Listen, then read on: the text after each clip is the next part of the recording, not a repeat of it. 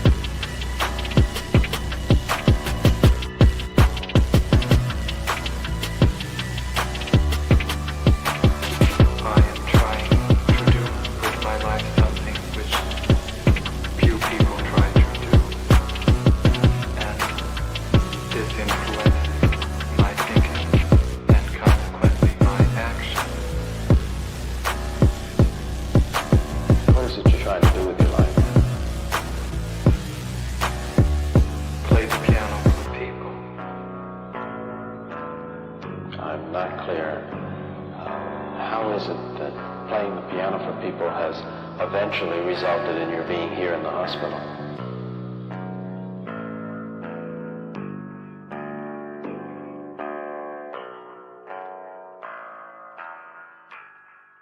That's difficult to answer.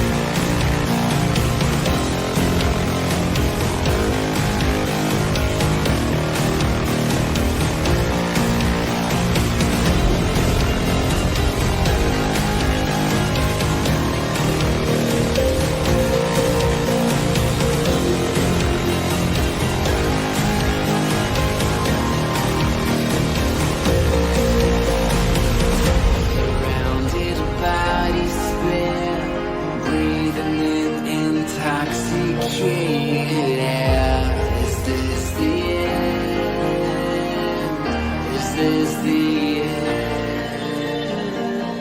There's a noise inside my head of crying people facing death. Is this the end? Is this the end?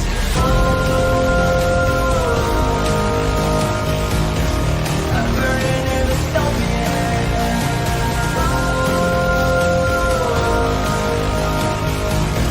There's no place to hide.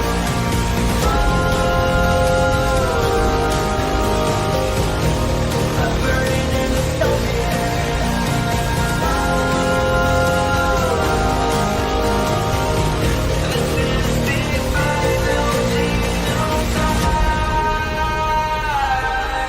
What have we done to the world?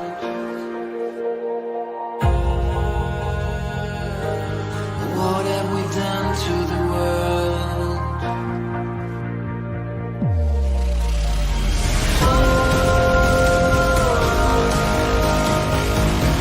I'm burning in the stone.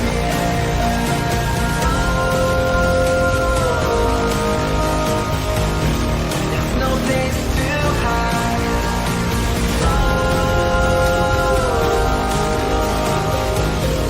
I'm burning in the stone.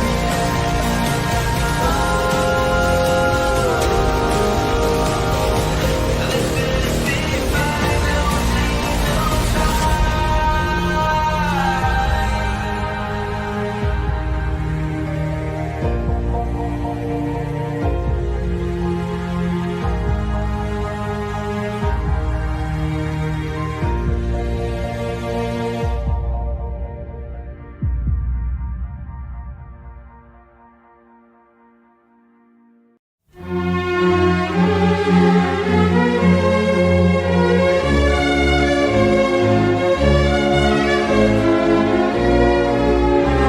Und weil der Mensch ein Mensch ist, drum braucht er was zum Essen, bitte sehr.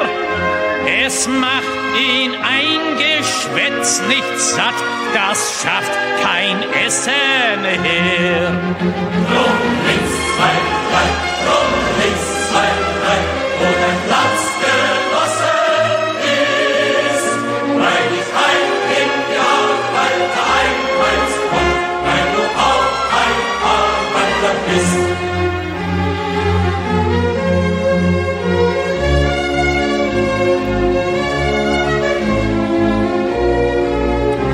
Und weil der Mensch ein Mensch ist, drum hat der Stiefel im Gesicht nicht gern.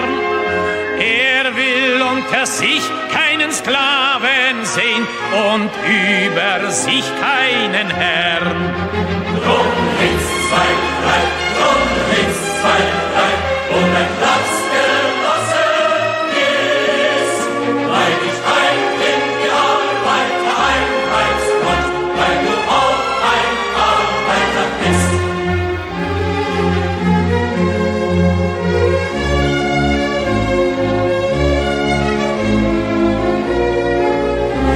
Und weil der Prolet ein Prolet ist, drum wird ihn kein anderer befreien. Es kann die Befreiung der Arbeiter nur das Werk der Arbeiter sein. Drum links, zwei, drei, drum links, zwei, drei, und ein Platz genossen ist, weil ich mein Ideal weiter einweist und weil du auch ein Arbeiter bist.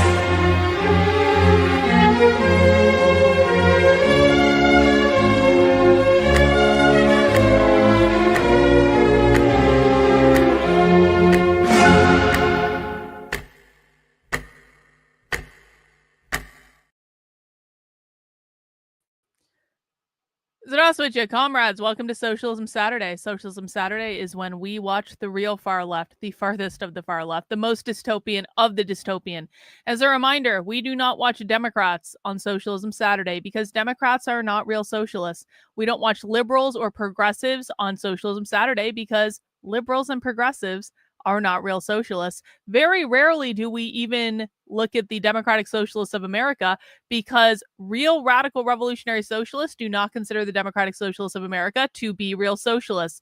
We watch the real far left, the people trying to overthrow our entire way of life, the people responsible for every crazy thing going on in the world today. If you want to know why critical race theory and anti-racism is taught in schools and DEI became a thing, it's the people we watch on Socialism Saturday. If you want to know why your kids are being taught that they're queer and non-binary, it's the people we watch on Socialism Saturday. If you want to know who's out protesting in the streets, who's been protesting all day today and pretty much every day since Trump got inaugurated, it's the people we watch on Socialism Saturday. If you want to know who planned the college protest, organized the college protest, it's the people we watch on Socialism Saturday. If you want to know who's doing environmental justice, climate change, attacking all those Teslas, it's the people we watch on Socialism Saturday.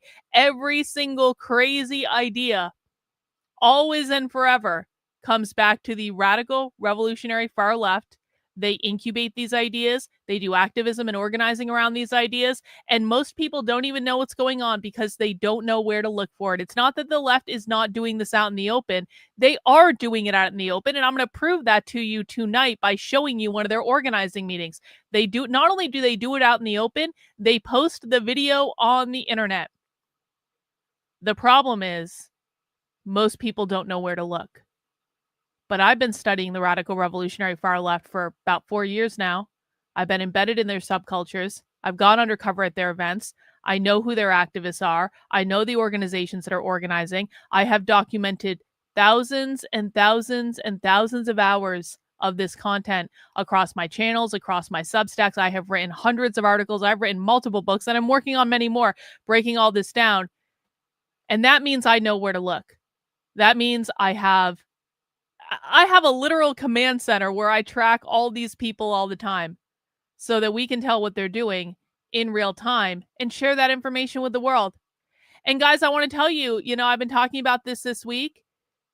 We are about to step up our game. We are stepping it up a notch because I have some things in the works that I've been talking about, that I've been alluding to. I also have some things in the works that you guys don't know about yet, because for my money, and I don't think this is an ego thing, I don't think there is anyone better than me covering the far left today.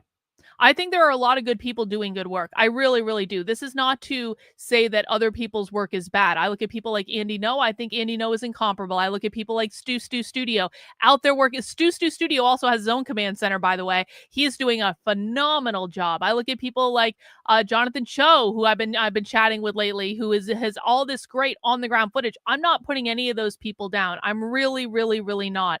But if you want a comprehensive education and analysis of who the far left is, what they're doing, breakdowns of their ideas, so that you can understand them and understand when they show up in their life, in your life rather, I'm sorry, I'm the person doing this in the world today. There's no one else that I know of. And if you think I'm wrong, I always put this challenge out there. If you think I'm wrong, if you think there's someone better than me, please tell me who they are. Please give me a name, because I would love to talk to them, and I really do mean that. And until someone gives me a name, and I've been asking this question for years now, who's doing this better than me? Who's doing this better than me? Who's doing this better than me? I have given so many people the opportunity to give me a name. Literally, no one has. And so because no one else can give me a name, I have to assume that there isn't anyone else out there doing it. And that's a problem for me, because when I look at the real radical revolutionary far left, they are a problem. They are a problem that is going to destroy our entire way of life if we don't start dealing with the problem head on. This is a problem that has been incubating in the United States for almost a century. This is not something that just popped up. This is not something that started under Obama. This did not start when Trump got elected president. Those are all just day-to-day minutia of the political landscape. We are talking about a cultural problem that has been brewing in this country for a century, that has been ignored, that has been dismissed, that has been laughed off. And in the time that it's been ignored and dismissed and laughed off, it has gotten worse and worse and worse and worse and worse and worse and worse. And people think electing Donald Trump is going to fix the problem. It's not going to fix the problem. And that's not to say that I don't like some of the things that Trump is doing in regards to the executive orders that he issued very early on in his term. I think those are good things. I also have questions about how Trump is fanning the flames of all of this by deporting college students for protesting Israel, which seems to me to be a blatant violation of free speech. And it's also not helping the problem. It's actually going to make the problem significantly worse because no one in Trump's administration is telling him this is the problem that you're dealing with. They think they're dealing with a problem about anti-Semitism, but I can tell you it's not about anti-Semitism at all. And the reason that I know emphatically that it is not about anti-Semitism at all is because over on my website, decodetheleft.com, which is a new website that I've just launched, just started using, we're going to be using Decode the Left a lot. This is now the home base. Decodetheleft.com is the home base for everything. And just this week, I released what I believe is the most comprehensive report in the country, probably the world, I don't know, but it's focused on America, so I'll say the country.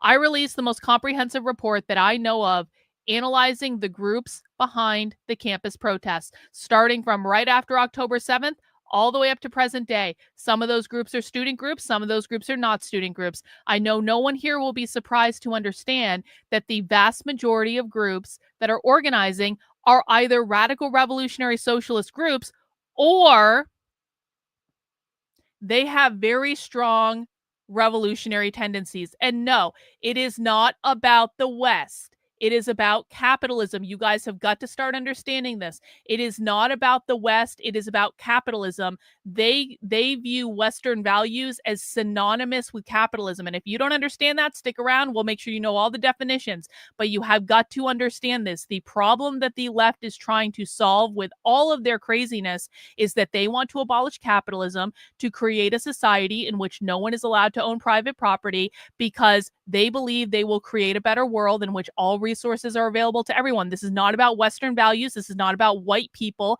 This is not about religion. It is always and exclusively and perpetually about capitalism. No, not that too. You are not listening. When you say Western values, you are saying capitalism in their language.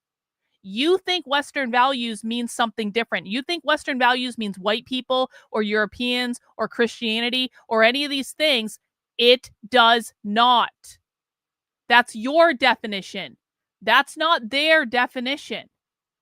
And their definition is all that matters because they're not going to come asking you parity of language. They're not going to come say, hey, what's parity of language definition of Western values? We really need to implement that into our organizing plans. They don't care what your definition is. They're going based on their definition. They are behaving in accordance with their definition, not on yours. If you want to understand them, you have to understand their definition. Yours does not matter. Not in this context. Not in the context of trying to understand the left. And that's part of what we do on this show, guys. We watch the real left. We watch them talk about what they believe. We watch them talk about what they're about to do. And that's how I put together the Campus Insurrection Report, which is an analysis of 30 groups that have been involved in the organizing and the implementation of the campus protests nationwide. When I say the campus protests, by the way, I also mean all of the direct action protests. Like there were a bunch of protests, like New York basically came to gridlock traffic today over the radical revolutionary socialists in New York doing yet another pro-Palestine rally. They are using Palestine, not necessarily because they all care about Palestine, but because it is an excellent tool to recruit and radicalize more people to their cause. They were protesting outside the White House today. So I've got the report that can tell you exactly what groups are doing this, exactly what those groups believe, and exactly how you need to negotiate with them. That is available over at decodetheleft.com/campus. And this is how we're stepping up this game. Okay. This is part of how I'm doing this. We are going to start doing this type of intelligence work. So what I want, my hope for this is that I'm going to be able to take all the information that we have been collecting over the past several years and make that information actionable intelligence for people who work in politics, for people who work for policymakers, for people who work at colleges and universities that need to negotiate with these student groups, for any other organization that is having run-ins with people who are pushing DEI or any of these ideas. They want to know how to work with them. They want to know how to identify their ideas. I want to make this information actionable and useful for people who can actually do something about it, because I am a person on the internet. I'm an excellent analyst. I'm an excellent researcher. I'm an excellent writer. I'm an excellent teacher. I am not in a position to make policy decisions. I'm not in a position to have power over these people in any way, but there are a lot of people out there who are. And we need to make sure we're getting this information to them and becoming a source for them and making this stuff usable. So that's part of what I'm working on with decodetheleft.com. And I am going to be coming to you guys and asking for your guys' help, because in order to step up my game, I need more people here. I need more people supporting my work on Substack. And in return for more people supporting my work on Substack, you're going to get more content, and you're going to get you're going to get better content. You're going to get better content. So I've been thinking a lot lately about how do we take all, because I have a ton of stuff. And I know that one of the challenges with my work is I create a lot of content, and people oftentimes don't know where to start. They don't know where to go. Because it really is all over the place. That's my fault. Okay. That's my fault. I could have done that better, but I was figuring this out too, because no one's ever done that I know of what I'm trying to do before. So there's a lot of throwing stuff at the wall, seeing what sticks, seeing what teaches people, seeing what doesn't. Now I've got a really good handle on it. And now what we can do is start to bring all this stuff together to create things that are really actionable and useful. And in order to be able to do that, I need more people supporting my work. I need more people out there talking about my work. I need more people bringing your friends, bringing your family into the streams that we do. I promise, if you guys help me get this stuff in front of more people, I will even be nice to them. I'm going to start being nicer. And you guys know, you guys know I'm serious about this if I'm saying I'm going to be nicer to people, because I don't like being nice to people. I'm an Aries woman. I don't like it. It is not my natural inclination. Everyone knows I scare the hell out of people.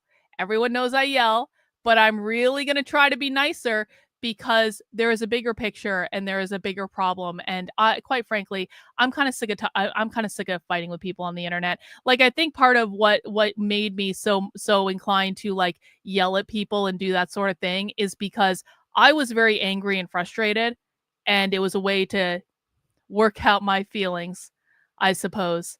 But now choices must be made. We need to get serious about it. I do actually know how to behave like a professional. Believe it or not, I really do. And so we're going to step up our game, and I need you guys to show up. And one of the things we're going to be doing, guys, is we are going to be doing a membership drive on the Substack. Because I want to know right now in the chat, and I know people are still filing in, one in the chat if you are a supporter on my main Substack, karlyn.substack.com, 2 in the chat if you're not a supporter yet. We need to get the numbers up on the Substack, okay? And I understand that it's been a tough year financially for a bunch of people. And if you cannot afford to financially support my work, I will have ways that you can help too. If you genuinely cannot afford $8 a month or $80 a year, I will have options for you, because I don't want people to feel that money is the only thing that I want.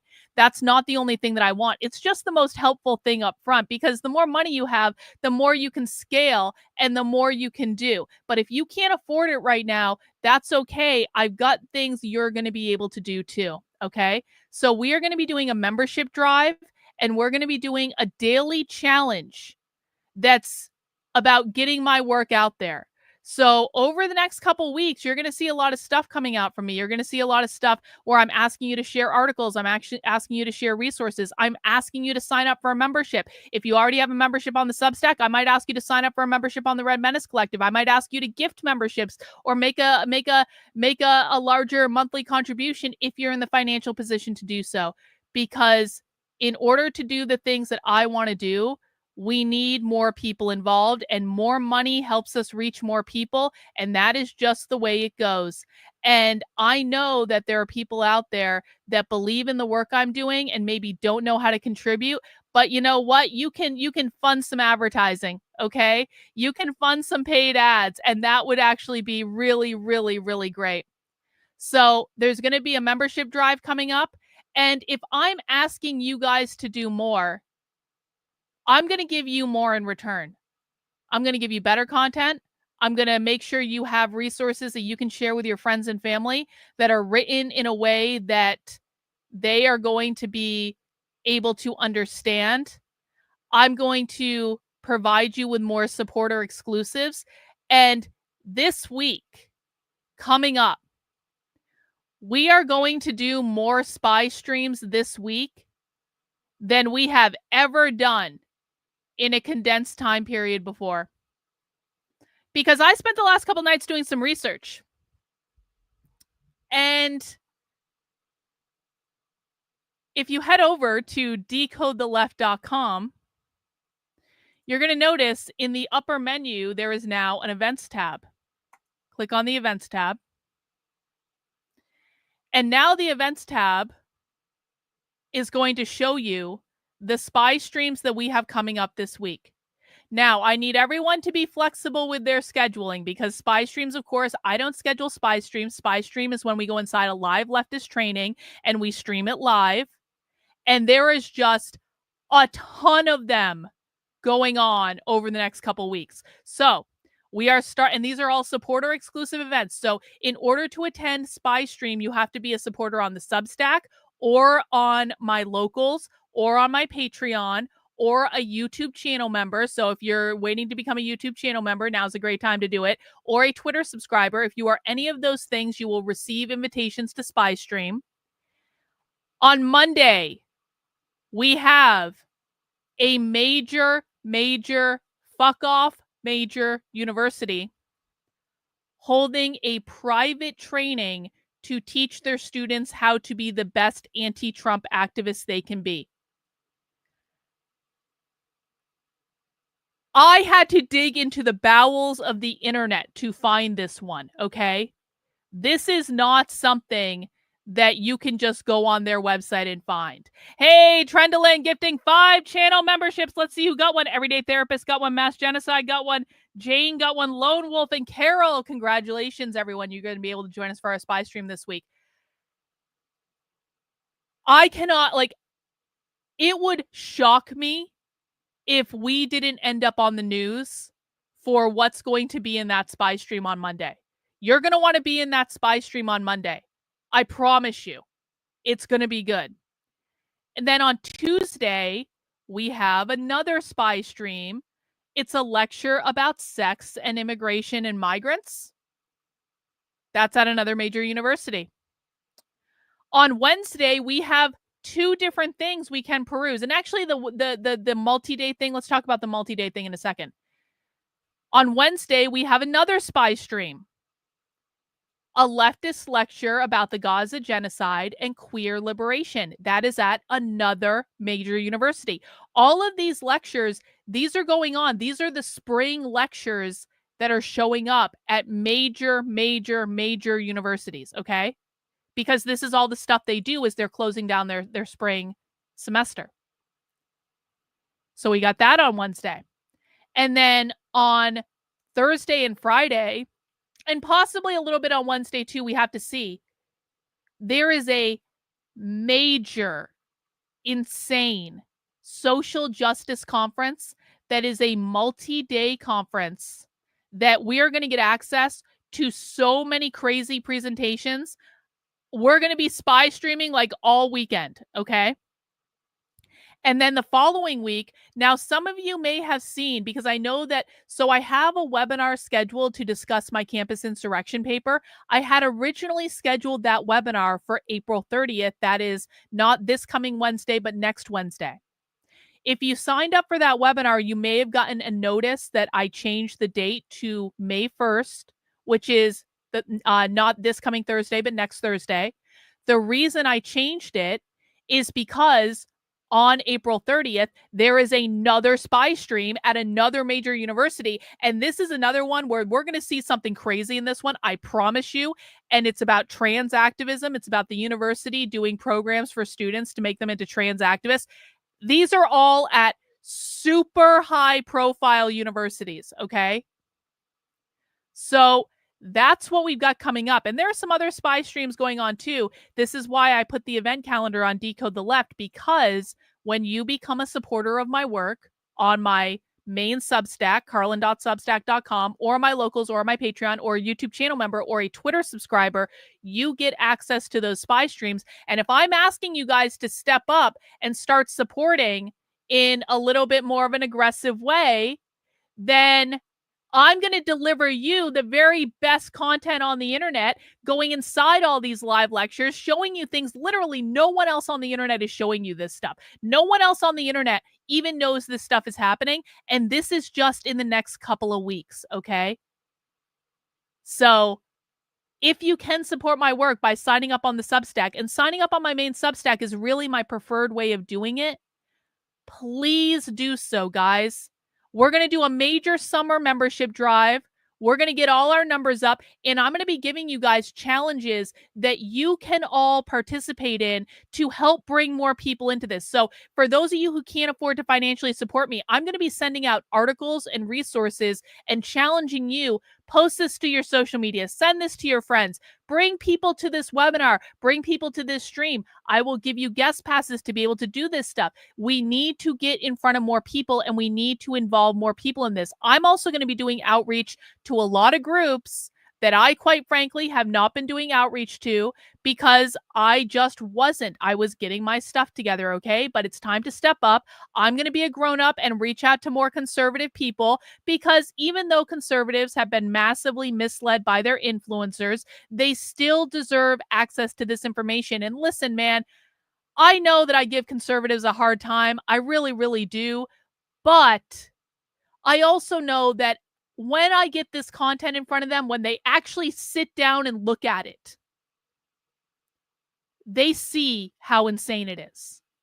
And I know, because I've had so many conservatives come onto my channel that then end up feeling betrayed by their own influencers because their own influencers lied to them about what was going on. And as soon as they saw the content, they knew it, okay?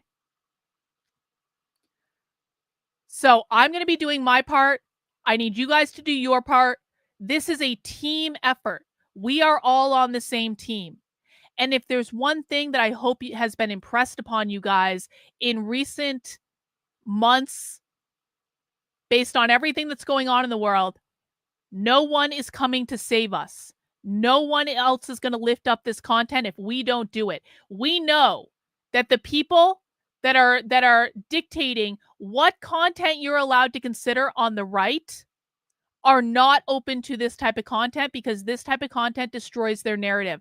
I am not going to pander to a political viewpoint, and I think that that's why people appreciate what I do. I have every belief in my audience. I have everything from, I have literal communists and socialists who watch my content because I understand their ideology better than anyone else, all the way over to national socialists on the right, and I have everyone in between.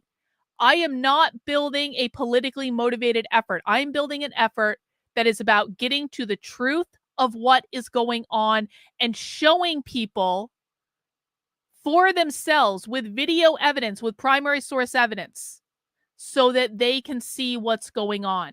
And if we believe that this content is important, and I do believe that many of you do believe this content is important, we have to work together to get it out there to more people, to break through the gatekeeping wall that has been put up by Conservative Inc. And they do not want to cover this content. They do not want people seeing this content. We know this over and over and over and over and over again.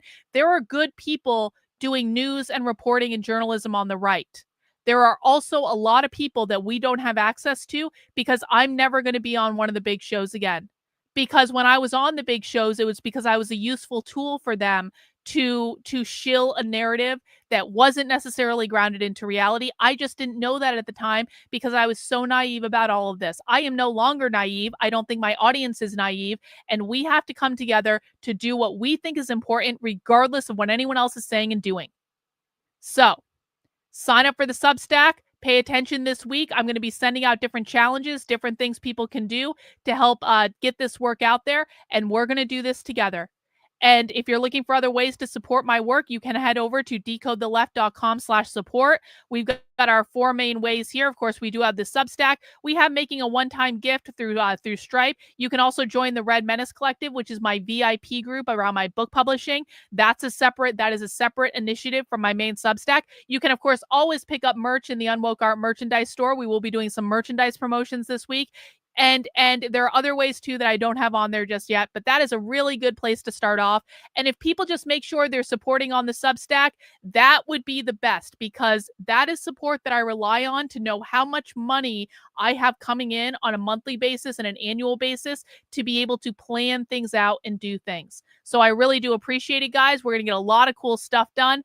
And listen, we're going to start off with a big stream tonight, because we are going to watch a far left radical revolutionary socialist organizing meeting that took place in Vermont 4 days ago. This is a meeting run by the Tempest Collective. The Tempest Collective is an extremely far left radical revolutionary organizing collective that it is a decentralized effort all over the country. There are Tempest, like if you go to the Socialism Conference, which I've been to undercover, so I have seen this directly. If you go to the Socialism Conference, what happens is people get up when it's time to ask questions and they go, I'm such and such and I'm in the Tempest Collective.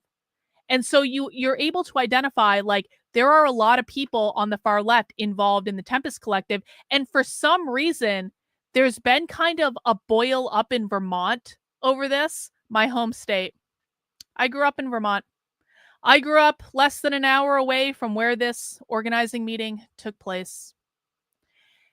Vermont is completely communist now, so we shouldn't be surprised that it's bubbled up. We did actually catch them putting out a meeting, I think a couple months ago, wasn't it, where they were actively planning to make all the schools in Vermont sanctuary schools, where basically ICE couldn't go into the schools to get people who are here illegally and deport them. The Tempest Collective, again, is a radical revolutionary socialist organizing collective. When I say collective, it's basically a loosely affiliated group of people where they come together, they use each other to organize, they communicate, they share information, stuff like that. Tempest is a national effort. These people do not believe in elections. They say this in their statement of values. They do not believe in elections. They believe in the radical, violent overthrow of the United States government. And in Vermont specifically, there does seem to be more than a few University of Vermont professors involved in this. In fact, I wouldn't be surprised if we saw University of Vermont professors in this organizing meeting. So this is what we're going to be watching. This was posted 4 days ago on a town meeting station. This isn't even on Tempest Collective's YouTube channel, but we still know about it because we track everything.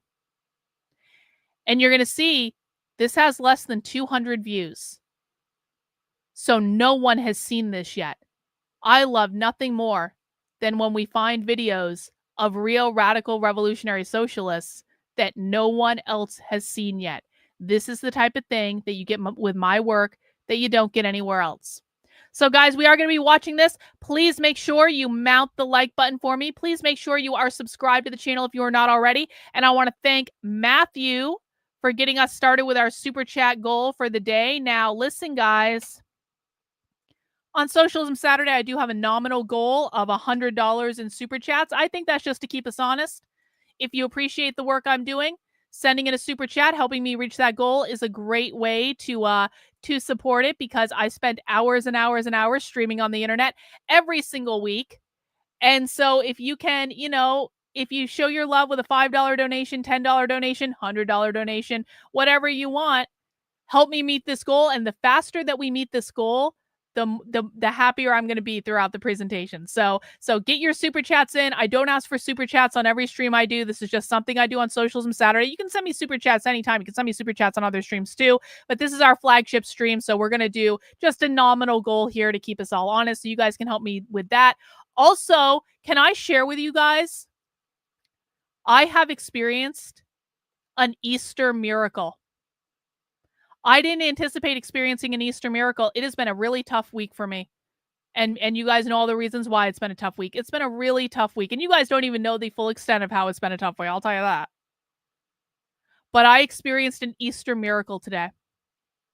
Because can I tell you, for 5 years, I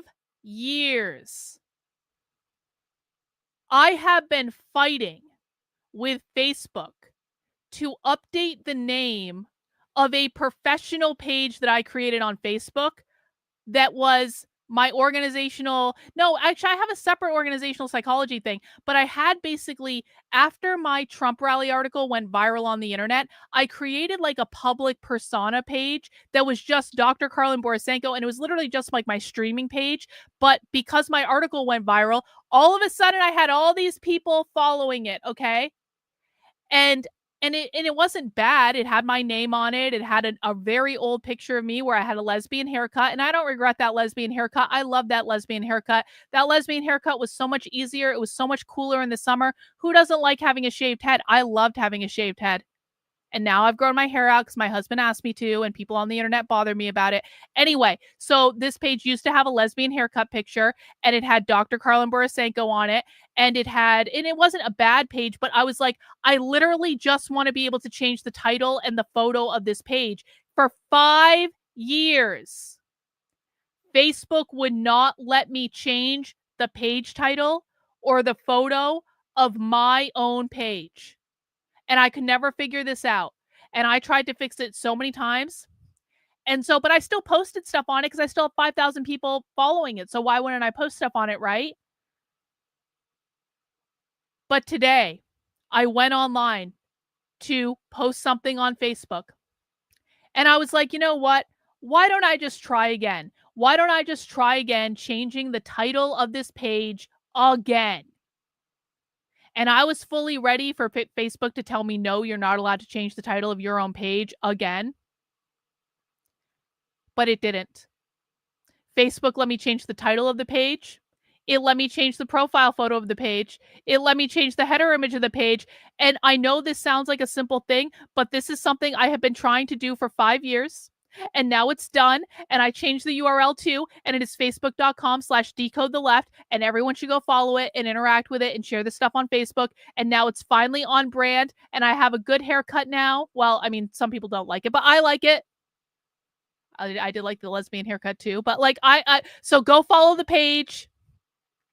Celebrate the Easter miracle of me being able to update a Facebook page. I really do appreciate it. Your apartment in Chicago is always there. Thank you, Matthew. Thank you. I really appreciate that, bro. I might take you up on it. Sad news. I did get my talk rejected from the Socialism Conference, so I will not be doing an undercover speaker thing at the Socialism Conference this year.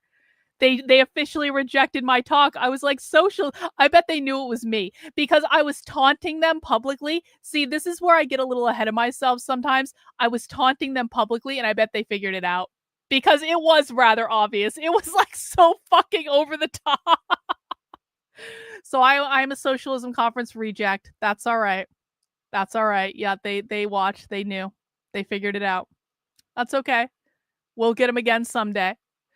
All right, guys, before we do get into our video, if anyone is new for Socialism Saturday, please let us know that you are new for Socialism Saturday in the chat because we do love new people, but sometimes watching socialism for the first time can be a bit much, a bit overwhelming.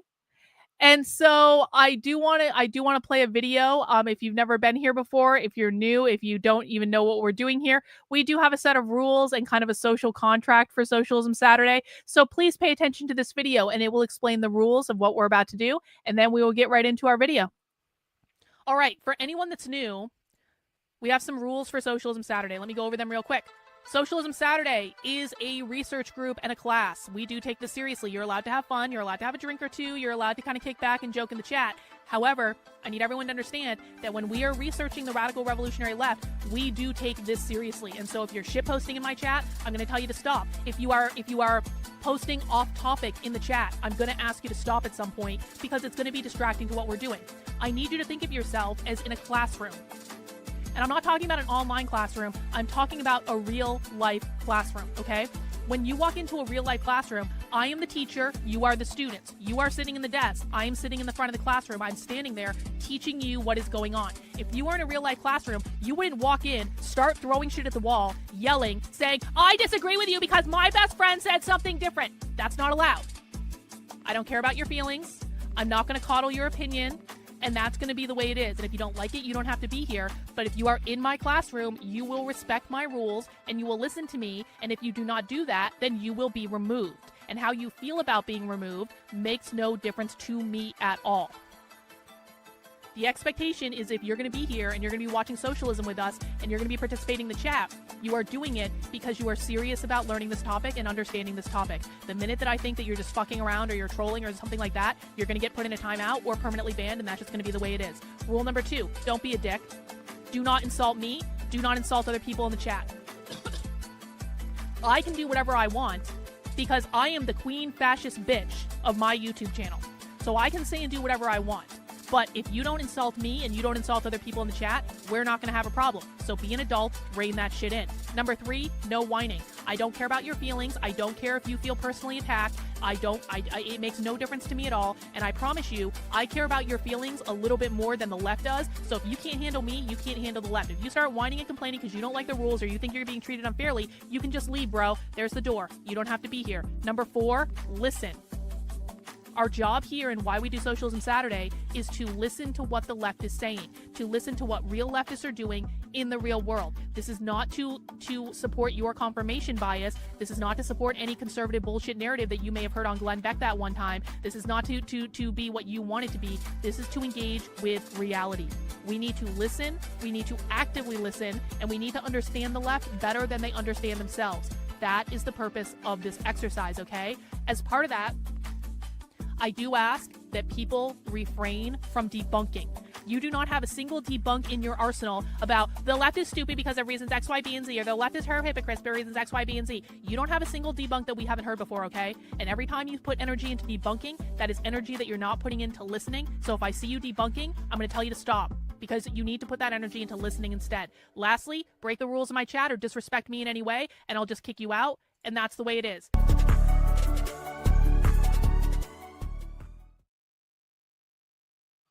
All right, thank you guys for watching that quick video. We got Matthew again. Matthew, thank you for the super chats. It's still there, rent-free. Thank you.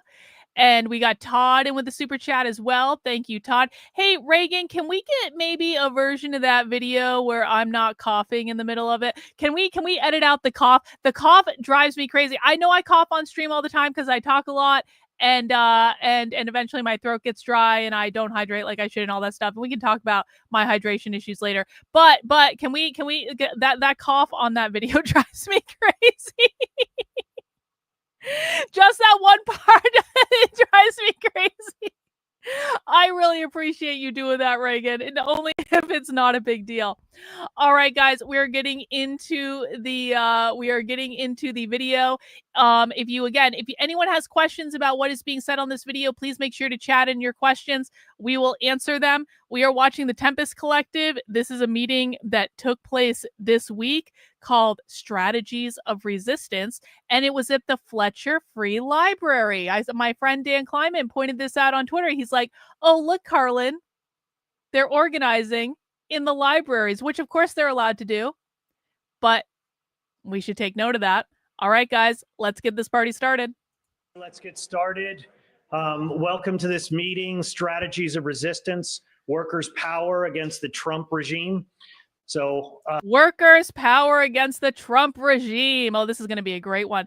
Matthew in with another super chat. Guys, are you guys going to let Matthew carry all of the super chats for the show? Come on, let's show some. Let's let some other people. I mean, Matthew, you can keep sending me money if you want. I'm not going to say no. But can you guys, other people can send super chats too. Your opinion on the UK ruling? What is a woman? Okay, so I'm of two minds about the UK ruling on what is a woman. First off, it's a really good thing.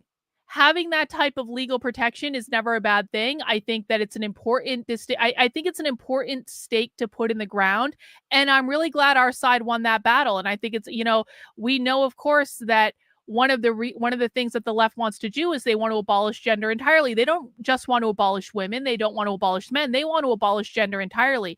And so there are two things that we as kind of like anti-communists need to do in order to basically prevent the left from winning.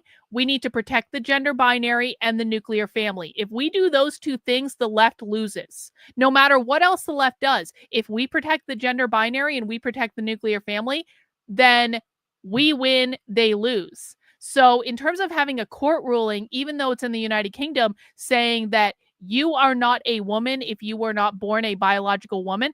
That's actually a really good thing. It's a really strong thing for us. It puts a nice little wall or border up that they can't cross. So from that perspective, I think it's good. I think it's something to celebrate. A lot of people have worked a really long time just for that moment. And so that's really good. However, the left was never going to implement the abolition of the gender binary through court rulings or elections or laws or policies. The left is trying to abolish the gender binary through culture, through teaching kids when they're very young that gender is a spectrum, gender does not exist, that you can change your gender as easy as changing an outfit.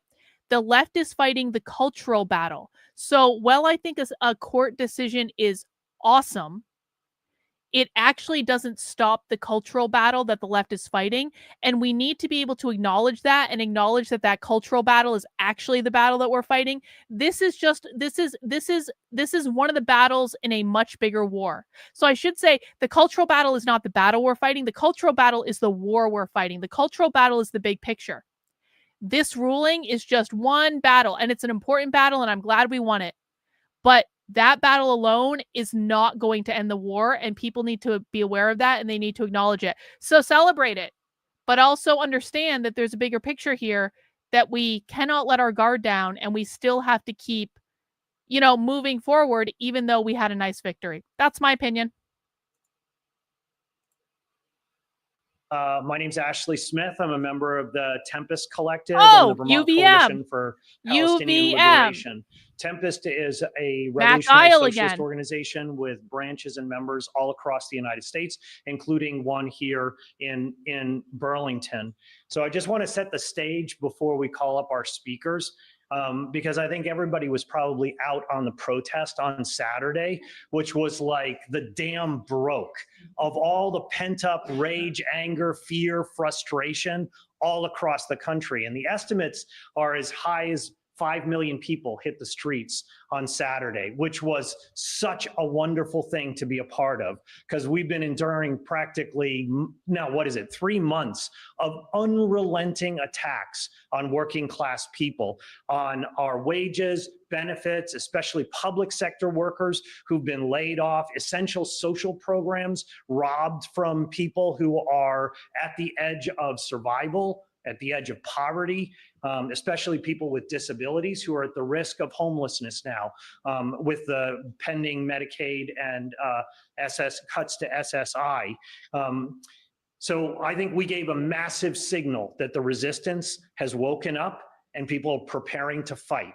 And that should give us tremendous confidence. And then we got today, Trump blinked.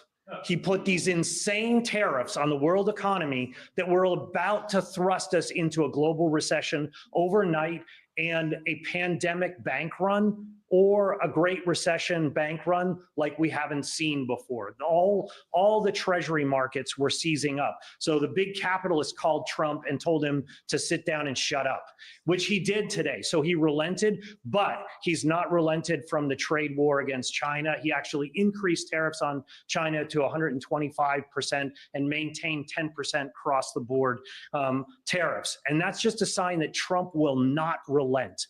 This man only knows offense, and he is going to keep attacking, and he and his fellow oligarchic madmen have a problem of austerity at home and annexationist imperialism abroad. So we're going to have to continue the resistance, and we're going to have to get more organized, more powerful to stop him in his tracks, because he will not listen to lobbying. He will not respond to elections. He will not respond to bad press. The only thing that's going to stop him is workers' power. That is shutting the country down in political strikes until we bring this government down. And the seeds of that are already being planted. People probably read, and Matt will talk about it, that DEI programs were about to be cut all across the state Teachers organized immediate emergency meetings all across the state on Zoom. And I was participating in one of them that had 95 teachers on it. And they put out a letter saying, do not do this. And lo and behold, the governor and the Secretary of Education backed off overnight for now. But it shows that if workers... So the entire state of Vermont, the governor and the Secretary of Education in the state of Vermont are universally defying the Trump administration on DEI in schools because the socialist teachers organized to put pressure on them to defy the Trump administration. Guys, I know that people seem to think that the governor of Vermont is a Republican, and I suppose technically he is, but he's really not. He's not a Republican.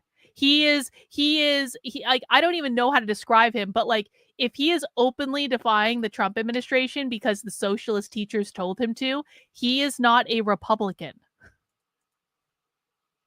Organize, we can win, even in these very scary, difficult circumstances. So I'm sure Matt will talk more about it, but that's the kind of organizing that we need. Rank and file self-activity of trade union workers and unorganized workers beginning to exert their power as working class people to shut things down and protest. And I've mentioned that because we're building up to Mayday this year, where we're going to be having 2 Maydays in Vermont, one in Montpelier and one, as you'll see a flyer on your chair, in Williston, where we will march as a united labor movement in defense of immigrant rights, marching on the... Okay, Mayday is something people really need to watch out for. Mayday is May 1st. Mayday is an international day of resistance. It's like the day of the worker.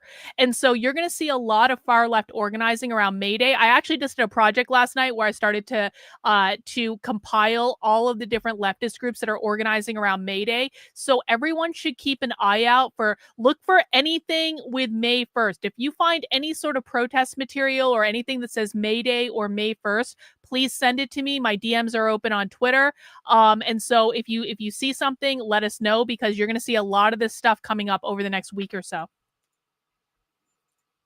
Data facility out in Williston. And if people don't know about it, I wrote an article about it in the Rake today that exposes the centrality of this ICE data facility in snitching on migrants all across the United States and all around the world. This is the international nerve center of immigration authorities in the United States, right here in Vermont. So what we do against this facility really matters. So I want everybody to organize your workplace.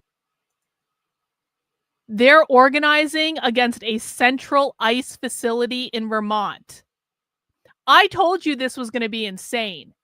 This is a 2-hour video. We are 4 minutes into it, and we already know that the governor of Vermont is openly defying the Trump administration by continuing to support DEI in schools because the socialist teachers told him to.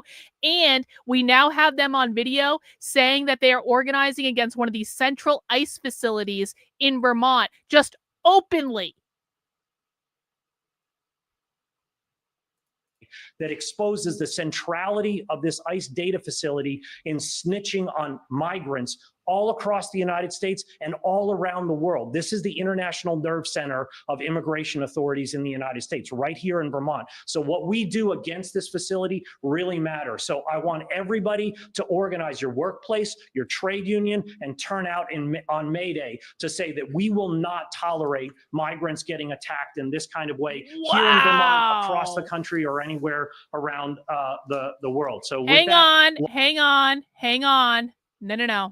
No.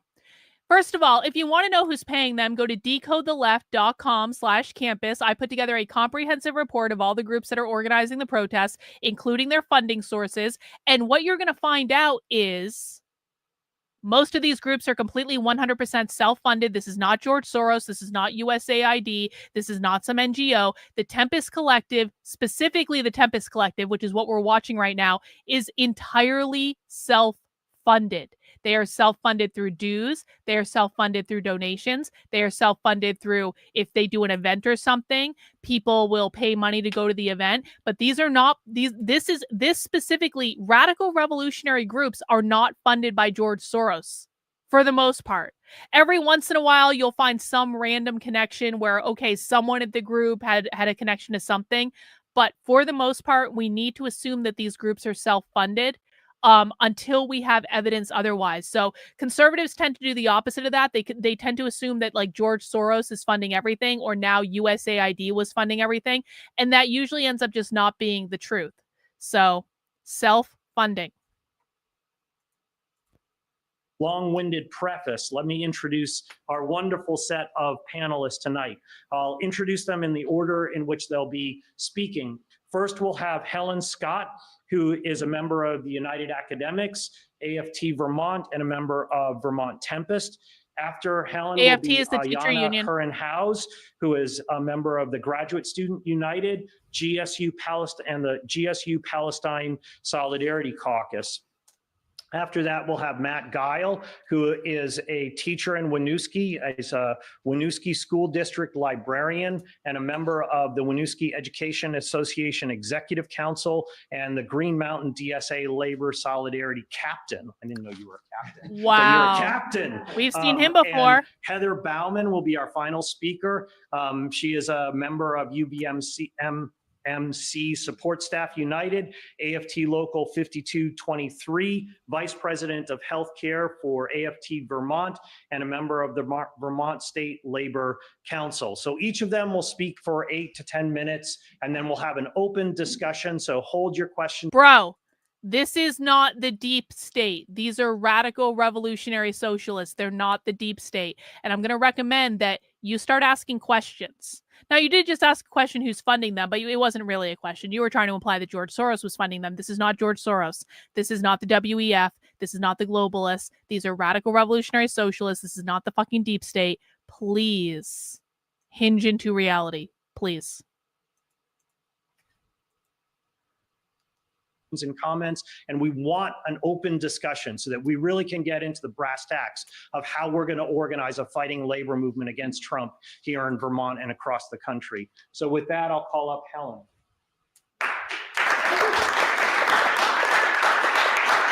Hi, Helen. Thanks, Ashley, and thanks everybody for being here. It's good to see you.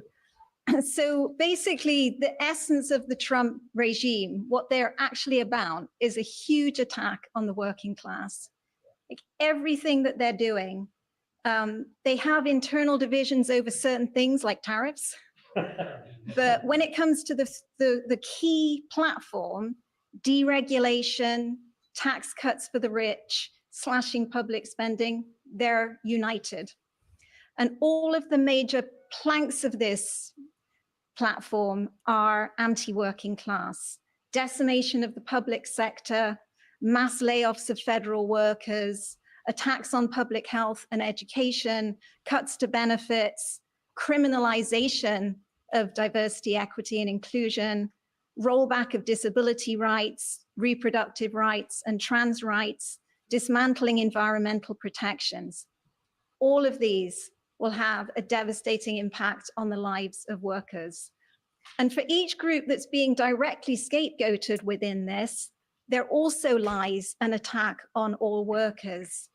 The attack on trans people is an attack on bodily autonomy and gender equity, which all working class people need and want. The attack on migrants is an attack on the freedom to move and to work with dignity, which all workers need and want. The attack on Palestine solidarity activists is an attack on civil liberties, on equity, on justice, and the right to organize, which we all need and want. In this new era, we're all very conscious that a lot of certainties have gone. A lot of things that we used to think were certain have just... Well, here's the thing, Gary. Do you think Trump will designate the socialist and communist parties in the US as terrorist organizations? Some of them already are. Not enough, not the new ones. But there are literally communist associations that are currently designated as terrorist organizations. And here is the great irony of this entire thing. Had Trump understood that the campus protesters that he wants to deport for being what he's going to say, like, engaging in Jewish hate or anti-Semitism, which, by the way, is not what they're doing at all in any way. If Trump had deported them for being radical revolutionary socialists, that would actually be a much more valid reason to deport them than anti-Semitism or Jew hate. One of those things is real. The people that, like, I have such a hard time with the deportations of the protesters, because I do not believe they should be being deported because of being critical of Israel. It's a bullshit reason to deport them. It's a blatant attack on free speech, and an attack on free speech like that is an attack on free speech for us too. I heard someone even was talking about Trump wants to try to deport Americans. Like, that's not going to fly. And it's just such a blatant infringement on individual liberty and free speech. But had Trump understood that he was actually dealing with radical revolutionary socialists and communists that are trying to overthrow the federal government, because that is who he's deporting. He is deporting radical revolutionary socialists and communists that want to violently overthrow the United States government. If he had deported them for that reason, I would have literally no problem with it. I'd be like, deport them all. Deport all the communists who want to overthrow the United States government. I think that that's actually a really good idea. Get them out of the country. So Trump could have already done that, and he's chosen not to. And I think the reason that he's chosen not to is he got a whole metric ton of donations from Israel in the presidential campaign. So that's what he cares about. Completely selling us all out. How many congressional hearings could they have had on the communist uprising on college campuses? Because that's what it is. It is a communist uprising on college campuses. This is what I documented in my campus insurrection report, which you can download at decodetheleft.com/campus. If you just look at the groups, if you just look at what these groups themselves say they believe, it was a communist uprising on college campuses. That is who is protesting. So deport them for being revolutionaries. Deport them for being part of groups that openly advocate for the overthrow of the United States government, because they do, and we have them on video. But man, they're choosing to deport them because they're critical of a foreign power. I don't care if the college students are critical of Israel. People should be allowed to be critical of Israel. This is America. This is not Israel. It is not Jew hate or anti-Semitism to be critical of a foreign power that we literally spend billions of dollars on every single year, sending them our money. We should be able to be critical of them. We pay for the right to be critical of them to the tune of at least $3 billion every single year. And now more on top of that, because we're paying for their genocide in Gaza. But if Trump had just deported them for being socialists, he probably would have had like a significantly stronger foundation to stand on, honestly. They're just not here anymore. It's like we're inventing things for the first time. But I want to remind everybody of certain certainties that remain, that are still with us. And the first one is that workers remain the only social force with the real power to challenge this right-wing agenda. Much as the Trump regime would like to just get rid of all of us, he can't, right? Even under right-wing authoritarianism, the system needs labor to produce everything. Without workers, there are no Teslas. Without workers, there are no cars. There are no houses. There's no White House. The source of all profit is labor. So even at a moment like this, when the overall labor movement is weak, workers do have the potential power to bring the system to a halt. But that power is only realized through collective organizing. We don't have it when we're disorganized as individuals. Second, and stemming from this first principle, is that the labor movement is central to the struggle for social justice. Unions are the organized wing of labor. And ever since they were first established in the middle of the 19th century, they've played a key role in setting the bar for worker conditions. As the slogan goes, the labor movement, the folks who bought you the weekend, along with benefits, paid time off, restrictions on child labor, occupational safety, gender and racial parity. All of these were already insufficient, right? And now the Trump regime wants to get rid of them altogether. Now, reality check. Everyone knows that unionization levels are at a record low. In fact, just under 10% of workers in the US currently are unionized. And that's compared to just over 20% 40 years ago and around 30% 70 years ago. I will note, though, that this is misleading because the unionization level is actually uneven. So while the unionization rate is only 6% in the private sector, 28% of government workers belong to a union. And union density in education is more than 30%. Well, this is obviously why the Trump regime is going after the public sector and education, because of this density of unions. Now, Project 25, which I had the great unpleasure of reading recently, forcing myself to read at I least doubt much this of person it. read it. Come on. It's the blueprint for Trump's government. It states without any evidence that American workers don't want to be in a union. In reality, the majority of American workers have always favored unions. Every poll shows us, going all the way back for almost 100 years. And just for people who might be new, I want you to understand what you're seeing. All unions are one of the core foundational aspects of socialist organizing. All of them. That's not to say that everyone in a union is a socialist. And that's not to say that the unions have never been able to negotiate positive things that have, like, been good, like, a standard, like, 8-hour work week, a weekend, like these things are good things. Okay. They just are. They fundamentally are. But people really need to understand that all of the unions are controlled by these people. It's either these people or a combination of, like, these people and, like, the mob. And if you have a union in your workplace and that union is organizing in your workplace, regardless of whether you're forced into a position of being a part of it or not, because a lot of people have to be in unions that they don't want to be in, the people running the union are using it to recruit and radicalize people to the far left. That's why they talk about unions so much. When we looked at the campus protests, they have graduate student unions. There are graduate student unions within the United Auto Workers. Why are there graduate student unions in the United Auto Workers? These are not graduate students that are engineering students. These are graduate students that are like gender studies majors and stuff like that. Why are they unionized through the United Auto Workers? All of the education activism, all the far left education activism from the ATF, there's actually going to be an American Federation of Teachers union member speaking tonight. That is the American Federation of Teachers. That's Randy Weingarten. This is a radical revolutionary socialist event. But the teachers unions are there because they're radical revolutionary socialist.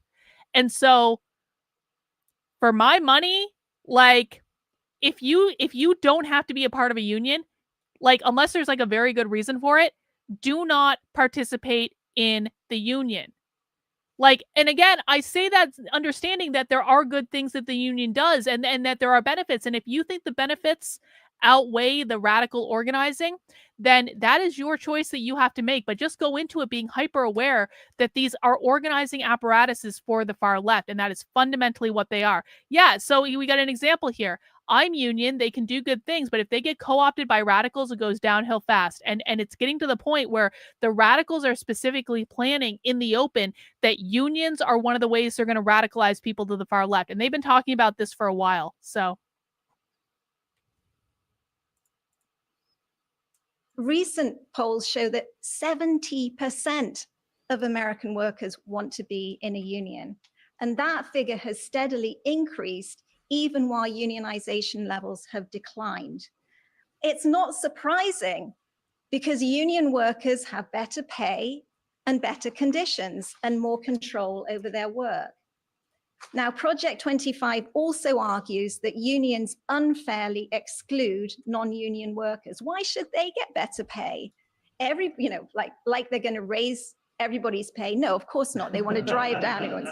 But actually, consistent evidence shows that unions also raise pay and conditions for non-union workers by setting sector-wide standards. So the more workers are unionized, the better things are for all workers. Now, in this same period of overall decline, some sectors have increased unionization rates. So higher education, which is where I work, is one of those sectors. UVM. And graduate student workers, union density for graduate student workers grew by a stunning 133% over the last 12 years. What did I just say? What did I just say? It's the graduate students that are unionizing through the United Auto Workers that are driving a lot of this protest stuff on college campuses. I analyzed multiple graduate student unions in the campus insurrection report because this is part of their organizing apparatus.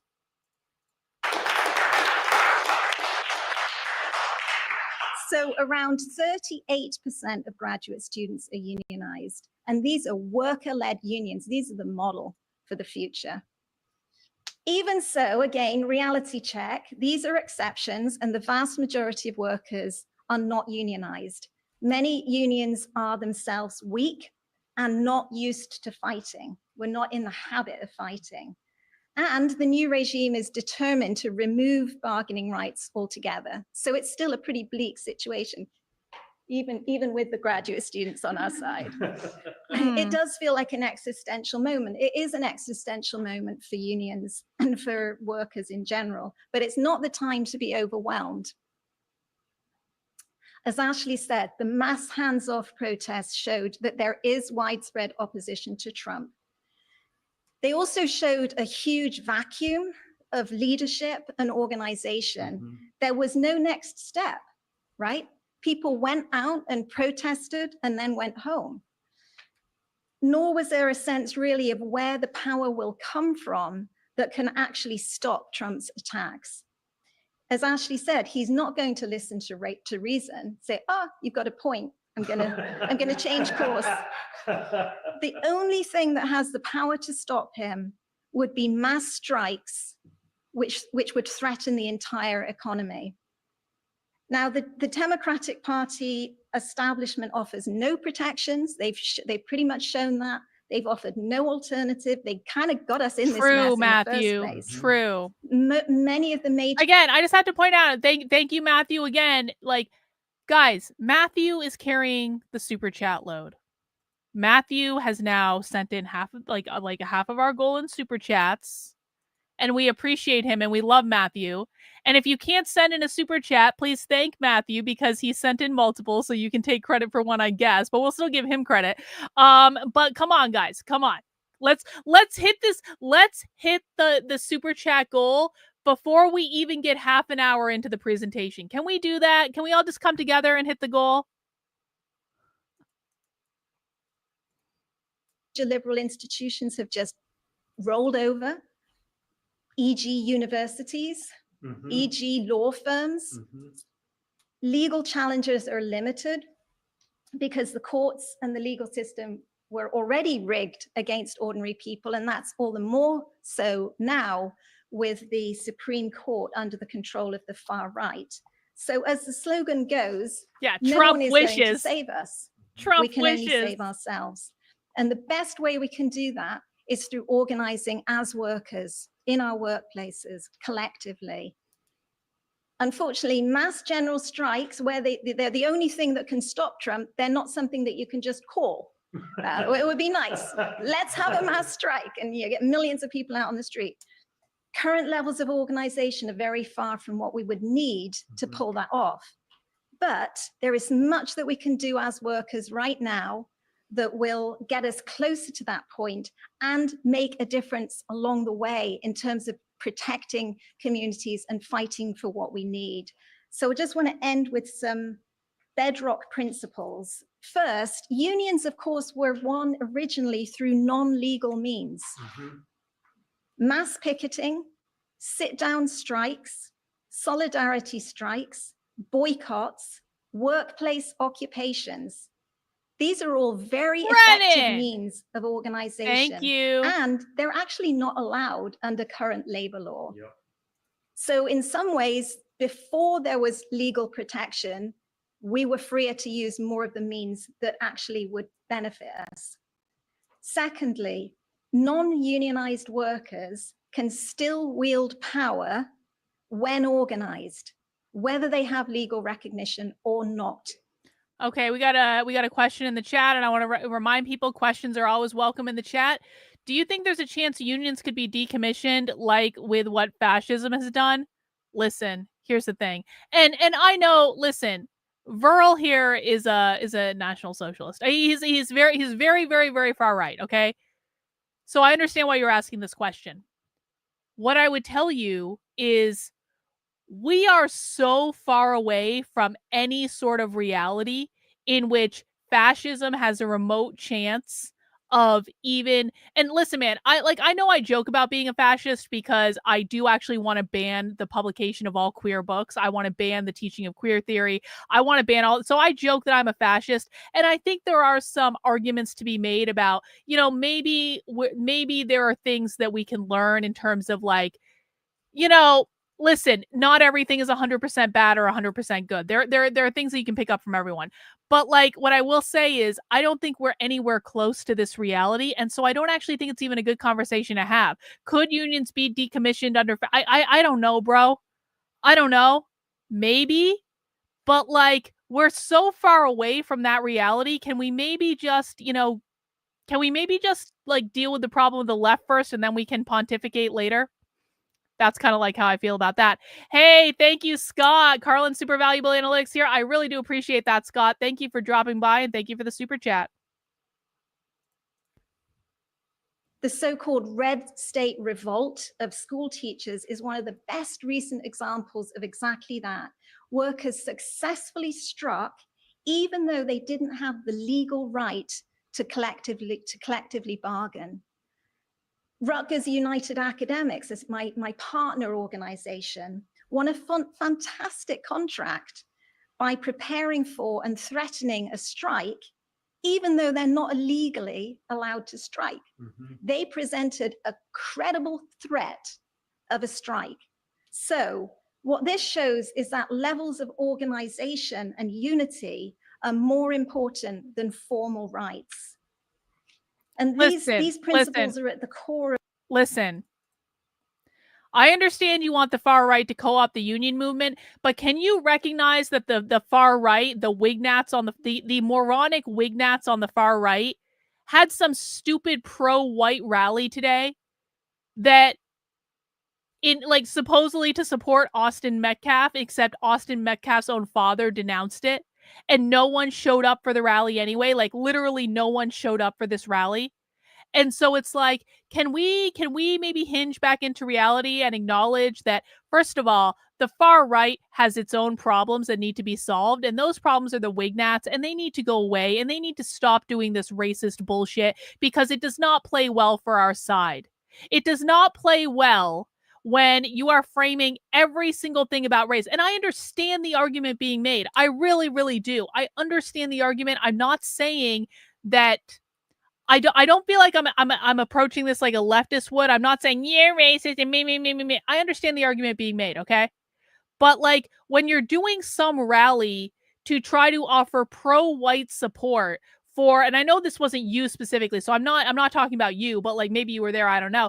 But like it is a really bad look. And then you add on top of that the dead kid's father doesn't want his image being used for this. That is another really bad look. And then you add on top of the fact that there were Nazis wearing fucking masks wandering around in public doing like it's like this is a really bad fucking look, and it doesn't play well, and it's not productive, and it's not something that most people can get on board with, and it's not something that most people are going to agree with, and it's just for shock value and nothing more. And so I say this not because you were a part of that, because I know you weren't, but because can we acknowledge that the dissident right is not ready for leadership yet?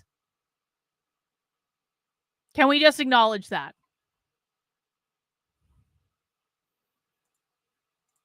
What we can do is learn what the far left is doing and learn how to deal with them, because the dissident right is not going to be helpful in this regard right now.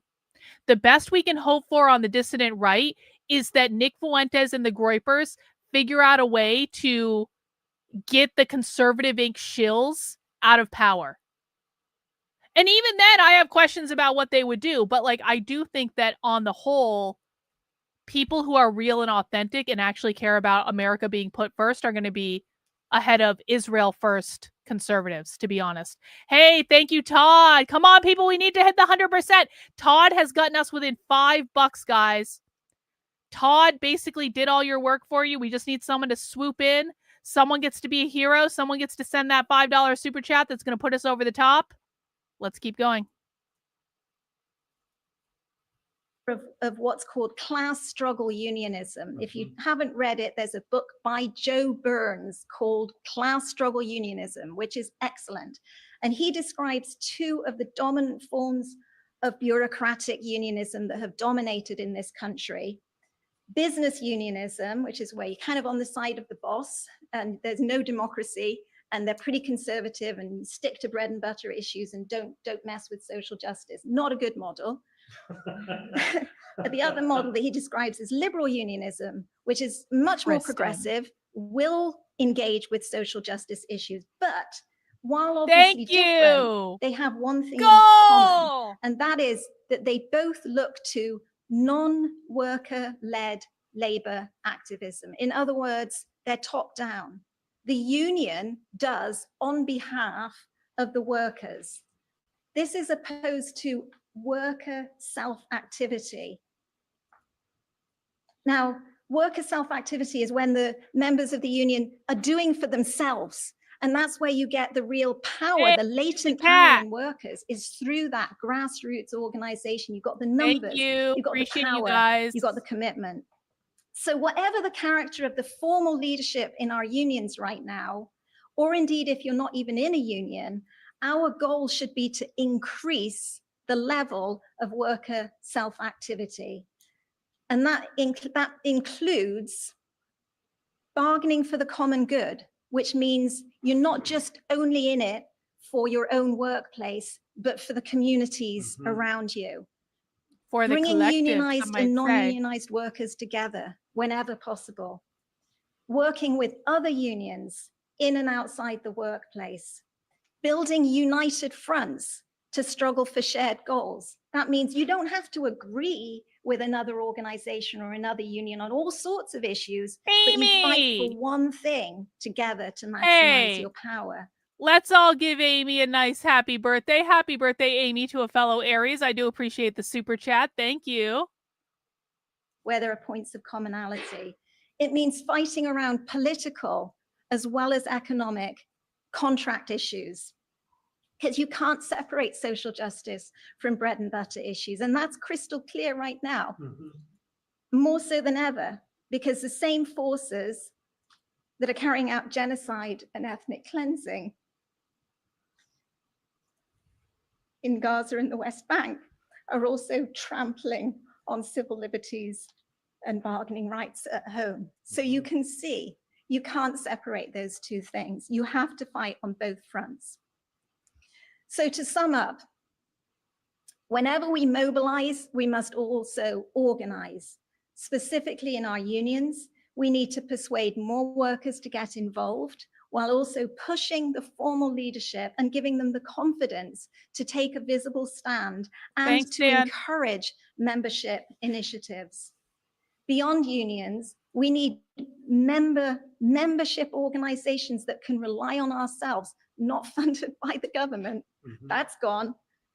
And those organizations have to be democratic and inclusive, and they have to be independent from the two capitalist parties. And I would argue we need socialist politics that can make connections between all of the different struggles and provide a through line. This is a professor at UVM arguing for the two major parties being the capitalist parties and needing socialist politics. Listen. And inclusive, and they have to be independent from the two capitalist parties.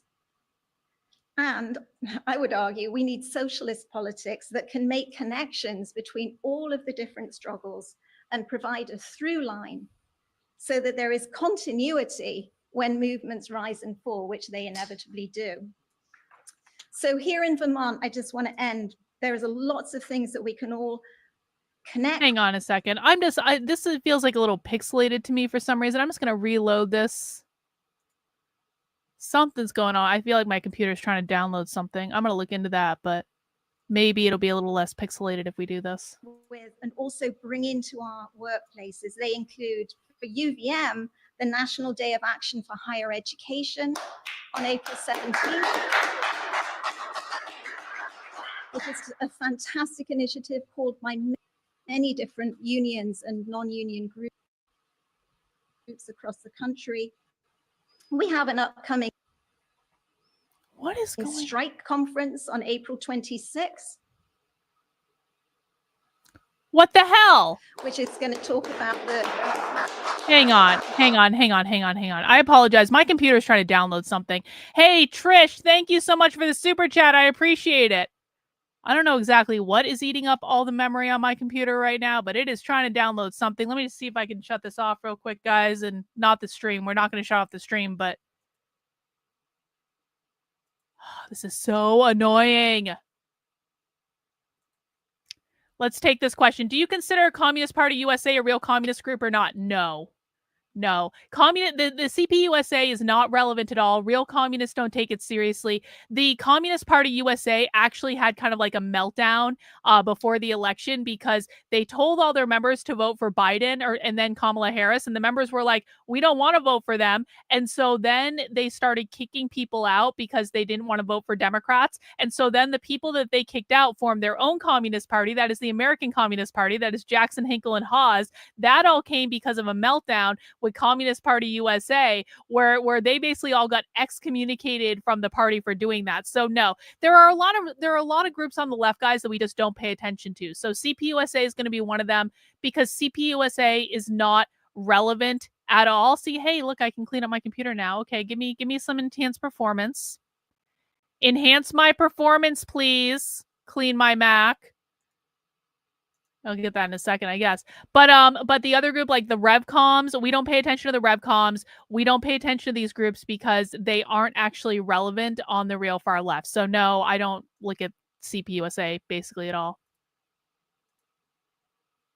Concrete ways that unions can prepare themselves for strikes. And then we've got the Mayday. Mayday in Williston. So maybe I'll go. Mobilize and organize. Maybe I'll go to Vermont on Mayday.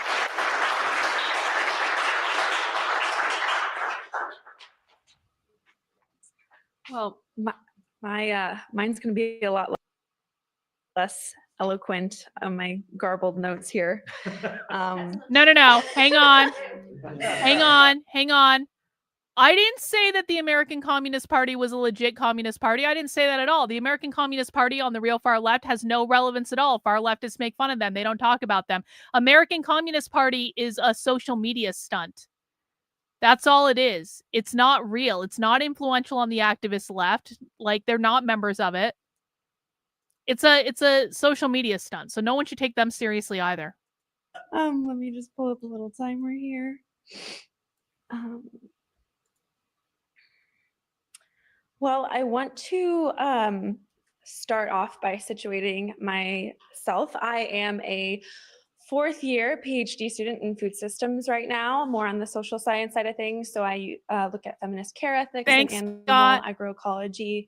So I'm often thinking about workers within like industrial animal agriculture and things like that, as well as like non-human labor, multi-species ethnography, that kind of thing. So that's like how a lot of this, everything, you can tie everything back to your work. So that's one of my central points. You can wait. This is a little bit too close to that brine shrimp thing we watched yesterday. You think about multi-species workplaces. Can I just like get this student's credentials again? Hang on, I need to rewind. Doing too many things at once over here. This is a graduate student at UVM, probably. look at feminist care ethics and animal agroecology. So I'm often thinking about workers within like industrial animal agriculture and things like that, as well as like non-human labor, multi-species ethnography, that kind of thing. So that's like how a lot of this, everything, you can tie everything back to your work. So that's one of my central points. I'll be fitting in Palestine into my dissertation one way or another.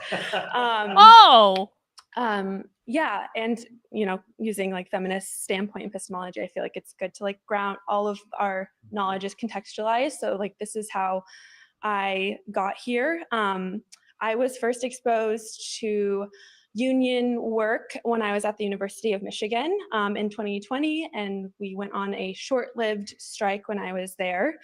And that just felt like the most invigorating work that I have ever been a part of.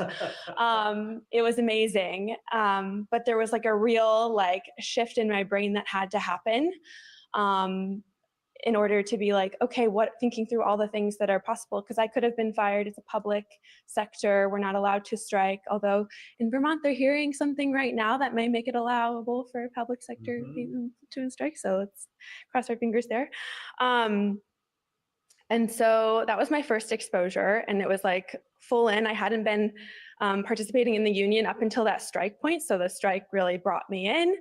And then here, well done. I came here in 2021 for the PhD program and started getting involved then, and kind of building off of what Helen was saying, like there is like a point where your union becomes like a formal recognized thing, but like the union has always been the union regardless of that like acceptance. So like that's probably one of the biggest hurdles with organizing graduate students is they already have a hard time viewing what they're doing as work or as labor because it's blended with them also being a student. So getting them to see the power behind that labor is one of the first things that we are trying to do. And then also that kind of like loss of sense of self and like seeing the collective, which Helen was also touching on as a graduate student, when you're doing all of this like incredibly isolated, like solo work by yourself for like 5+ years and just trying to like get it out the door, defending against all of these other faculty and bosses that often perpetuate these toxic cycles of, well, because I suffered and this was what it was like to be a student, like this is what you also have to go through. So I did try to kind of organize my strategies in groups. So I have 7 things here that I'll get to. But to give an update on where our union is at right now, we are bargaining our first contract and trying to bring all of these things onto the bargaining table. We are still struggling to get like as much general engagement at our like general membership meetings and at the bargaining sessions. And I'll go through some of the strategies that we're doing to increase that. But yeah, we faced a lot of resistance. Even before we were a union, they were acquiescing and like starting to get at some of the things that were on our list of demands before we were actually formally a union to like get people to kind of back off of, which obviously didn't work. And also painting the union as that third party, always doing that.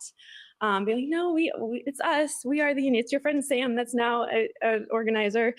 Thanks, Reagan. Appreciate it. Yeah. So in the everyday, we have formed caucuses, which have actually worked to bring in people that were not engaged with like the everyday organizing already. The Palestine Solidarity Caucus and also the International Workers Caucus. So sometimes people would just engage with those, and then from those caucuses, you engage with the other caucuses that are doing similar things from across all the other unions. And now we have this like beautiful coalition that's forming at UVM with all the Palestine Solidarity Caucuses. That's where a lot of the organizing that I've been doing personally has been. There's a lot of people involved in like the everyday organizing committee stuff just within the regular union. So now I'm doing more of the Palestine organizing. We have a member resolution for Palestine that we are going to hopefully be voting on at our next general membership meeting. And in the everyday, we're doing walkthroughs, we're doing work-ins for meeting members where they're at for capacity. So encouraging people to just be a body in the room and bring whatever they're working on in the back of the room. These also are bargaining sessions, like anybody can come to those. So allies are always welcome. We actually have a rally coming up next week as well. That is our birthday rally because we're 1 year old on Tuesday. So I have a few flyers there that people can take at the end, but that'll be at noon on the House steps, Howe Library steps as well, celebrating a year since we officially became a union.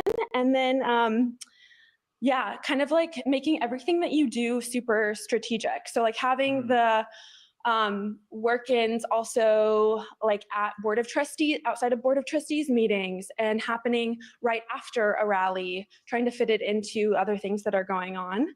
And having really engaging like social media communications and like themes for our rally has been really helpful. So we had a holiday rally that was contractor coal, where we had all these members like making it really fun. Like that's honestly a huge draw. You have to be making it a social thing where like I'm organizing with all of my like best friends, and it's not a lift, it's not a burden.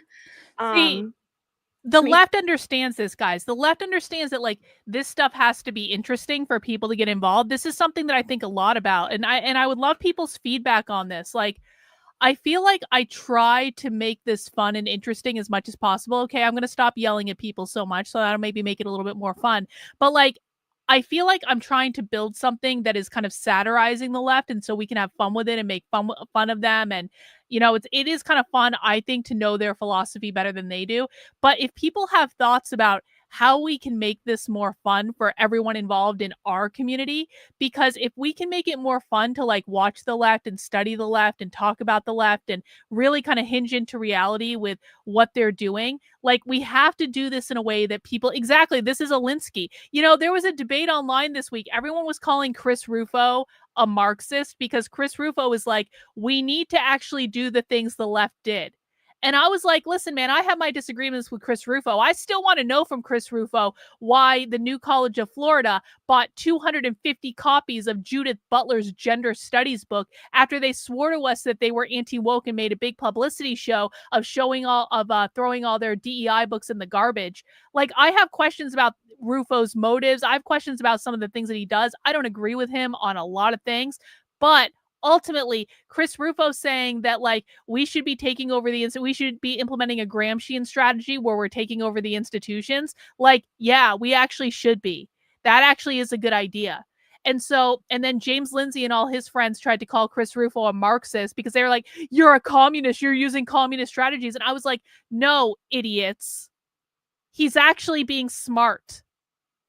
And this is one of the reasons why I've never, like, for all the things that I disagree with Chris Rufo on, for all the bad decisions I think he's made, you'll never actually probably see me go at him aggressively in public, like really aggressively, because even though I disagree with many things that he's done, he still is actually thinking about this in a strategic way. And so I'm not going to shit on him for that. And I think it's stupid to shit on him for that. And I think we should be using the left's tactics when the tactics make sense to use. And if Alinsky says push tactics that people enjoy, guess what? It doesn't make us a communist to enjoy what we're doing. It doesn't make us a communist to have fun doing this. It doesn't make us communists to enjoy our time together. We should be making this more fun. We should be making this more engaging. And so that is something that's very top of mind for me. And I just want to throw that out there for people who like watching this stuff with us. If you guys can think of ways that we could like make this more fun for people to bring in, I think that would be a really good thing. The more fun we can make this, the more people are going to do it. The more people that do it, the more people learn. The more people learn, the crazier stuff that we get to expose. Sound trivial, but that's like one of the biggest things. Yeah. So doing that. Also incorporating, like I was saying at the beginning, like incorporating labor into the other narratives and spaces that you're already sharing, even if you don't see how it's connected now. I bet there is a circuitous path for you to work it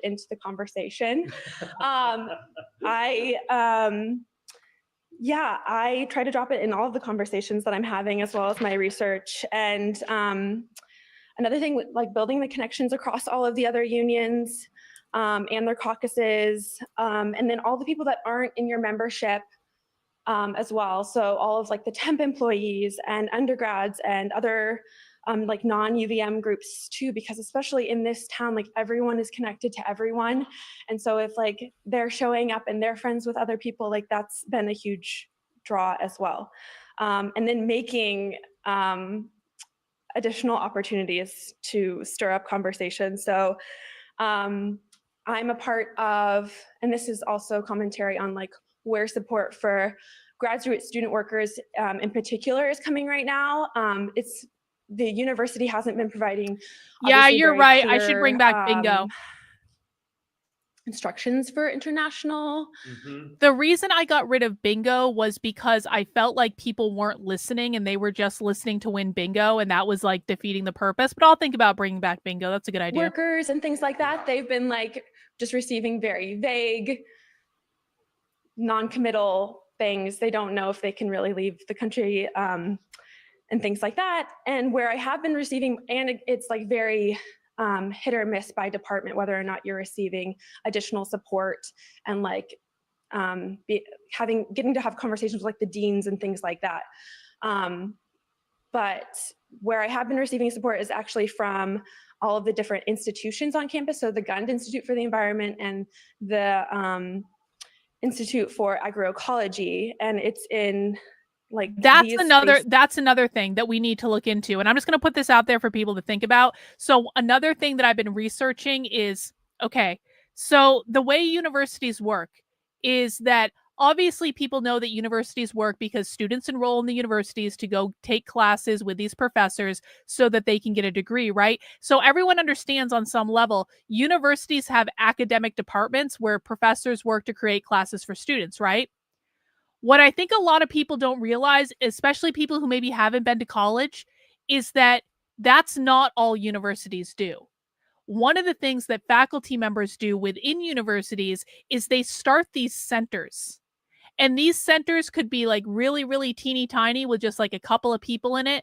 But these centers are grant funded. These centers are oftentimes funded through the university. They do independent research. They do independent events. And it is these little centers at all the universities that put out some of the most crazy leftist shit that you've ever seen, because these centers are like the pet projects of professors at the universities. So for example, one of the things I was doing last night is I was going through, so if we want to study, so one of the projects that I'm working on is I want to make a master list of like all the gender studies and the queer studies programs at universities all over the country, because it's the gender studies offices and the queer studies offices that are putting out a lot of this crazy stuff, right?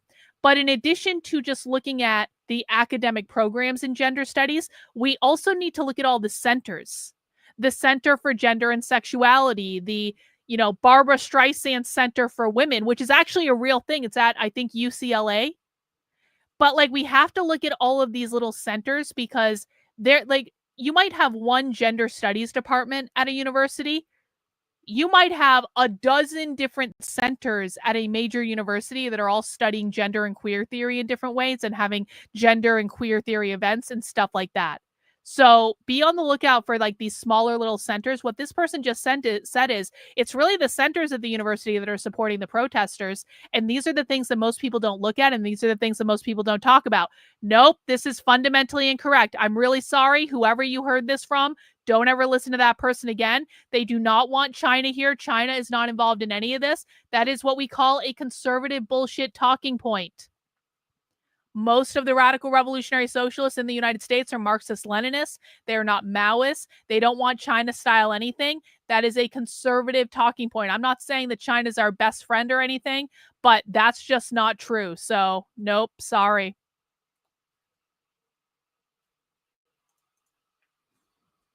Is that people are having more conversations where I've been able to like bring up the union and things like that to address like specifically other current events like the Title IX HR 28 letter and other like legislative outreach for all our trans workers and leaflets, spreading leaflets for members regarding ICE and things like that. So I think it's also through these like kind of side affiliations in the No, university. they're that, not like, NGOs. We've been able to start to share more information, and they've been able to see how like the union is like a great body of their peers that are like mobilized and know how to organize, and will be advocating for them. But anyway, within one of our lab spaces, the agroecology space, we had an incident where we were talking about like indigeneity in Vermont. All and right. then I have Palestine a response over to S. Griffin on Rumble saying, you have to be nicer. Now, I know I just said I was going to be nicer, but here is how I'm going to react anytime a conservative, usually almost always a conservative, comes into my chat and says, I can't pass this information on unless you promise to be nice. Do you know what I'm going to say to that, conservative? Do you know what I'm going to say to that, S. Griffin? Go fuck yourself. Go somewhere else. Go back to the Daily fucking Wire. It is all I can do to not perpetually point out to conservatives that the reason the left is winning is because conservatives don't care about things that actually matter. Conservatives care about whether or not you're kissing their ass and telling them the things they want to hear. So, S. Griffin, if you don't think that this information is important enough to pass on, go back to the Daily fucking Wire, get on your knees and suck Ben Shapiro's cock. I don't really care. I want, as much as I will be nicer to people when they're not being dickheads in my chat, I am not going to coddle the lowest common denominator either, and I want to be extremely and exceptionally clear about that. If you don't think this information is worthy of passing on, then go somewhere else. I don't want your complaints. Like, really imagine you're a conservative and you're like, you know, Karlyn swears on her stream sometimes, and that's just enough for me to ignore what the far left is doing. Like, really imagine the mindset of that. It's like, grow up. Grow up.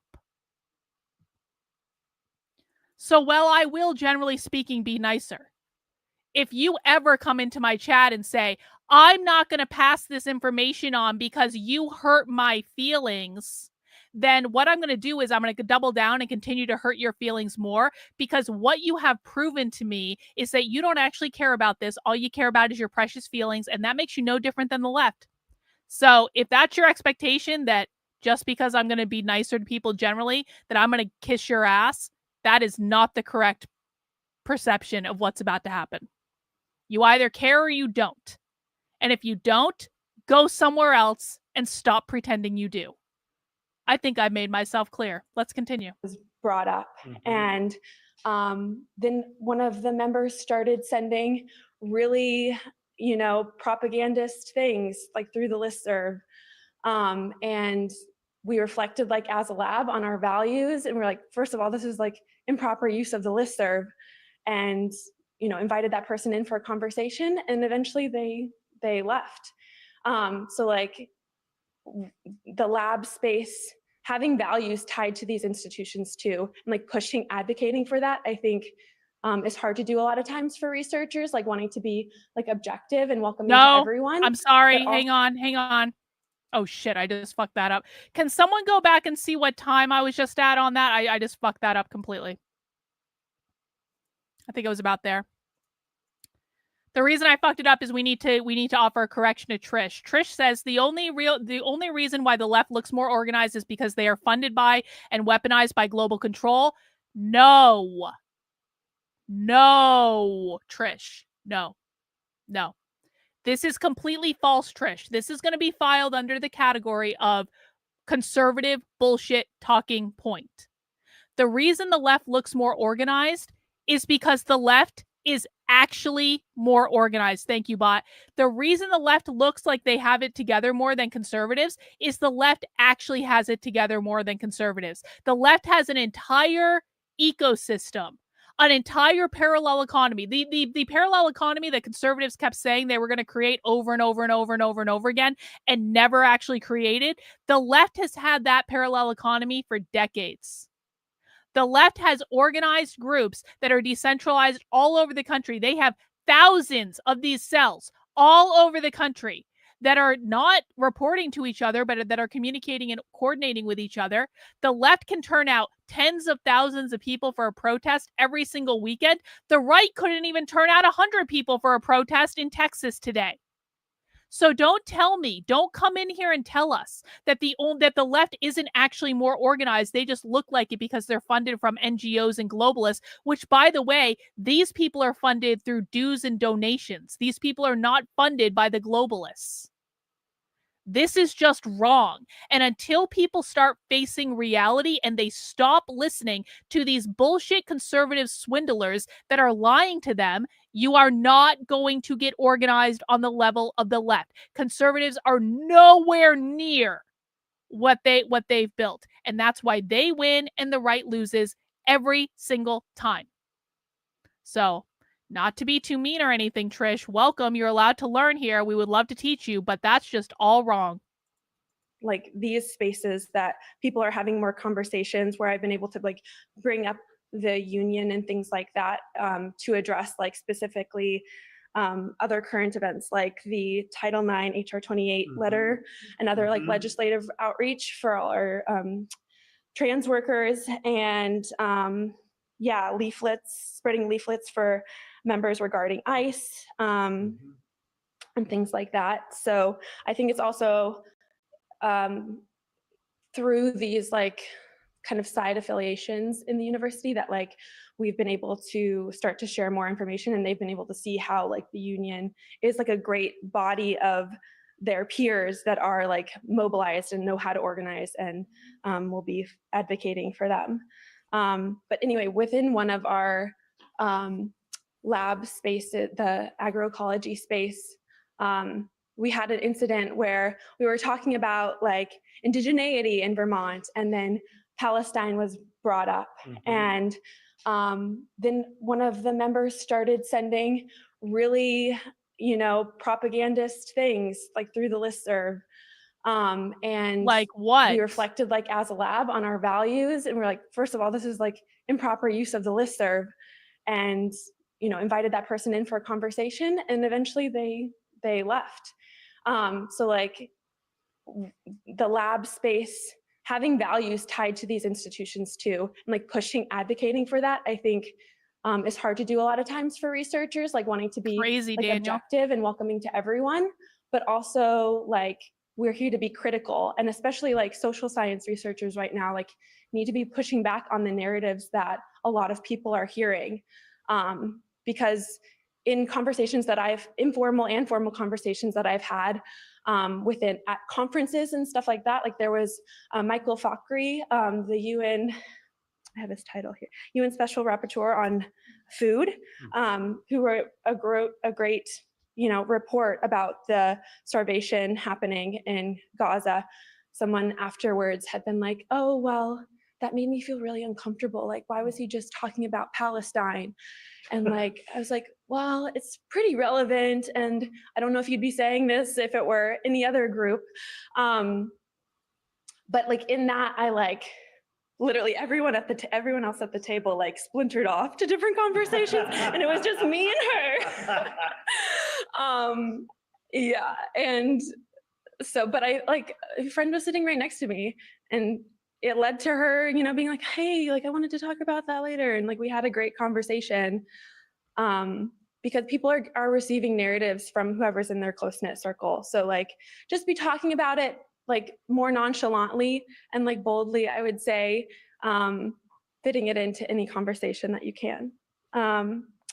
Really started to go off script here. Yes, and you I did. Passed my time. I didn't even think I could do it. And then trying to get all this into our contracts with like the non-discrimination and academic freedom. They like flat out refuse to even counter on academic freedom for us because we're very different than faculty. We're not like actually teaching students apparently, or deciding what we teach them. Yeah. Yeah. I think that's a good. All right. This is the teacher. We've seen him before. Librarian. Hello, I'm Matt Guile. I'm a librarian from the Winooski School District and member of our local association's executive council. Captain. You solidarity captain. Yeah. Green Mountain DSA. So I just wanted to talk about how public school educators have been sort of fighting back and resisting. Oh, good. So back in January, when Trump was elected, so in Winooski School District, if you're not familiar, we have a large refugee and immigrant population, and our students and our families were scared, which I feel, Haley, actually, former Winooski High School principal. How's it going, Leon? Hey, I didn't see you there. But yeah, we have this real. The former principal of the high school that Matt is the librarian for is at the Revolutionary Communist meeting. Wow.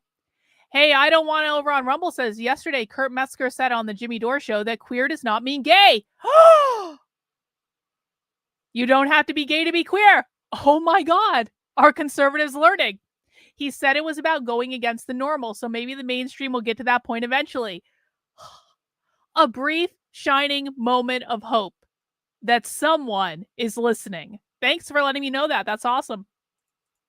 Really lovely, beautiful, diverse community, and people and families were scared. They were not sending children to school. Families were worried to show up for. I'm gonna reload this. I don't know why it's being so pixelated in the share. Like I've cleaned out the RAM on my computer. Everything is fine. Everything is functioning. I think it's because I need to update my browser. That's actually probably what needs to happen. But hopefully this will make it better for school events. So our association actually, and again, through with a lot of other friends and a lot of other people pushing, but our association really got involved in advocating to get this policy passed for the school district. And so our association voted and endorsed it. We got endorsements from the state NEA as well. It's a good idea.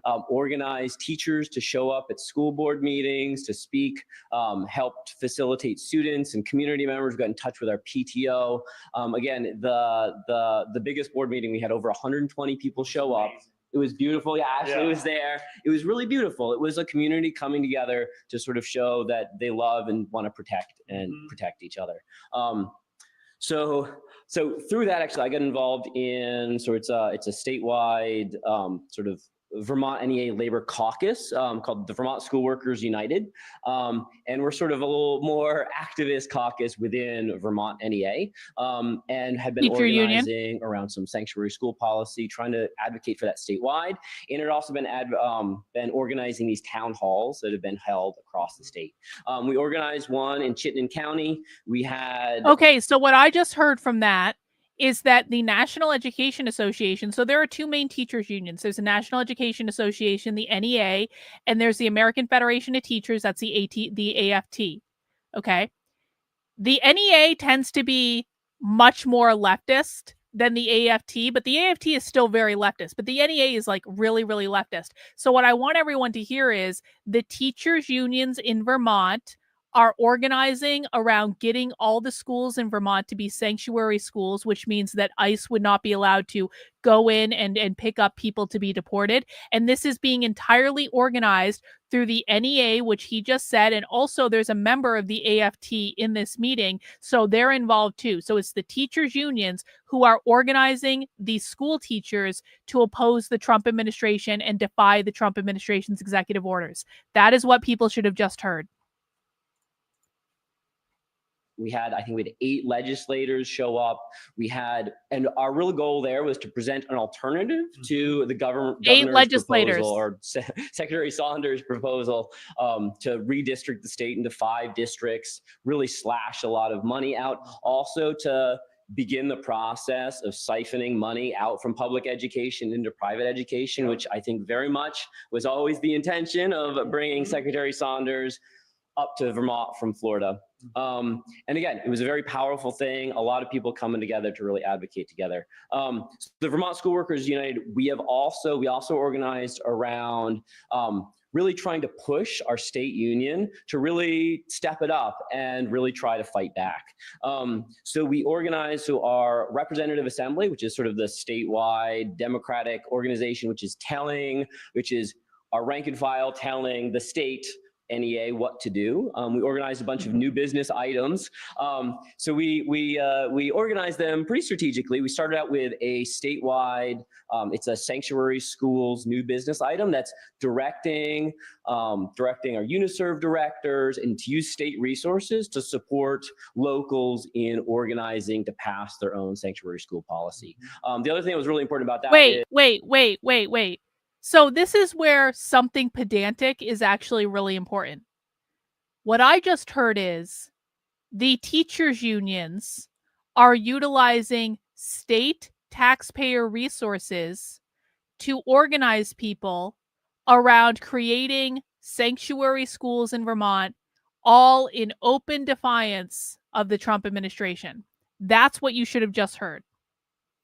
And it's like, this is why we watch these meetings, because sometimes it might be a little bit boring, but they tell you explicitly what they're doing. And I'm not entirely sure what they're talking about doing here is legal. I'm not a lawyer or anything. Maybe someone in the chat is, but it kind of seems to me that it really shouldn't be legal to use state funding to organize people to openly defy the president of the United States through the public schools and the teachers' unions. Let's listen again. Democratic organization, which is our rank and file telling the state NEA what to do. We organized a bunch of new business items. So we organized them pretty strategically. We started out with a statewide, it's a sanctuary schools new business item that's directing our UniServe directors and to use state resources to support locals in organizing to pass their own sanctuary school policy. Oh. The other thing that was really important about that is I was speaking to a room full of education leaders, and they all heard about how important it was to us. And the energy in the room when I started talking about it was electric. That's right. And, we had a line of people. When I saw people coming up to speak at the microphone, I was like, oh man, we're in for a fight. But no, everybody was just wanted to pile on and like talk about how excited they were.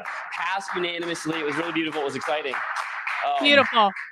And we had a list of a bunch of new business items that we were bringing. We also brought the creation of a strike fund, which again, in order to build labor power, making sure that people feel empowered financially, in order to take that step to strike, we felt was really important. That ended up going to a committee, but we actually have some allies on that committee. So we still have hope that actually will end up being put in place, and we will have a statewide strike fund that can support people while they're on strike.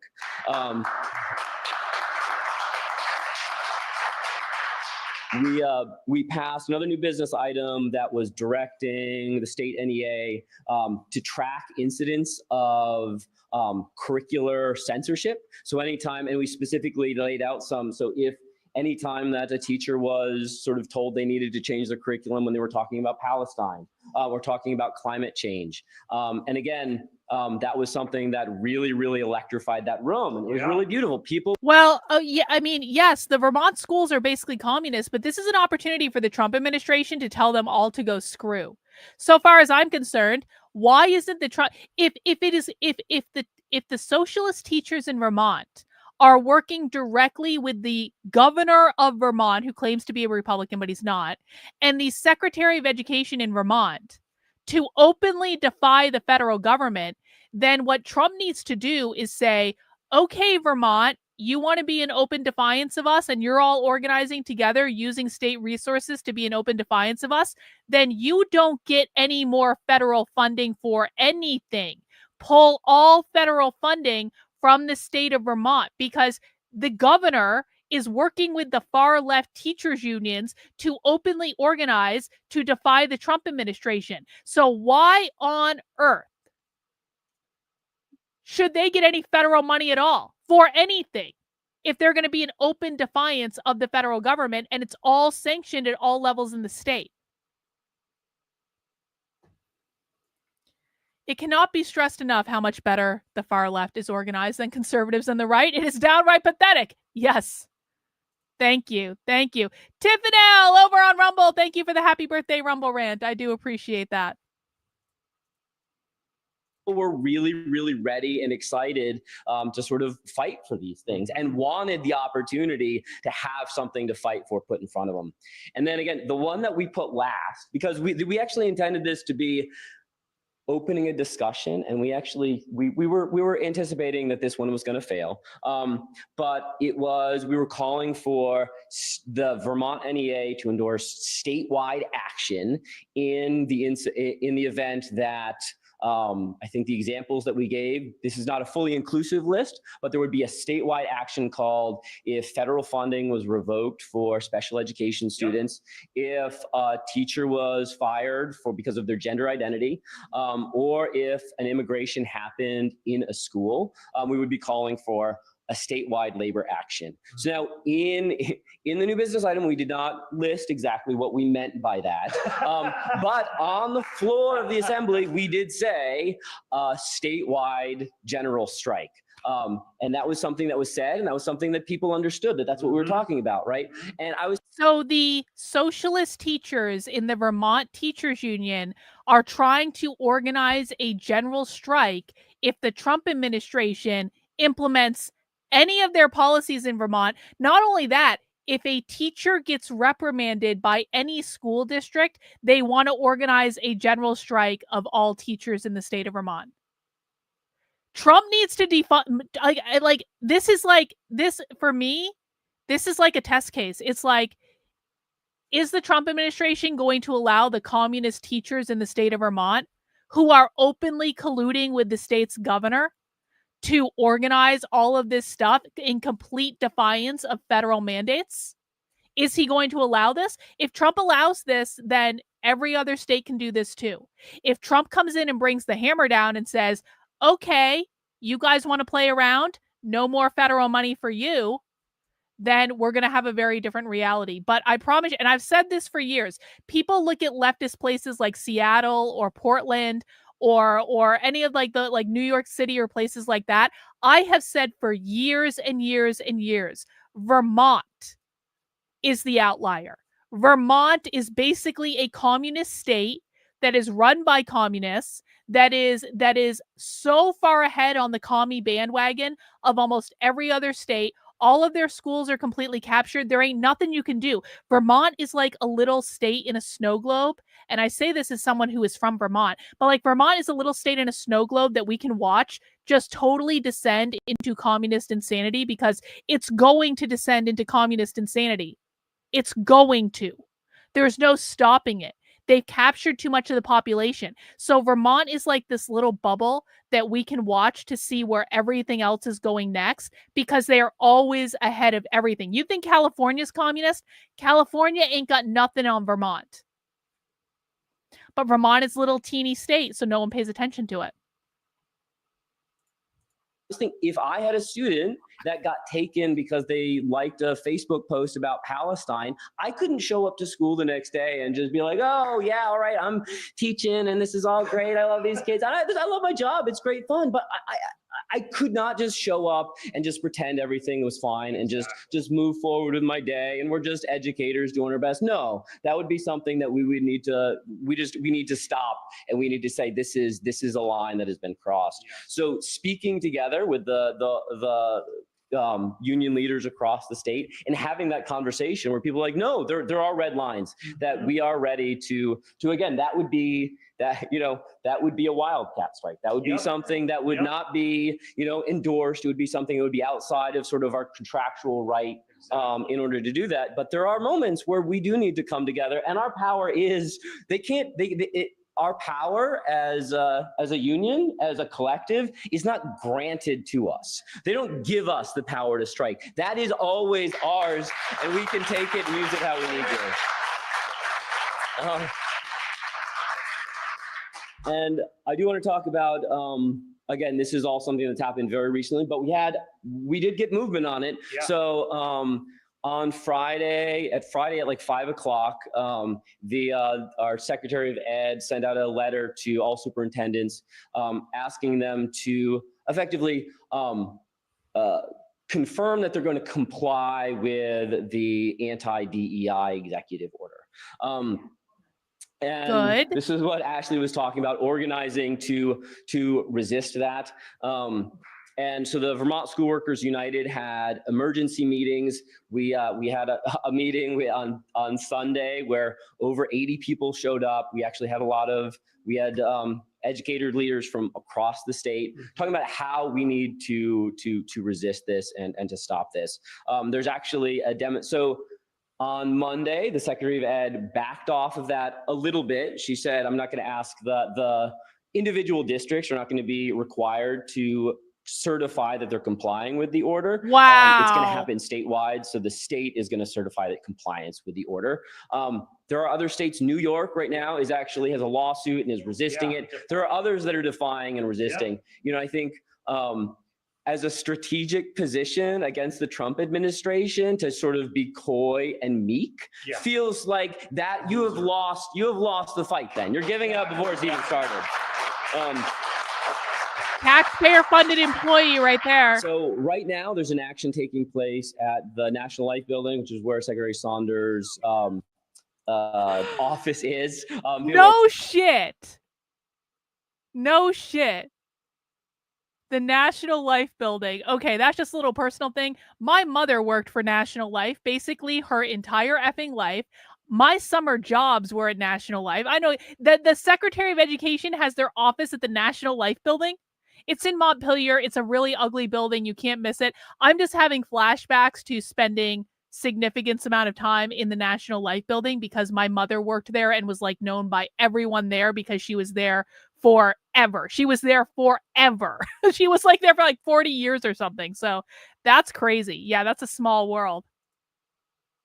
We're banging on pots right outside of Rob's right now.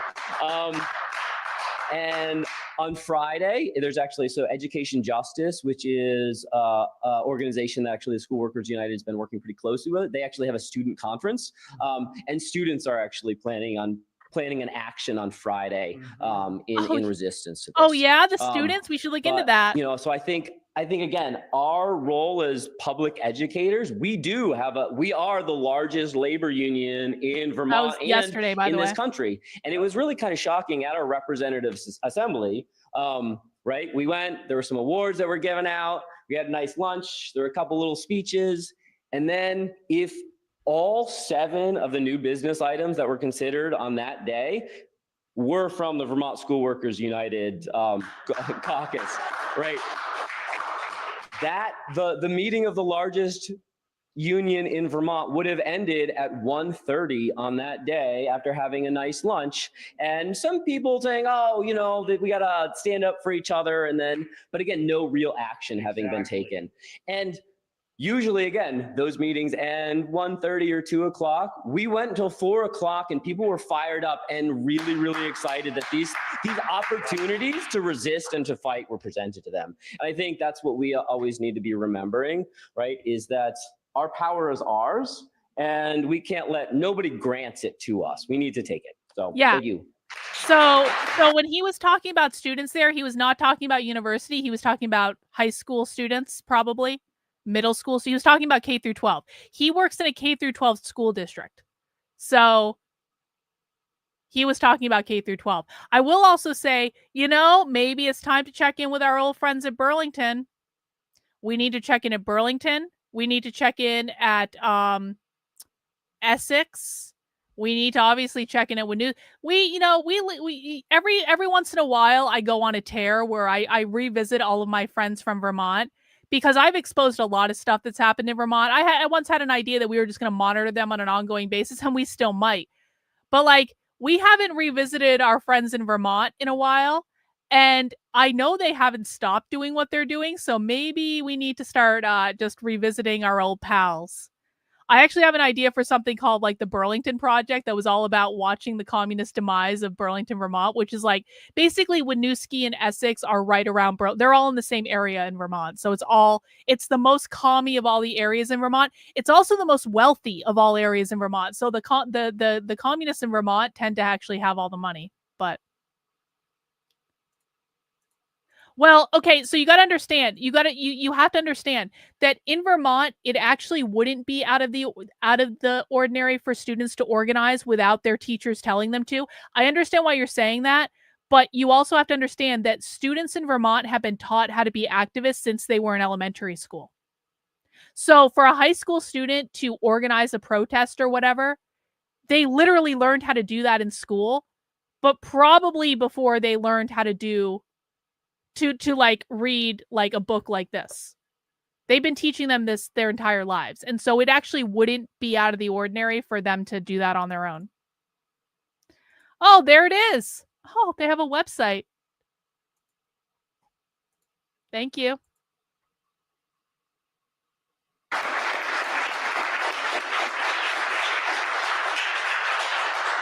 They have a social justice summer camp. Of course they do. Yep. Oh, what's this? Hi, my name is Heather Bauman. I'm a member of UVMMC Support Staff United and vice president of AFT Vermont for healthcare, the second AFT. largest union in the state. We are the American Federation of Teachers, but we are also primarily healthcare workers in the state of Vermont. And our union at UVMMC is the lowest wage workers at the hospital. We were until this winter the newest union, but the security guards just organized. So we've got them. And it was lovely. And as part of the theme in the conversation, they came to us and asked for our support in their struggle to organize. And they're Teamsters, and we just double checked with them that being a Teamster means never crossing a picket line, right? Yeah. And when they said, hell yeah, we said, hell yeah. So ours is a union of low-wage workers. We are one of the most diverse unions in the state. Mm-hmm. And we are a union, a community that helps support the healthcare system in our state, and yet many of us cannot afford healthcare or access the services that we provide. Many of us are in debt for accessing medical care. Many of us fell off the Medicaid cliff or are just perilously, hanging on by our fingertips. And many of us are in debt to our employer and go to work every day to pay down debts that we owe to our bosses. So it's ridiculous. It's ridiculous that the situation is ridiculous. And it's also ridiculous that it took us this long to organize. Mm-hmm. We had this conversation about the old face of labor. I remember growing up, going to a union hall and meeting I grew up in the Pacific Northwest. I don't know, it was I don't know what union he was in. He told me he was the chief bottle washer. And I always imagined that was a gig out there, that somebody could be the chief bottle washer. And now the face of labor as I know it, it has extended to a group of folks who don't necessarily consider themselves skilled. And it's interesting. And we have this highly entrenched caste system in the hospital. Yeah. And the folks that I work with are considered the least skilled worker, but you really don't want anyone else drawing your blood other than a phlebotomist, and you don't want anyone else cleaning the C. diff room before you go in there other than someone who's trained to do that, Mm-hmm. So it is a group of folks who are the new face of labor, who haven't always been considered the face of labor. And it's part of how we overcome this detriment that we have in the number of folks who are organized, is by looking around and starting to consider everyone a possible union member and helping to support their capacity to organize. I have a kid who is in conservatory. She's an undergraduate student, and they're considering organizing similar to the members of the sports franchise teams. They sell tickets to their concerts. They never get a cent out of it. They're asked to come and rehearse and rehearse and rehearse. We've got to consider the areas where we are giving of ourselves mm-hmm. through our labor, mm-hmm. and whether or not we consider our studies labor, they are work, mm-hmm. And we have to have respect for it. We have to have respect for it by listening to the people who are providing these services and this labor and doing this work, and letting them help determine the direction that we're going.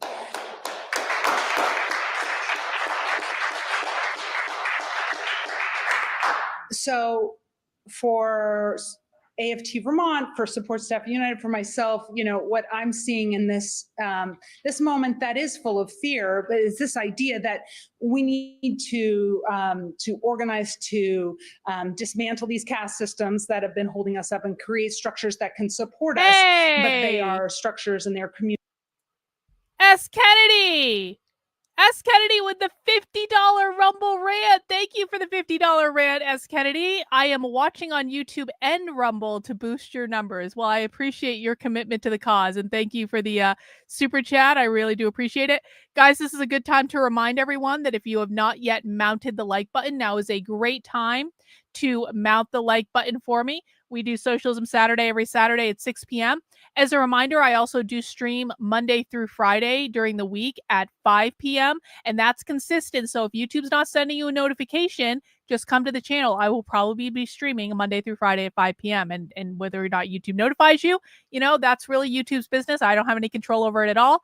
I appreciate everyone coming out tonight. We're about little less than halfway through our stream, but we got a lot more to go. And, hopefully the Q&A and the discussion comes up. And the Q&A and the discussion is when we usually get the really good stuff. We're just doing some high level stuff right now, but I promise you it's probably going to get crazier in the back half if what I think is going to happen actually ends up happening. So thanks everyone for coming out, and let's continue.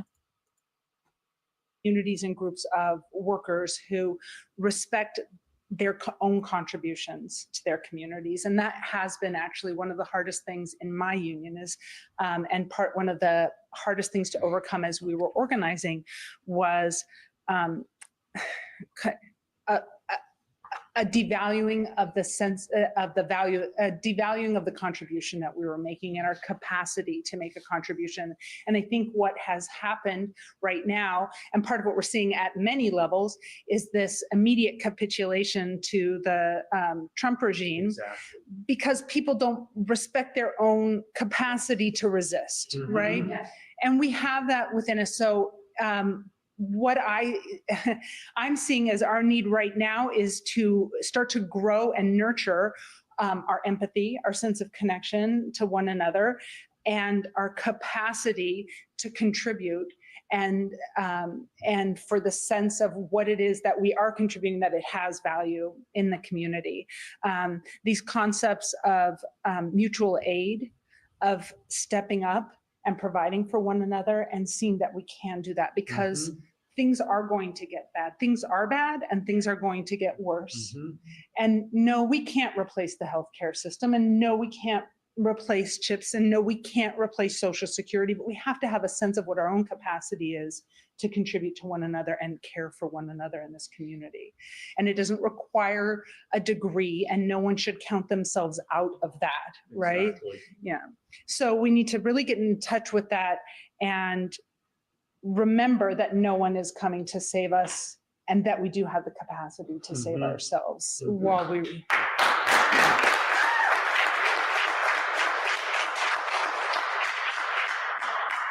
This, so one thing that my union has been doing and has been in conversation, I think it's funny because, so the support staff at UVMMC organized, and the support staff at Porter organized, and the support staff at CVMC just recently won a contract, so that the whole network, the support staff, is now organized.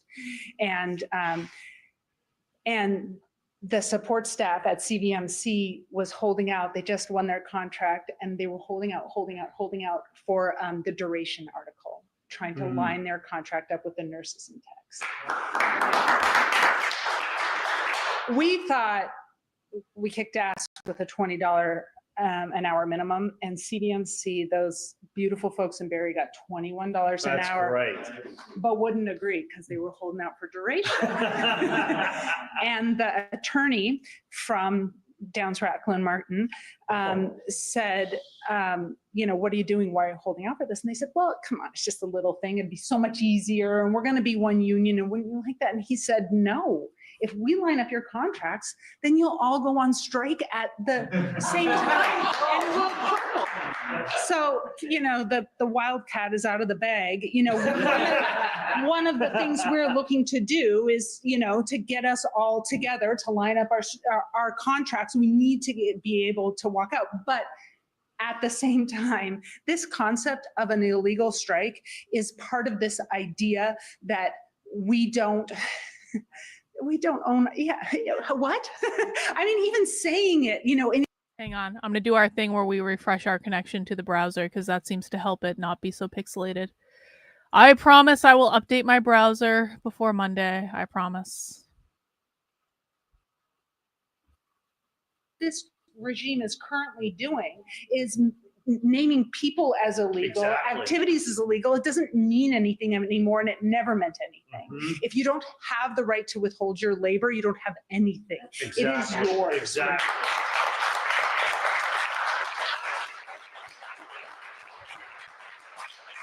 So as they spoke in the State House today about the right to strike for, I guess it was for UVM, for UA, and for the state workers, and it's just silly, this concept, but we need to start to own our own power in this situation. And I guess, so as we move forward, as we look to how to get through this, and not only get through this, again, it's kind of like the COVID moment where, everyone goes, oh, now we can go back to normal. Electing President Cory Booker is not going to get us back to a normal that we want, right? Exactly. Right? We have an opportunity here. We have an opportunity as abolitionists, right, to not only burn it down, but to envision what it could be and build it back better. Exactly. And so when we do that, we need to look and we need to create these communication systems. We need to be able to do.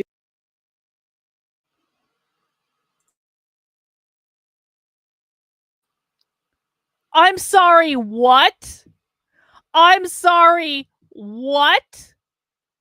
I know that we're all laughing at the Cory Booker line, and the Cory Booker line was funny, but then they just said, we're abolitionists and we want to burn it all down, but we promise, pinky swear, trust us, bro, we'll build it back better. Again, please.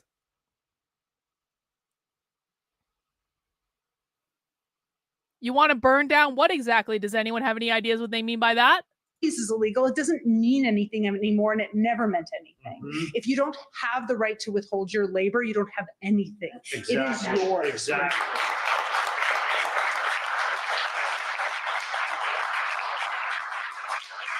So as they spoke in the State House today about the right to strike for, I guess it was for UVM, for UA, and for the state workers, and it's just silly, this concept, but we need to start to own our own power in this situation.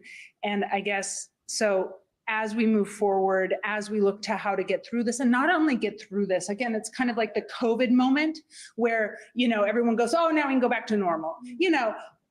Electing President Cory Booker is not going to get us back to a normal that we want, right? Exactly. Right? We have an opportunity here. We have an opportunity as abolitionists, right, to not only burn it down, but to envision what it could be and build it back better. Exactly. And so when we do that, we need to look and we need to create these communication systems. We need to be able to do what the NEA did and, be able to get our members, our friends, our communities together and to act together and strengthen. We need to have hard conversations. We need to have those organizing conversations. We need to have those conversations that scare us. We need to have those conversations with coworkers who we don't think are going to line up with us. But actually, maybe one of the opportunities in this horrible moment is that everyone is being attacked. Exactly. And everyone is feeling it, right? And so it is actually easier to find commonality with folks who it might have been harder with. So look, the left is actually trying to talk to people who disagree with them. Are conservatives doing that? No, they're not doing that because they think they already won because Trump is president. Why do they always look like this? I mean, this is a queer activist. And so anytime you have someone looking weird, they're probably a queer activist. But I also just want to point out, they don't all look like this. There was a perfectly lovely woman that presented like just a couple people ago. She looked relatively normal. The librarian from the Winooski School District, he looked relatively normal. So I just want to point out, like, they don't always look like this. It's just these are the ones that stand out because they stand out for obvious reasons, because they're queer, because they're trying to stand out. This was at a library. This was at the Fletcher Free Library in Vermont. So we need to look for those connections. We need to never capitulate. There is no situation where taking a knee, there is no amount of, acquiescing to this regime that is going to satisfy them. The appetite will not be satiated. Exactly. So there is no capitulation. We need to constantly remind ourselves in these conversations that, of course, everything that is related to economics is political, right? Yep. Your right to access healthcare is a political situation. It is an economic. It's all. So there are no more limits on those conversations, and we need to start to draw those connections for our friends and colleagues and community members who haven't done that so far. And we just need to continue to grow the sense of our capacity. We need to do it through not just organizing and finding each other, but through action, through Mayday actions, through meetings, through conversations, and through strikes and larger demonstrations of our power.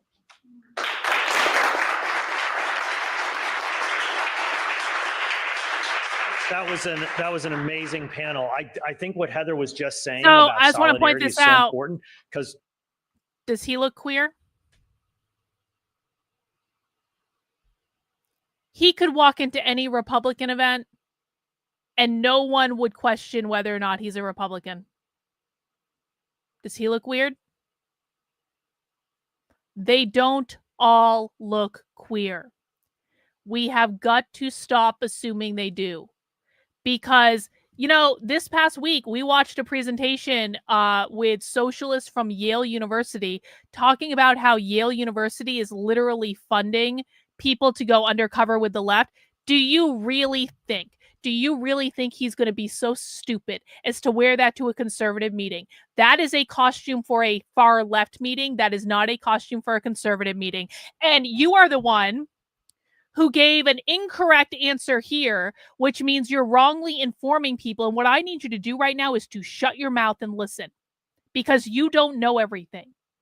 If this person walked into we heard this week on video, Yale University is funding socialists to go undercover at conservative events. We have this on video. Any of these people, most of these people can go undercover at conservative events, and none of you would ever be the wiser. You would have no idea, because all you do is judge people based on looks. And then you look at people like me and you go, you're a lesbian and you have stupid hair and you're fat. And I'm actually trying to do something productive against the left, but you judge me based on my looks too. If you cannot get yourself together to look beyond the crazy looking people that you don't like and are emotionally triggered by, you cannot defeat the left. This person is a hardcore radical revolutionary socialist that wants to overthrow the United States government. You would have no fucking idea if you ran into this person in the real world. The only way you would know this person is a socialist is because you saw them on video that I showed you at a socialist meeting that you didn't even know was happening. And P.S., if I talked to this person in real life, I could ascertain they're a socialist just by listening to the language they're speaking. Because unlike conservatives, I actually learned about my enemy and I learned how to speak their language so that I didn't run around going, they all look crazy. No. Okay, you know everything. All right, we're pausing the stream. Everyone pause. You've been to so many lefty meetings. What is the left's definition of capitalism? We're waiting.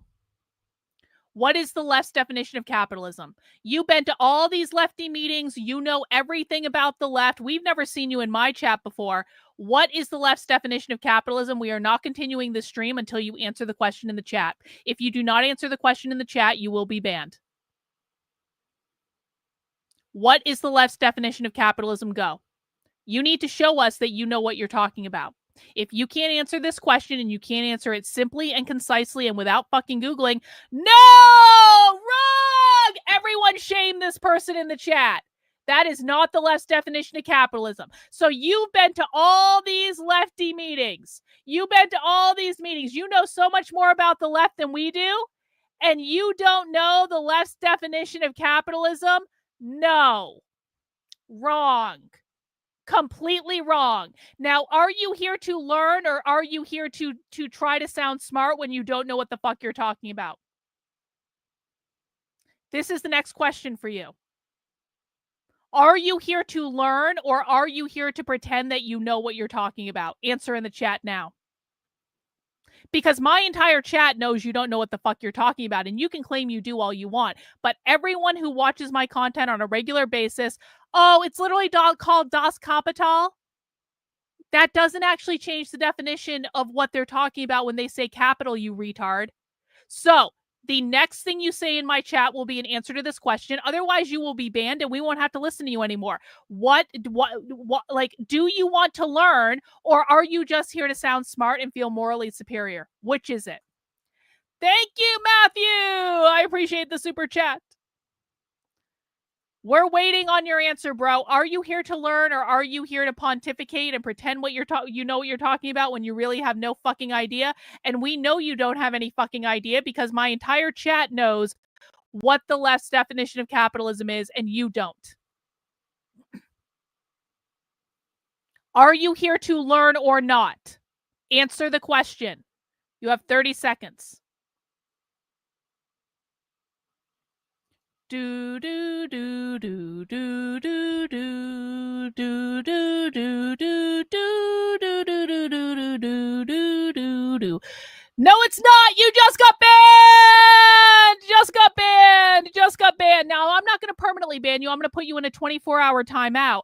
What that 24-hour timeout means is you don't get to speak anymore. Your job is now to sit on your ass and shut the fuck up and listen. That is what your job is. Your job is to sit on your ass and shut up and listen. And you will not be allowed to speak anymore. And you can go somewhere else if you want to. That's fine. You're absolutely welcome to go somewhere else. But you're not speaking anymore here. Let me just make sure your 24-hour timeout is in effect. I only set it for 5 minutes. Oh, now you can't talk for 24 hours. There you go. Now, for everyone that can still talk in my chat, what is the left's definition of capitalism? There is one correct answer to this. There is one correct answer only. What is the left's definition of capitalism? The left's definition of capitalism is private property ownership. When they say private property, they mean bourgeois property. That means your ability to own a home, your ability to own land, your ability to own a small business, your ability to own an apartment rental that you can rent out as a landlord, your intellectual property, your parental rights, and your individual liberties. That is what, that is, yeah, we should definitely not be, who did I do that? Oh, shit. Real deal. I didn't mean to ban you. That was my fault. That was my fault. I did that on accident. I was trying to click something else. I'm sorry, Real Deal. I didn't mean to ban you. You were a casualty. Come back. Come back. We like Real Deal. We like Real Deal. Real Deal was saying something nice and I accidentally banned them. That's okay. You're coming back. Okay, the left's definition of capitalism is private property ownership. Private property ownership. You want to talk to me about Das Kapital? Why don't you go read the Communist Manifesto, where they say the theory of communism can be summed up in one sentence, that is the abolition of private property. Reagan fixed it. Real Deal's back. Sorry, Real Deal. My bad. Nope, not personal property, Tamara. And this is very important. It is not personal property. Your home, your land, your parental rights, they are considered to be bourgeois property. So it's not the same as personal property. This is something communists say to trick you. Personal property would be like your truck or your cell phone or your computer. They don't care if you own a truck or a cell phone or a computer. They care if you own your home, your land, parental rights, things like that. So there is a difference between the two. All right. Now that we have dispensed with that little disruption, let's continue. Thank you all for your patience. Trump is forcing solidarity on us. He's attacking everybody without exception. And in that attack opens up the possibility of solidarity without exception. And that's the key thing. And I want to call attention to a petition that came out from 10 major unions in the United States that called for all the unions to stand up and fight in defense of immigrant rights. Not only immigrant rights, they named Palestinian union members who are under attack. And the key person they named is Mahmoud Khalil, who's a member of the Columbia Graduate Student Unions, and he's right now rotting in a Louisiana dungeon because of the Trump administration. And the president of his graduate student union, Grant Minor, is one of the leading Jewish activists on the campus. Not only was he fired from his job, he was expelled from the university on the eve of their contract starting. So that shows how the question of Palestine, the question of immigrant rights, and the question of trade unions' rights and solidarity is the moment that we're in, where you can actually forge that. I had another thing that I wanted to mention. On Saturday, if you were in Burlington, the MCs asked people, which industry do you work in? Who works in education? People raise their hand. Who works in healthcare? People raise their hand. Who works in government? People raise their hand. 80% of the crowd there worked in the most unionized industries in the state. Wow. 80% of them. There was not one trade union banner on the march. There were no trade union signs. There was not a trade union speaker at that rally, even though 80% of the people there were trade union members.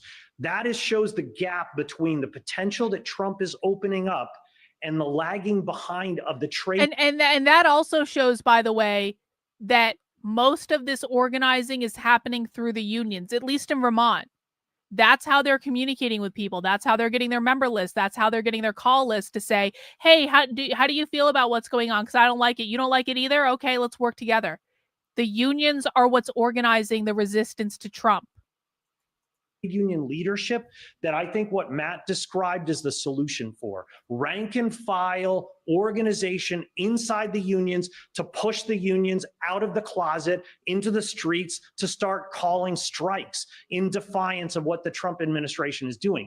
We're not ready to do that yet, but the building blocks, the rage, the anger in American society and working class people is growing. It's a question of our organizing and bringing people into the strike school, into Mayday, and getting our unions strike ready.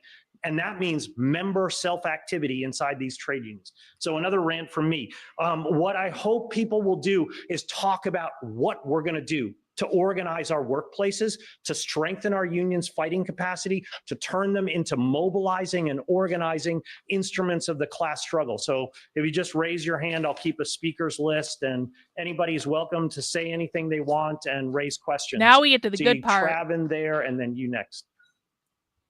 Go ahead, Travin. This is the most important discussion I've heard in Vermont, and it's the kind of discussion we need to be having around the country. And, you know, just the elements that Matt started to address, the creation of a rank and file caucus, that's critically important. We haven't seen. I learned that from you, Travis. We share the view that rank and file strategies are necessary. And the last time we actually had a really vital labor movement in this country, late 60s and the early 70s, and there was a huge number of strikes. That's the last time we had a mass strike wave. Yep. And almost all of those were wildcats. Those were unofficial strikes. It's so Vermont, it's not even funny. Maybe for the last 52 years, is the bureaucratic caste that dominates the big unions at the top have directed all of the energy towards relying on the Democratic Party to give us labor reform. And of course, they've gotten nowhere. And in the process, lost huge sections of the working class to the kind of populist right. Because people don't see an alternative. They want change. They need change. So another lesson of the possibility, the necessity, if we look back to what happened in 2019, when it was a government shutdown, and there was talk, Sarah Nelson, the flight attendants were calling for a general strike. And it was actually real motion in the airline industry. People were not going to work for one thing, they weren't getting paid. And the billionaire class, capital, they freaked out, and that was the end of that. We look at what happened with the Muslim ban. What happened? I totally forgot about Red May. I completely forgot because last year I feel like Red May was so lackluster. It's almost time for another Red May again. Oh my God. What happened to the last year? I feel like the last year like went up in smoke and it just like disappeared into the ether. It's like, what happened? I feel like last year's Red May was like last week. Wow. Okay, for people who weren't around for Red May is a very special time of year during the month of May where the Seattle Revolutionary Socialists organize a bunch of very, very, very, very, very, very socialist presentations for us to watch. And last year kind of sucked. And Sophie is presenting this year at Red May. So we got to look into that Red May schedule. We got to get that on the calendar because we will be revisiting our friend Philip. And we will be following Philip around the internet, and Philip loves us. Philip once threatened to issue a copyright strike to my channel, and then I kindly reminded Philip that he is a communist and he doesn't believe in intellectual property ownership, and so him issuing a strike to my copyright channel for streaming his content wasn't actually going to be very ethical for a revolutionary socialist who doesn't believe in intellectual property. Red May is here again. We love you, Philip. We love you. And people remember, if you don't, I mean, thousands of people turned out at the major airports and shut down the airports. Well, they backed off on the Muslim ban. It takes that kind of creative, mass, disruptive action. Things like April 5th are great. They are kind of possible building blocks towards the kind of work that you're doing. But it's the work that you're doing and that we need to do, and to overcome the kind of resignation that a lot of working class people have, that nothing can change, because they haven't seen much collective struggle that would give them, the think that we actually have a capacity as a class or as a union to do much. Now, fortunately, there's a radicalization of young workers, and we see that. We really see that in Burlington, and that there's tremendous hope. But I'm like so encouraged by this meeting. I mean, I hope to see many of you at the April 26th. That is really about trying to build both the vision and the capacity and some of the skill sets to do the kind of internal organizing and the external organizing so that we can actually have real potential to have political strikes in this country, because that's the only thing that's going to stop what's happening. Yeah, come join us. Come do it. Keep raising your hands. I've got some people on. You and then Nolan. So I'm Lyndon Higgins. I'm also at UA. I'm actually the Stand. I'm the chair of the Delegates Assembly at UA, and just absolutely in awe of what you've done, because I didn't know when I stepped up to be interim, that looks like now permanent chair of the Delegates Assembly, what it was going to look like when the regime changed in Washington, D.C. But my question is, NEA. so the first thing I did was take American Association of University Professors trainings and, all this stuff. And it's all about, getting everybody involved. And so I go back to the Delegates Assembly and I'm like, we need to get into our departments and we need to talk to all of our members about the fact that you and I and all of our community are the union. The union isn't this third party. And they're sitting there going, we can't find people to actually be representatives in the departments because they're all too busy. And I go and talk to the faculty in my department, and the young faculty are there. Yeah. But they're terrified because they're pre-tenure. Yep. Or they're non-tenure grad.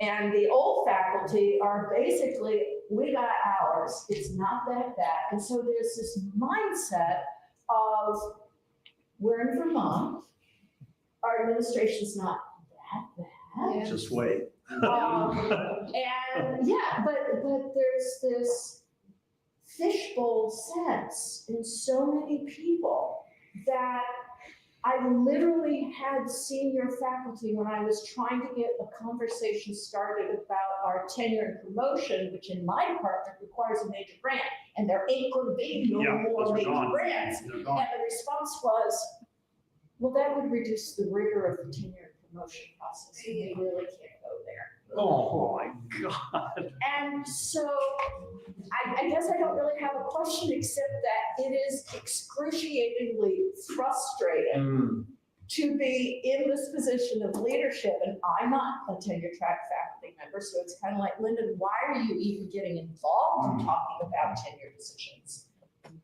It's really not appropriate. Oh my God. And then The faculty caste system. we call a rally, and we're lucky if we get 50 faculty to come to a rally at UVM. That's a really good day. And how to reach out to members. I think part of the problem at UVM is that the workloads are so excruciatingly high. Yeah. That nobody's got the bandwidth. Yeah. And I mean, you see it with grad students see it too. Yeah, to be like, this is why you have to go though, because it's going to reduce all my workloads and exploitation, and right now you're exploiting me. Yeah. But anyway, I'm glad I'm here. Thank you, Helen, for inviting me. Thanks, Linda. Nolan, and then Matt, and then you. And anybody, raise your hand, jump in. You don't have to have a fully formed battle plan. It can be a real question. I don't have any coworkers that have got a clue. Whatever it is, get it out on the table. So Nolan, then Matt. Yeah. Hey, everyone. My name's Nolan. I'm a member of the Tempest Collective here and also vice president of the union at Howard Center. And I just want to first start by saying what a fantastic panel this was. I mean, it was truly amazing, exactly what we need for this moment. So just thank you to everyone who spoke. And I think, you know, one of the things that I think, I have a number of kind of disjointed thoughts that I'll try and get out quickly, but, you know, I think particularly what, you know, what this panel was talking about was the need, the way that this moment is demanding solidarity. Yeah. And I think Heather spoke to that beautifully. You know, one of the things that, you know, Howard Center, you know, the union is actually, the leadership is fairly radical. And one of the things we've always bumped up against as we've wanted to, you know, pass motions and things in solidarity with movements outside of Howard Center is like, well, hold on, you know, we'll get this pushback on like, well, let's just stick to like what our union is about. So like, let's focus on wages and healthcare benefits for our union, because like, that's what this union is for. And this moment, this attack is actually mentioned of this just full frontal assault on every aspect of society is demanding that unions break out of that narrow framework and demanding that we understand labor as this vehicle for fighting back against all of it. And so it is such an exciting, it is both a terrifying moment that we are in and an exciting moment that we are in. But it is calling on all of us to rise to this occasion. And you know, it's both unfortunate and predictable that the leadership on a number of levels is not rising to that moment, right? The Democrats have made it abundantly clear that they will do nothing. They will rest on procedure and policy and decorum and just allow this sort of fascist administration to run roughshod. I have the displeasure of the Democrats aren't doing anything, so the socialists feel like they have to, because Democrats and socialists are not the same thing. Of attending a emergency AFL-CIO statewide meeting, you know, calling on workers like get in, and the asks were to donate to their PAC and to lobby legislatures. Like I was infuriated by what the working class, what the rank and file was getting as marching orders from the leadership. But then at the same time, like I was also just talking to Matt right before this meeting, and he was talking about. So this is a good question from Amy. Are they organizing and fundraising all the time? Yes, the revolution is perpetual. It is ongoing. I wonder if they enjoy anything, or is it always fighting capitalism? Fighting capitalism is who they are. This is part of their identity. This is their social community. It's kind of like us. How many people spend at least a dozen hours with me every single week watching Socialists? It's not just because we're trying to be responsible, although I think we are trying to be responsible, but I think there are a lot of people who we enjoy doing this. I enjoy doing this. I have fun doing this. This is crazy. I see some of the craziest stuff. We all see some of the craziest stuff. No one else sees this stuff but us. It's kind of cool. Sometimes we get to see news being made right in front of us. Sometimes we find things that go viral on the internet, end up on, local national news, big podcasts report on it. Like people share our videos. Like, I mean, that's fucking cool, right? So it's like, we're doing our thing, but we're also enjoying it. It's the same with them. They enjoy this. The organizing, the fundraising, this is their social community. This is how they connect with each other. This is how they define each other. And so don't dismiss it. This is why they're so effective. It's like when you love what you do, you never work a day in your life, right? I genuinely love what I do. I mean, I know I don't always seem like it, but it's like there are days I wake up, I'm like, I get to talk about socialism on the internet and research socialism on the internet and explain things to people on the internet. Fuck me, this is awesome. And I loved what I did before. I loved being an organizational psychologist when I was doing that. And maybe I'll go back to being an organizational psychologist someday because I'm really effing good at it. And I did love it, but now I've decided to apply it to socialism on the internet. So I'm doing something a little bit different. But it's like, I loved being an organizational I loved doing corporate training. I was really effing good at it. I help people have aha moments. I love doing coaching and stuff like that. When you love what you do, you never work a day in your life. They love what they do. They love being socialists. So why wouldn't they spend all their time doing it? How the mobilization of the rank and file within the teachers' unions is now forcing the leadership to catch up with them. Exactly. As the rank and file is active and getting going, the leadership is now going, oh, hey, we're gonna build for Mayday too. Like Mayday is really important, right? But it is the rank and file pushing that line forward of what's possible, and then the leadership is slowly catching up. And that's what this moment is going to take, is that type of activity. And that is why I think like the Mayday event that's happening in Williston is so important, because it is putting the migrant justice struggle front and center. Yep.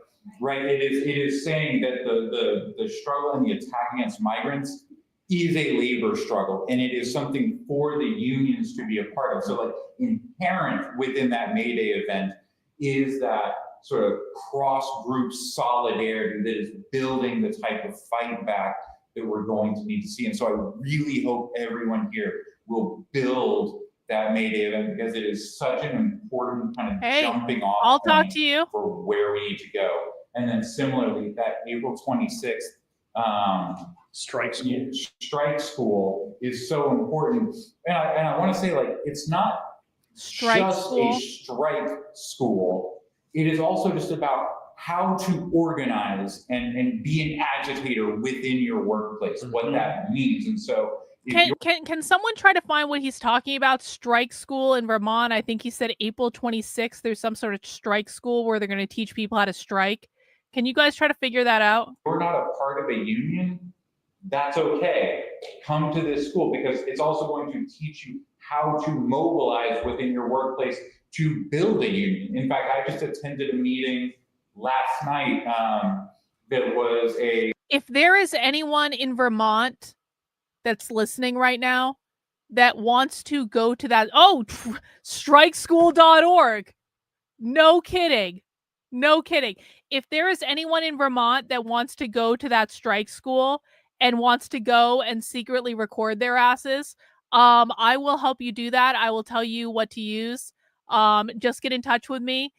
Go to decodetheleft.com/contact, send me an email on there, or you can DM me on Twitter. My DMs are open, but get in touch with me and I will teach you how to do that if you want to go to their strike school and secretly record them. A residential program of workers that are looking to unionize, right? And so it was talking, I was talking about the advantage of the union and why. Hang on. I need to now reprimand people who jumped the gun. Bott and Reagan. This is not what he's talking about, I don't think. I think this strike school thing that you guys found is something else. I don't think this has anything to do with what he's talking about. I think it's just the same name. So no jumping the gun. You don't have to be the first. Listen, I tell you guys this all the time. You don't have to be the first. Like, take a moment to look at it. Evaluate it. Come on. I appreciate you guys. I love you. You guys do a lot. I appreciate it. But come on.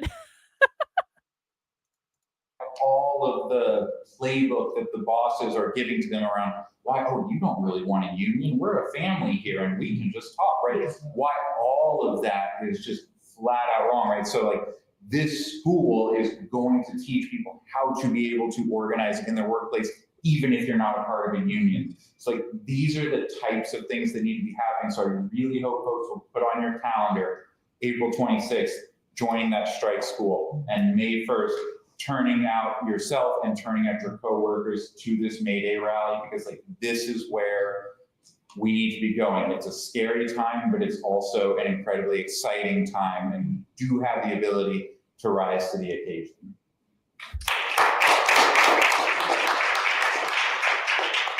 Yeah, I wanted to make sure that I wasn't overstating sort of the upswell of public educators. This was not a case of had a single match and an entire brush fire sprung up. Right? We had a small group of people that were pretty engaged, and it has been, we have, put out calls, and then, who shows up, and it's really been, there's been a lot of really frustrating. Yeah. I think then when you have those big events, and all of a sudden you have this big, everybody shows up, and we had 80 people on that call, I think on Sunday. How many people are going to show up on Monday, right? 95 showed up on Monday. Well, I was on the phone on Monday. Yeah, well, I'm saying next week. Right? Yeah. So we've had, we'll have a big event, a lot of people will show up.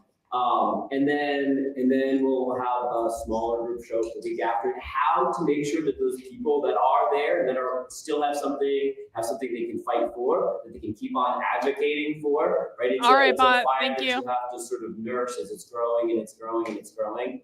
The easiest event that we did that ended up being like, I think it sort of felt like it broke a lot of barriers. We did an event, it's called, it was a walk-in Wednesday. Mm-hmm. So I went out in front of school, before school started, before anybody's contracted time was, at a table of coffee and donuts, and a bunch of markers and poster board, and said, write a sign that says, public money for public education. Write a sign saying, fight for public education. And people are coming in, they were just writing signs, and by the time, 7:30 rolled around, whenever we had going, we had 40 people outside, we had a bunch of students, and I just started. But the strike school is specific to Vermont, so whatever you just sent me from Denmark or whatever country is probably, guys, listen, I understand everyone wants to be first, but a strike school going on with like a Denmark URL is not relevant to whatever they're doing in Vermont,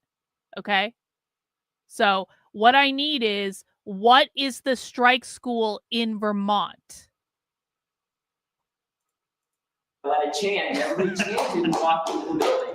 And all of a sudden, these people that just showed up and stopped for a donut, and like, yeah, I'm in favor of public education. We're on a protest, on a rally. Germany, sorry, Germany, thank you. And then I said, after that, whatever, Europe. Keep them. The next time you're at a rally, you've got a sign. You are chanting at a protest. You have a protest sign, and those were Now we just have a bunch of teachers that have that experience, that barrier has been broken. So the next time it's easier to call them and bring them back out. But But yeah, it's something that we have had to build, and we are hoping continues to. But there have been times when we felt like that little flame was about to go out. When you're on a Zoom meeting and you're like, is anyone else coming?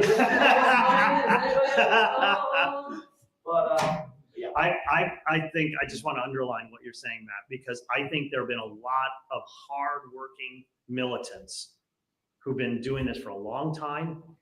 And now something big is happening around us, attacks on us, and people waking up on a colossal scale. Like 5 million people marched on Saturday, called by Indivisible, which is started by 2 Congress staffers in 2016. This is not a mass organization, but they caught fire in a bottle and it electrified people. But all those people are disorganized. Like I remember Occupy had a similar kind of feeling, all disorganized. Black Lives Matter, similar feeling, all disorganized. And so all the explosions went up like a rocket, down like a rock. And we have to avoid that this time. We need organization. Hang on. No, I'm sorry. I'm sorry, but no, this is not true. When he says unions, he's talking about leadership, not rank and file. The rank and file in the unions are who is organizing. It is not just the leadership. It is the rank and file. Now, that's not to say that all rank and file union members are socialists, but it is also not accurate to say that it is not the rank and file who's organizing, because the people in this room are rank and file union members. So you're looking at rank and file union members organizing right now. Fight ahead of us. So go ahead. Background, 50 years as a teacher, member of the American Association of University Professors, and the union makes us strong. I want to talk about content from my Politics of Cyberspace course, which I taught for over a decade.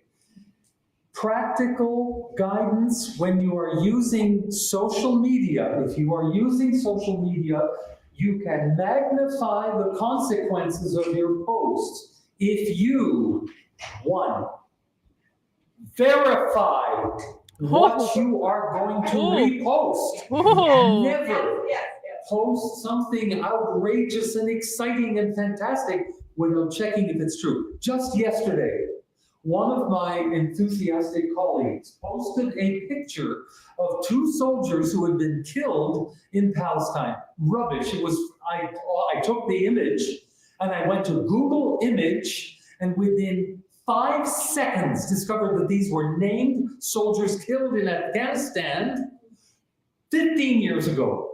We post misinformation, we are damaging our credibility. Yes. Next, make a point of spreading the accurate information that clearly demonstrates the fascist attributes of what this government and what this plutocracy are doing. Over and over, you will find daily analysis by thoughtful people in reputable sources.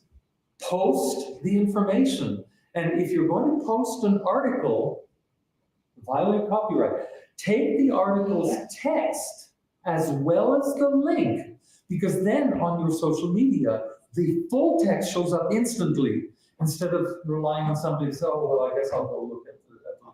So those are practical guidelines.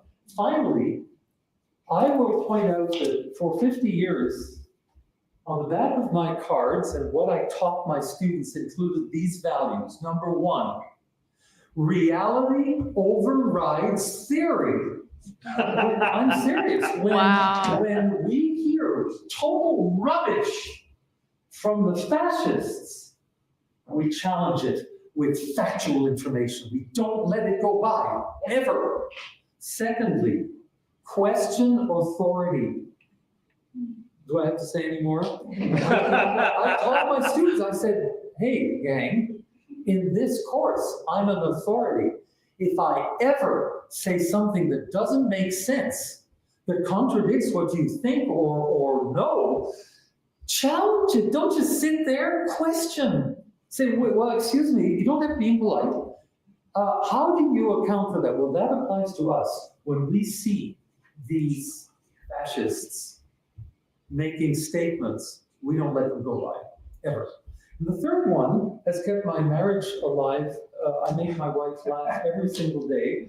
The third motto is better crazy than boring.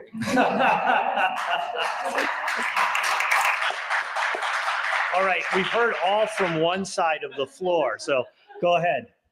I have a question about the details of Mayday on April 26th. Can I get time, place, and... Yeah, good question. Yeah. I was going to read a calendar at the end, but I can give the details. There's the strike school flyer. None of the five of you up in front have actually registered for that. I'm just calling you out. I'm actually going to be in too. And the Mayday flyer is out there as well. But I'll give the calendar now so that everybody knows the calendar of resistance for April in the run up to Mayday. At our Palestinian Land Day protest, Helen called us to march from Land Day to Mayday. Here's your stops along the way. So UVM has a protest in defense of higher education on April 17th at UVM's Howe Library Steps at 12 p.m. And this is the time to organize the faculty, because I mean, I met so many faculty members in April 5th,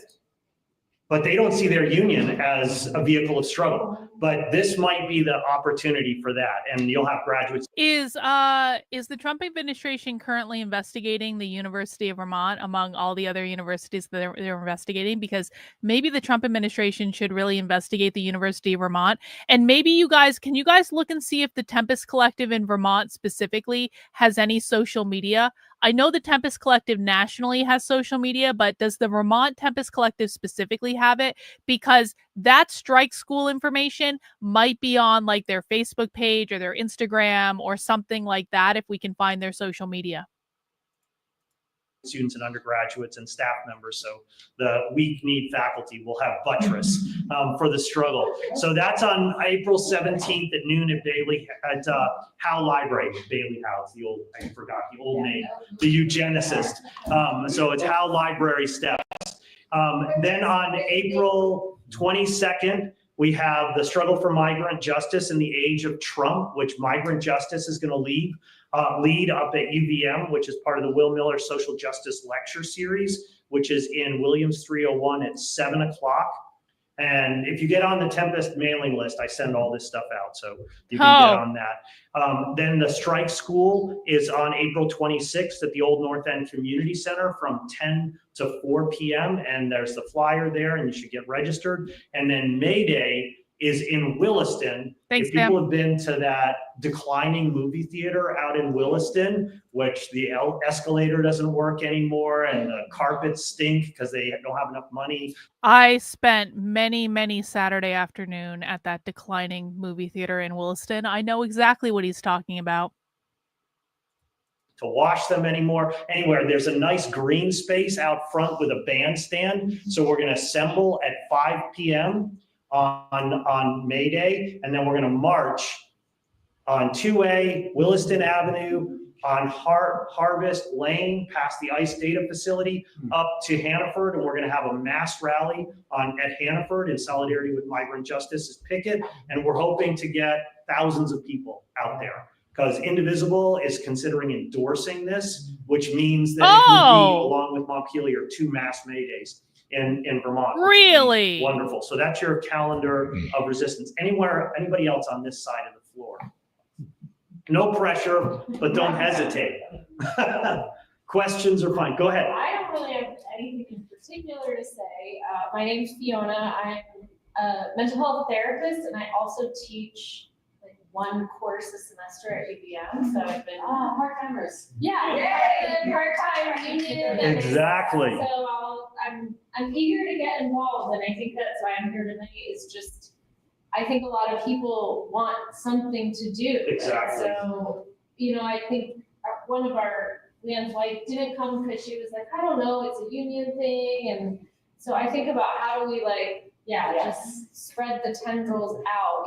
Also, I'm in private practice. So I'm a 1099 contractor with all these insurance companies, and we're not allowed to talk about our rates, and we're not allowed to do this and that. So, but we play an integral role in providing healthcare, just like the care providers at the hospital. It's like, how do we organize? We have power. So yeah, I'm just inspired and glad to be here and excited to plug in. That's great. Thanks. Anybody else from this side of the floor? Go ahead, Tristan. I'm Tristan. I work in student health services at UVM, and I'm new to the union of staff workers there, so Staff United at UVM. And I guess I just wanted to highlight what I'm taking from the contributions of the panelists, because it was extremely helpful in terms of orienting me and I think everybody here. And again, sort of getting the lay of the land of my new union, having been involved in other unions in the past.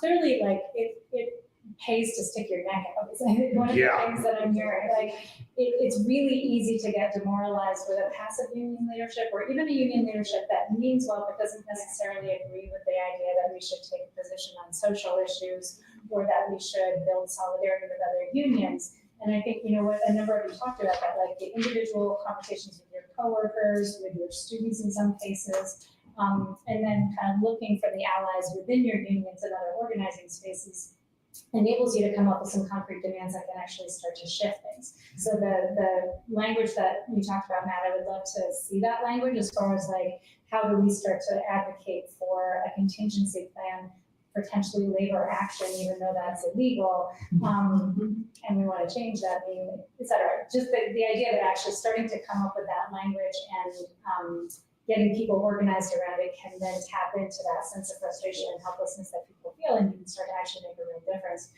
And then the other is what people have alluded to or talked about, which is this idea that like an injury to one is an injury to all.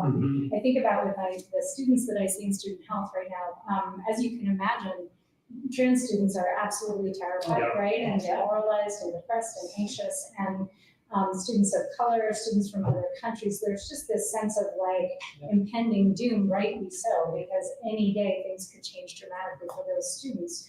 So thinking about how we use our position within our unions and in our workplaces to actually think about like defending those students and making that concrete. Because I find myself saying like, we're here for you and we're ready to support you to my students. I mean, that's lovely, but it doesn't mean as much as it would to see a walkout of your professors and your healthcare providers and your fellow students and so on, if something were to happen. And that something happening could be anything from, students being deported, as we're seeing on various campuses, to language changing around, like we've been talking about whether our language on our website is going to be changed so that we're less identifiably pro-trans. Oh my God. Yes, yeah. What? No, nothing has to change, don't worry, but they can also get the sense that the leadership within the Center for Health and Wellbeing is just trying to fly under the radar. Maybe they just won't notice that we're friendly to people of color and to trans students and so on. So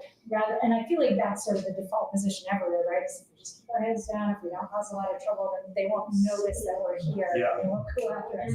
The exact opposite is true. But actually things to fight after. Please to stick your neck out. So really, really appreciate it. Yeah, I know. I told you.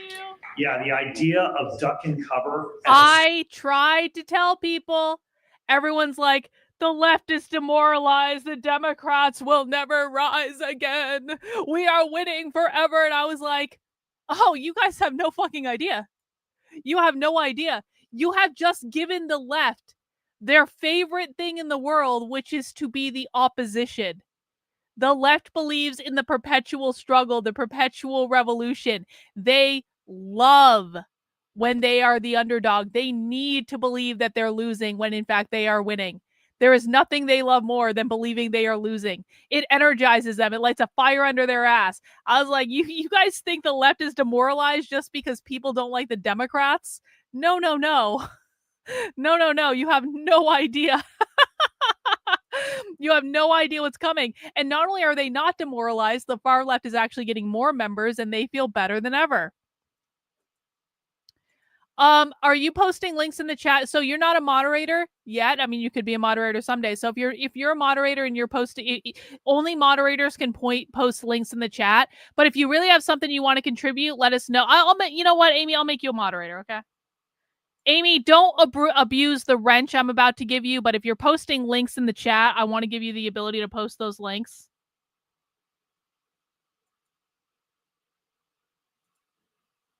Okay. Standard moderator. If people want to help us research, by the way, if you want to help find links when we're doing stuff like this and research the different people we're looking at, it's super, super helpful when people participate in the chat by, researching this stuff, because that means A, I don't have to do it later. B, we can all work together with this stuff. So if you want to be a moderator in the chat so that you can post links that you're finding that are relevant, do let me know. I have no problem making people a moderator, but don't abuse the privilege, okay? We're doing this for good. We're not doing this for evil. Hey, thank you, Richard, for the super chat. If it'll display on the screen. Thank you, Richard. Richard, I feel like you said something. Oh, I appreciate the thoughts about yeah, it's been a tough week, man. It's been a tough week with the dog, but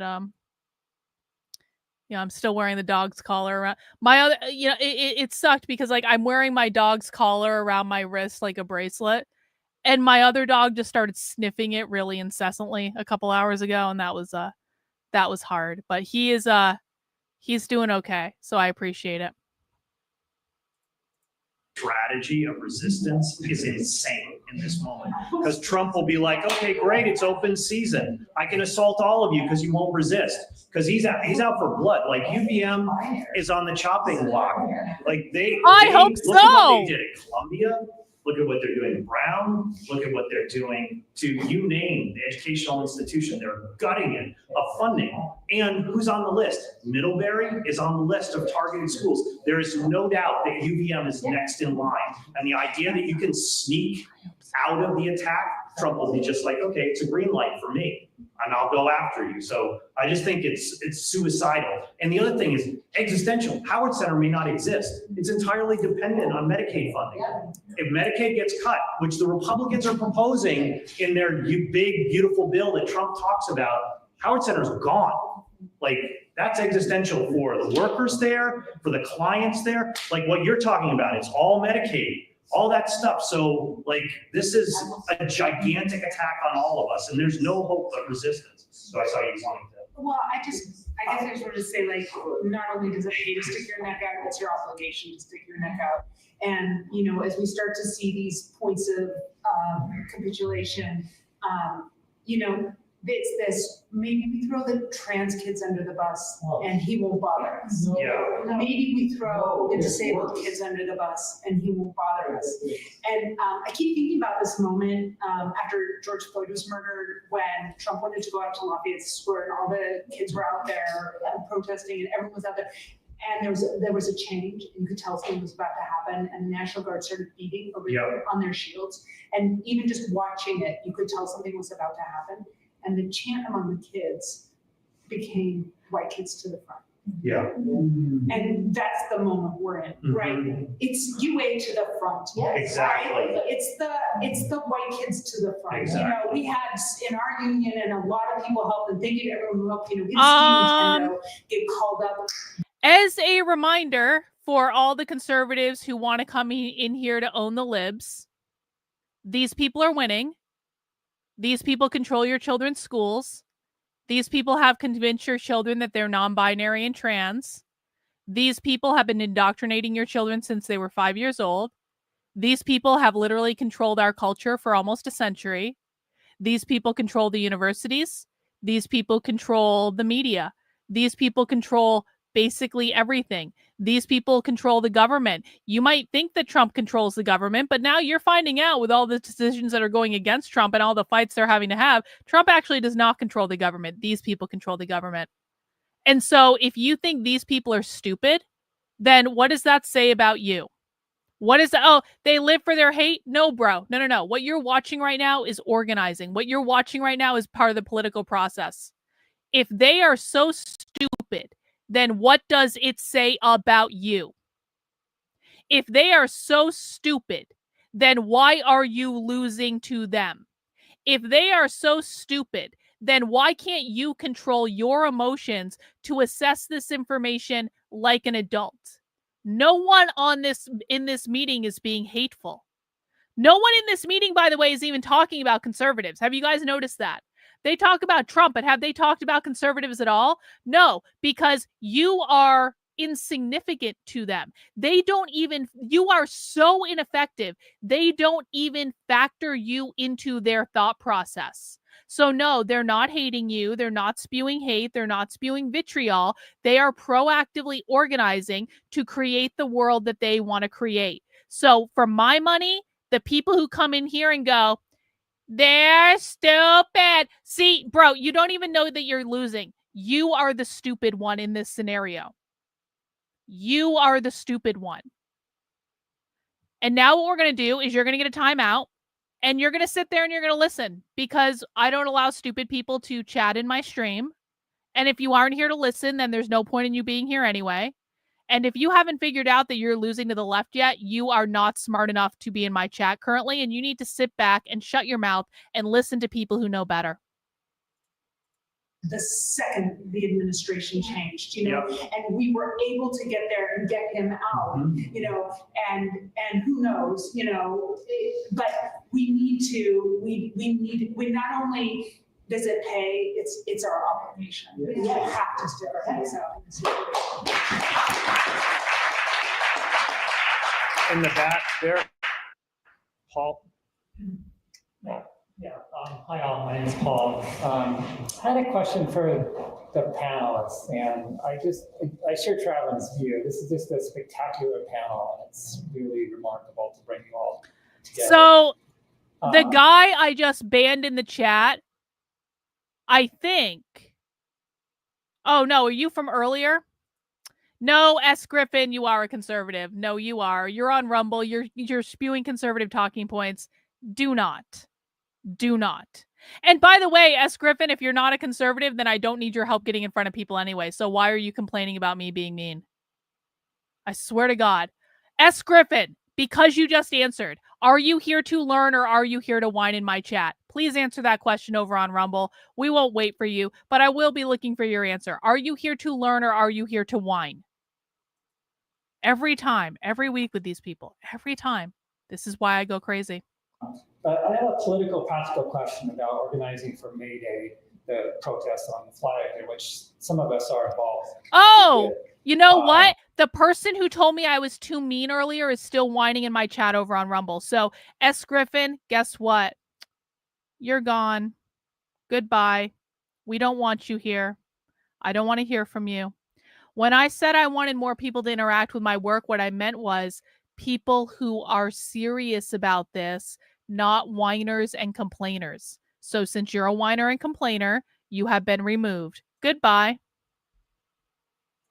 Now back to this. We have 20 minutes left. We're getting through this without any major kerfuffle.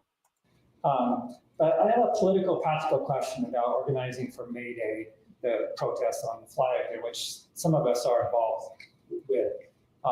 And it goes back to what Matt said. We don't want to mobilize, we need to organize. And you guys all talked about incredible organizing. So my question is around how to kind of translate that into, practically a turnout from many union members and other workers to Mayday. I went to the school board meeting that we talked about for the sanctuary schools in Winooski. And it was a really remarkable event. What I saw in the union was union member after union member talking about solidarity, the politics of solidarity, talking about an injury to one is an injury to all, talking about without risk, there's no gain. Yep. Yes. Yep. This was a union of people who had worked together, had experience together, and it's exceptional. Clearly. It was also, a lot of the teachers had Winooski Strong t-shirts on. So it was a union that participated in Black Lives Matter. Yep. It was a union that was out on the street for Palestine. for Palestine solidarity. It was a union that's been influenced by something bigger, by the social forces. Right? So, those two things are coming together. So I'm just wondering how you think about that with kind of the importance of putting labor, which can sustain the resistance to authoritarianism and can offer horizon for winning, putting labor at the center of this much bigger thing that's happening in the resistance to Trump, and then how you kind of do that in your workplace. How do you what's the next step for people? Did you want to jump in the back? Yeah, go ahead. No, I thought about it, but I saw you raise your hand briefly. I thought you were, when you were pointing, I was like me, and you're like him. And I wasn't going to say anything because if I say something crazy, it's because I haven't eaten since breakfast. And so my blood sugar is a little low, same. I would say I've always, like my friends and colleagues, a lot of times they accuse me of being sort of like a very pessimistic person, that I always see like this gloom and doom that's coming. And I realized lately that I'm not at all. I'm very much like an optimist, maybe even like Pollyannish, because I sort of assume that with all this that's coming, this attack on, I work at UVM, I'm sorry, I'm with United Academics, that all this stuff would be like a call to action, and that I was going to finally see my colleagues like step up and get involved and like express a commitment to the things that we've always said was important to us, like a commitment to diversity, equity, inclusion, like academic freedom and freedom of speech, and now that that's under attack, I really thought that we would see like a rallying. And I'm part of the faculty senate at UVM, and I put two resolutions together recently. They don't say anything except I just pulled some excerpts out of things that the university, say that in air quotes, but really it's the administration, has said was important to us, and they're in our policies and all of our statements of the things that are our values and our principles. And I restated those in a resolution. And then I said, and so be it resolved, we the faculty senate, who've never really said these things, that we support these things, we support these things too. Like these are our values. And in order to get a resolution approved, you have to get it to the faculty senate, and you have to get the faculty senate to discuss it and vote on it. And I'm part of the executive committee, and I brought it to the executive committee, Pollyannishly thinking this will be really easy. We'll just put this on the agenda and we'll discuss it. And I didn't even get a second to my motion. Unbelievable. And so I said, well, I'm not going to be defeated by this. I'm not a quitter. There's other processes that I can engage in to force it onto the agenda. And really, I need 14 signatures out of 140 faculty senators or members of the faculty senate. Well, I'll get that really easy. So I created a petition with my resolutions, and I sent it out to all the faculty senators. And right now I'm at 14. So it's going to get there, but that's out of 140 people. That's and that is really discouraging, right? Like this you would think this would be kind of a no-brainer. And it's been eye-opening because I've gotten not a lot, but some people have actually said, I don't support this, and here's why.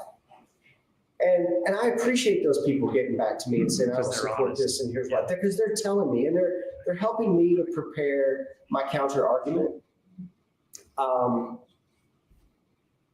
But almost all of the responses is, I don't support this because of the things that we've been saying here. We need to keep our heads down. This is going to call attention to us. This is going to make us a target. And I'm like, well, then they have already won. Exactly. We don't need to lose this thing because they've won.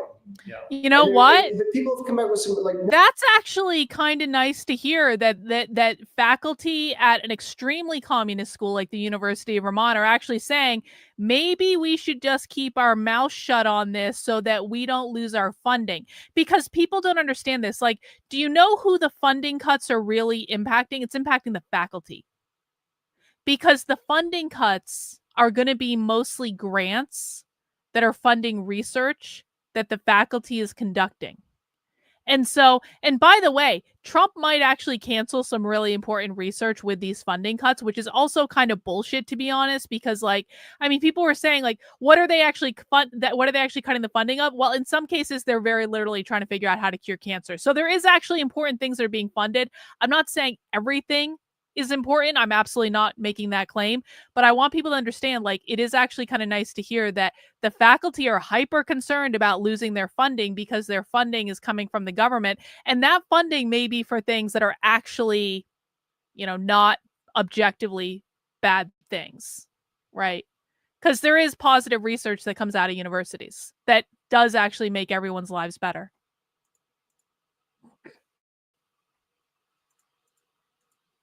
No, we haven't fully lost because people haven't necessarily been fired for their speech, or people haven't necessarily been deported because of what they've said. So we have to keep our heads down because we don't want that worst consequence.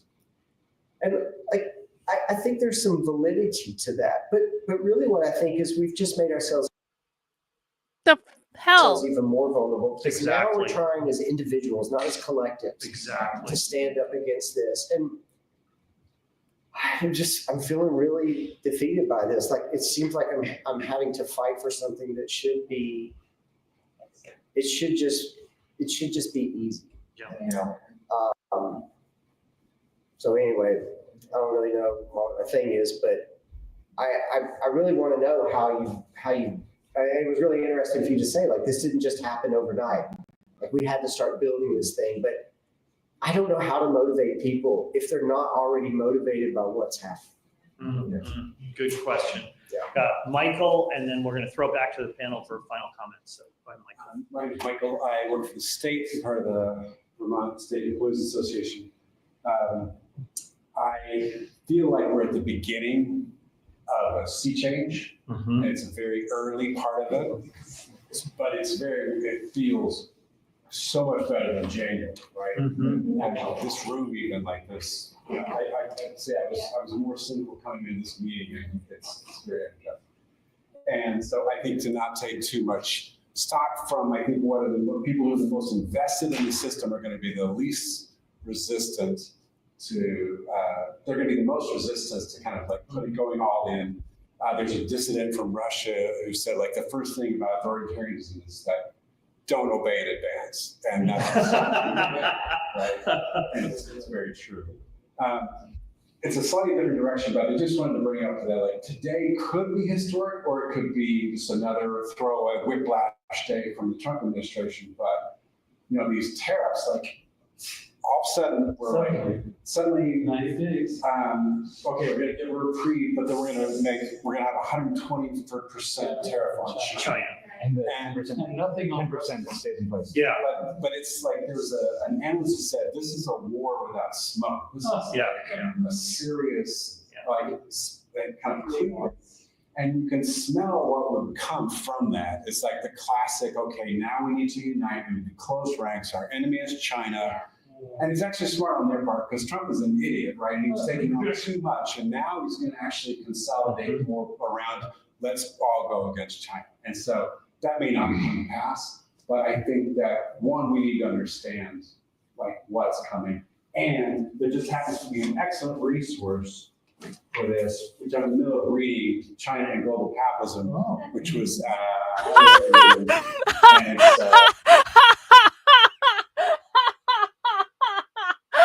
oh my God. The socialists are literally telling us that they think China is too capitalist. Organized by Ashley here, and he's got chapters, and it's a really good book so far. There's another one that I'm coming up on is USA versus China. Fantastic read, but one of many things probably people have on their places to read and talk about, because there's a lot of details. Thanks, Michael. The one thing I want to say about the China thing is, like, people, especially universities, need to think about this, because there are 300,000 Chinese foreign students that are at universities and keep a lot of public universities alive. And if they are pulled out or expelled by the Trump administration, you're talking about the collapse of whole universities all across the country. So, like, that again is an injury to one is an injury to all. If they come for the Chinese student, the professor who's teaching them is the next one in line. Like, wait. Let's just think about this for a second. Let's just think about this. Gayla, I so appreciate you. Thank you for the super chat. Thank you for that. Let's add that to our total. Let's just think about this. So if Trump banned all Chinese students, and listen, man, I don't have just because I acknowledge that China is a capitalist society. Well, it's communism and capitalism mix. There's a lot of capitalism going on in China.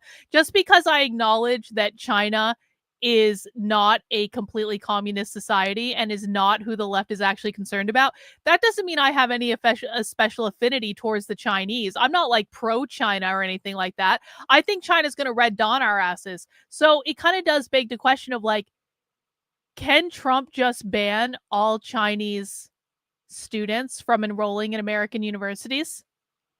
Can that actually happen?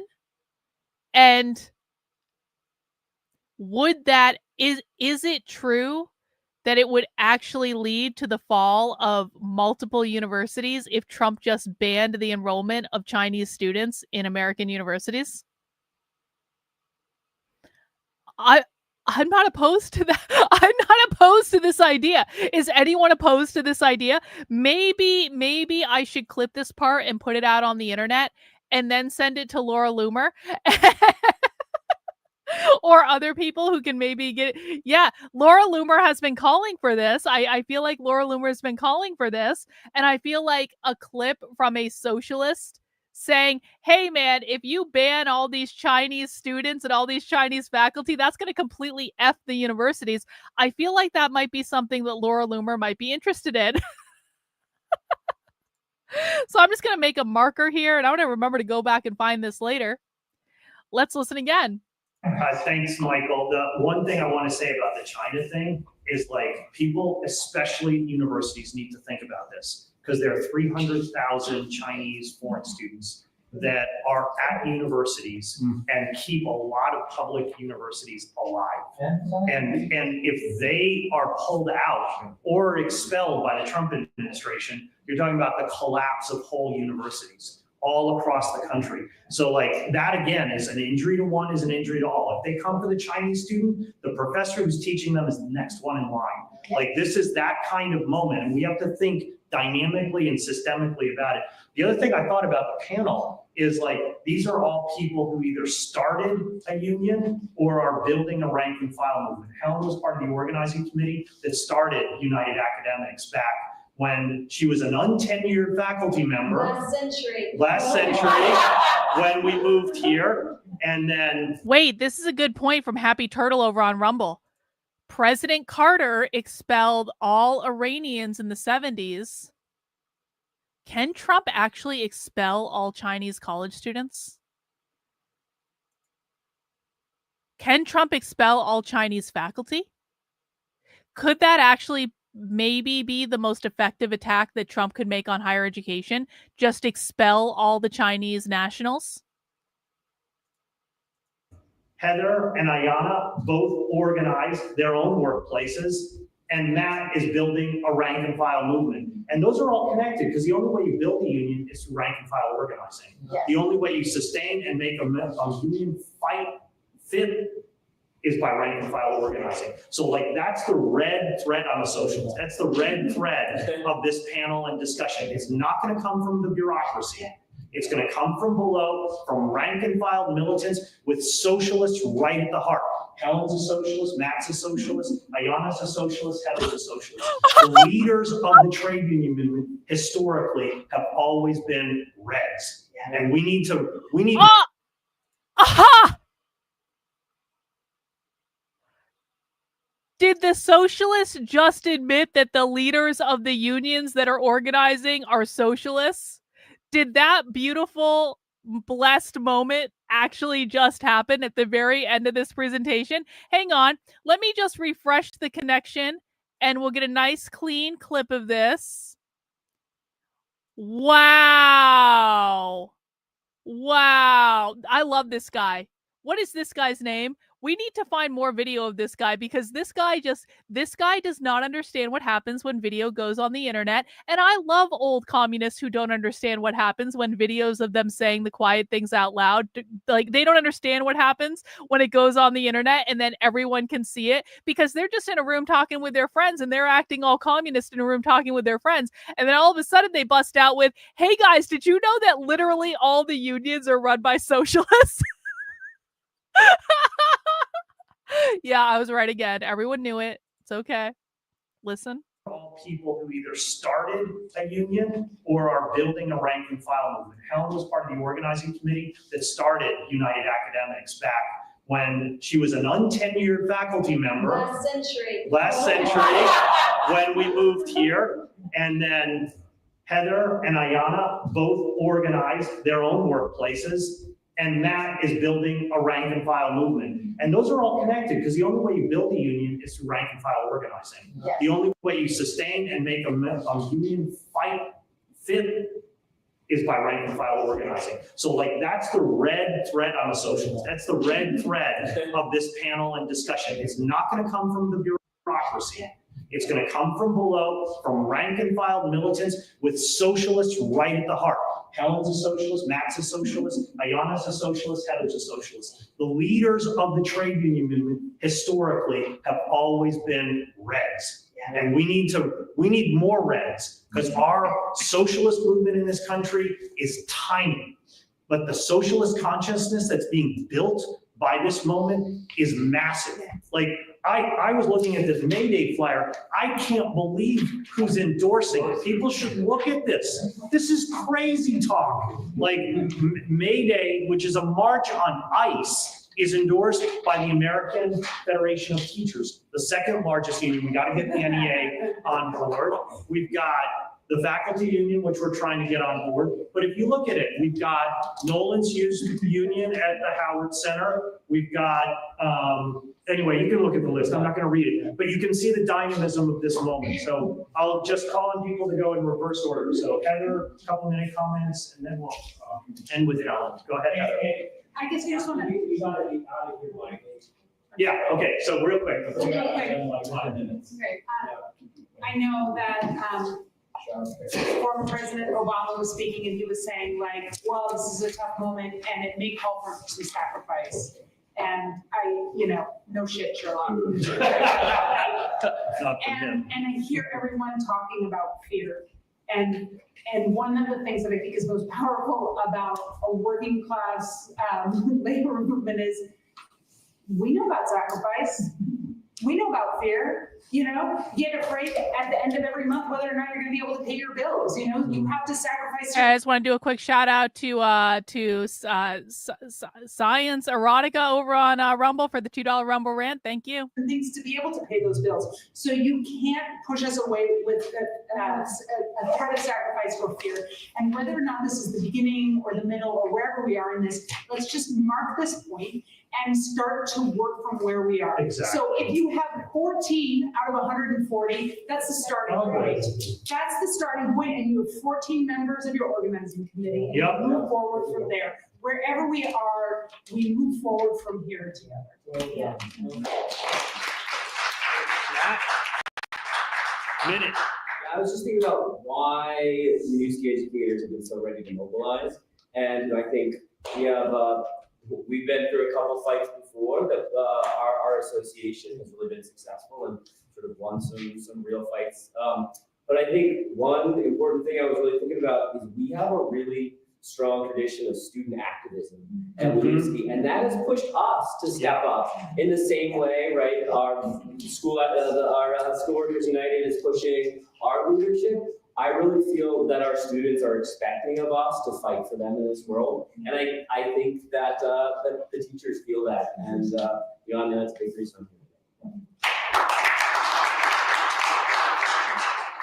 Yeah, one thing just to add to all this conversation about not ducking and covering is like being a new union, we've had conversations early on about like endorsing events and taking a stand on Palestine with our like member resolution, which is eventually what we landed on because we didn't want to make have something that wasn't representing like all of our members. But that was a conversation that we were like, not saying something says a lot more, says so much. And we had pushback from some people being like, how do we know that this is representing our members without them being here in the room if we're a rank and file? And what we came to was like, we know we aren't representing the most marginalized of our members if we aren't pushing forward these things. Exactly. Which is what we're here to do. And then just like on the note of like, how do we get people to events? You just make it as absolutely easy as you possibly can. We're creating emails, texts. We have like phone banking, text banking, that has food and other social things tied to it. We walk with groups, like we walk people over to the event. We, make it fun. I think, having things, you can get a lot of grad students to events with just having food. We also have 1 in 5 grad students is food insecure. So exactly. Throwing those numbers around too. It was Grad Student Appreciation Week this week. So we have some good messaging on that. So kind of playing off of like what the university is doing, being like, if you want to appreciate us, like maybe don't just like recommend us go to the Rally Cats food cover for our food insecurity issues.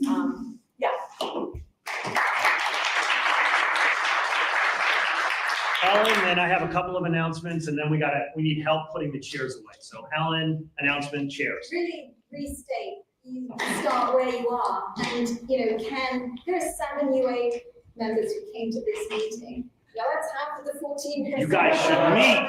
That's neat.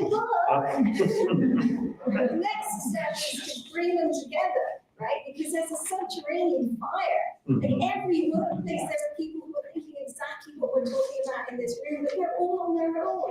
And so we have to give the focal point to bring them to a place where we can jointly make decisions. I think we should definitely bring people to the strike school through UAM. And you should register for it. Yeah. Okay, Travis. We will. Also Mayday, but then I think what Paul asked about what after Mayday is a key question. Like we need another focal point post Mayday. I think a good thing for all of us to do is to think about what will our post Mayday event be in our workplaces. Yeah. So maybe that might be knitting together that small group of rank and file organizers who want to fight back against Trump, whatever it is in your particular workplace. So that we all bring our own post-Mayday event, so that we are organizing, mobilizing, and organizing. Couple of quick things and then cheers. So Helen called it a subterranean fire. So people know that's a quote from August Spies, who's one of the Haymarket martyrs. That's what he said in court when they were about to hang him. That is, if you think you can stamp out the fire of the labor movement, it will pop up here, there, and everywhere. It's a subterranean fire and you cannot put it out. That is what's building in the United States. And to your question, why we had a union-focused event is because that's where we have collective power. And without that collective power, we're toast, honestly. And so it's step-up time for people in unions. Just a reminder of the calendar of events. So UVM on the 17th at the Howe Library steps at noon for Struggle in Defense of Higher Education. That was 2 days Migrant ago. Justice, the event on the 22nd at UVM in Williams 301 at 7. Register for the strike school, as Travis has told us, and then come to Mayday, but don't come alone. What Ayanna just said is get people in a car with you from your workplace, from your neighborhood. We're working on food. We're working on food at the rally, but we're worried that it'll be 5,000 people and we don't have any idea how to feed that number of people. But let's have that problem. So we'll figure it out. So do what Ayanna said, which is organize people with you to come to Mayday. And then in that car ride, talk about what we're going to do next. Because none of us are strike ready. We have to become strike ready. That's what April is about. That's what Mayday is about. That's what we have to get ready to do. And it will be illegal. None of this is legal, but the entire labor movement was built in illegal strikes. If people have any sense of labor history, that's where the Teamsters Union comes from. That's where every single public sector union comes from. Illegal strikes where people said, this is our union. Whether it's legal, granted or not, we're taking it. So the final thing is Tempest is having a study group on the socialist strategy in trade unions on the, 2 weeks from Monday, which is a Tempest study group? The 19th. We should go to that. Organization. Thanks, Helen. 21st at 6 o'clock, we'll be meeting at Migrant Justice, and we're going to read an article by a building and grounds maintenance worker on the socialist strategy and the trade union struggle. So if you're on the Tempest email list, get on that and we'll send out the article and you should come. And if you're not a member of Tempest, consider joining because we need more Reds in the union. Without Reds, this train is not gonna drive forward. So I love this guy. I love this guy. This old guy is like the best socialist ever. We need more Reds. Okay, bro. Okay. Amy says, Karlyn, we need to start organizing, but I have zero idea how. Amy, do you know how we start organizing? Is we all work together to bring more people into our little community. We're going to start using this community as our organizing platform because the thing of it is, Amy, what we need to do is to get more people to engage with this type of content to see what the left is actually doing.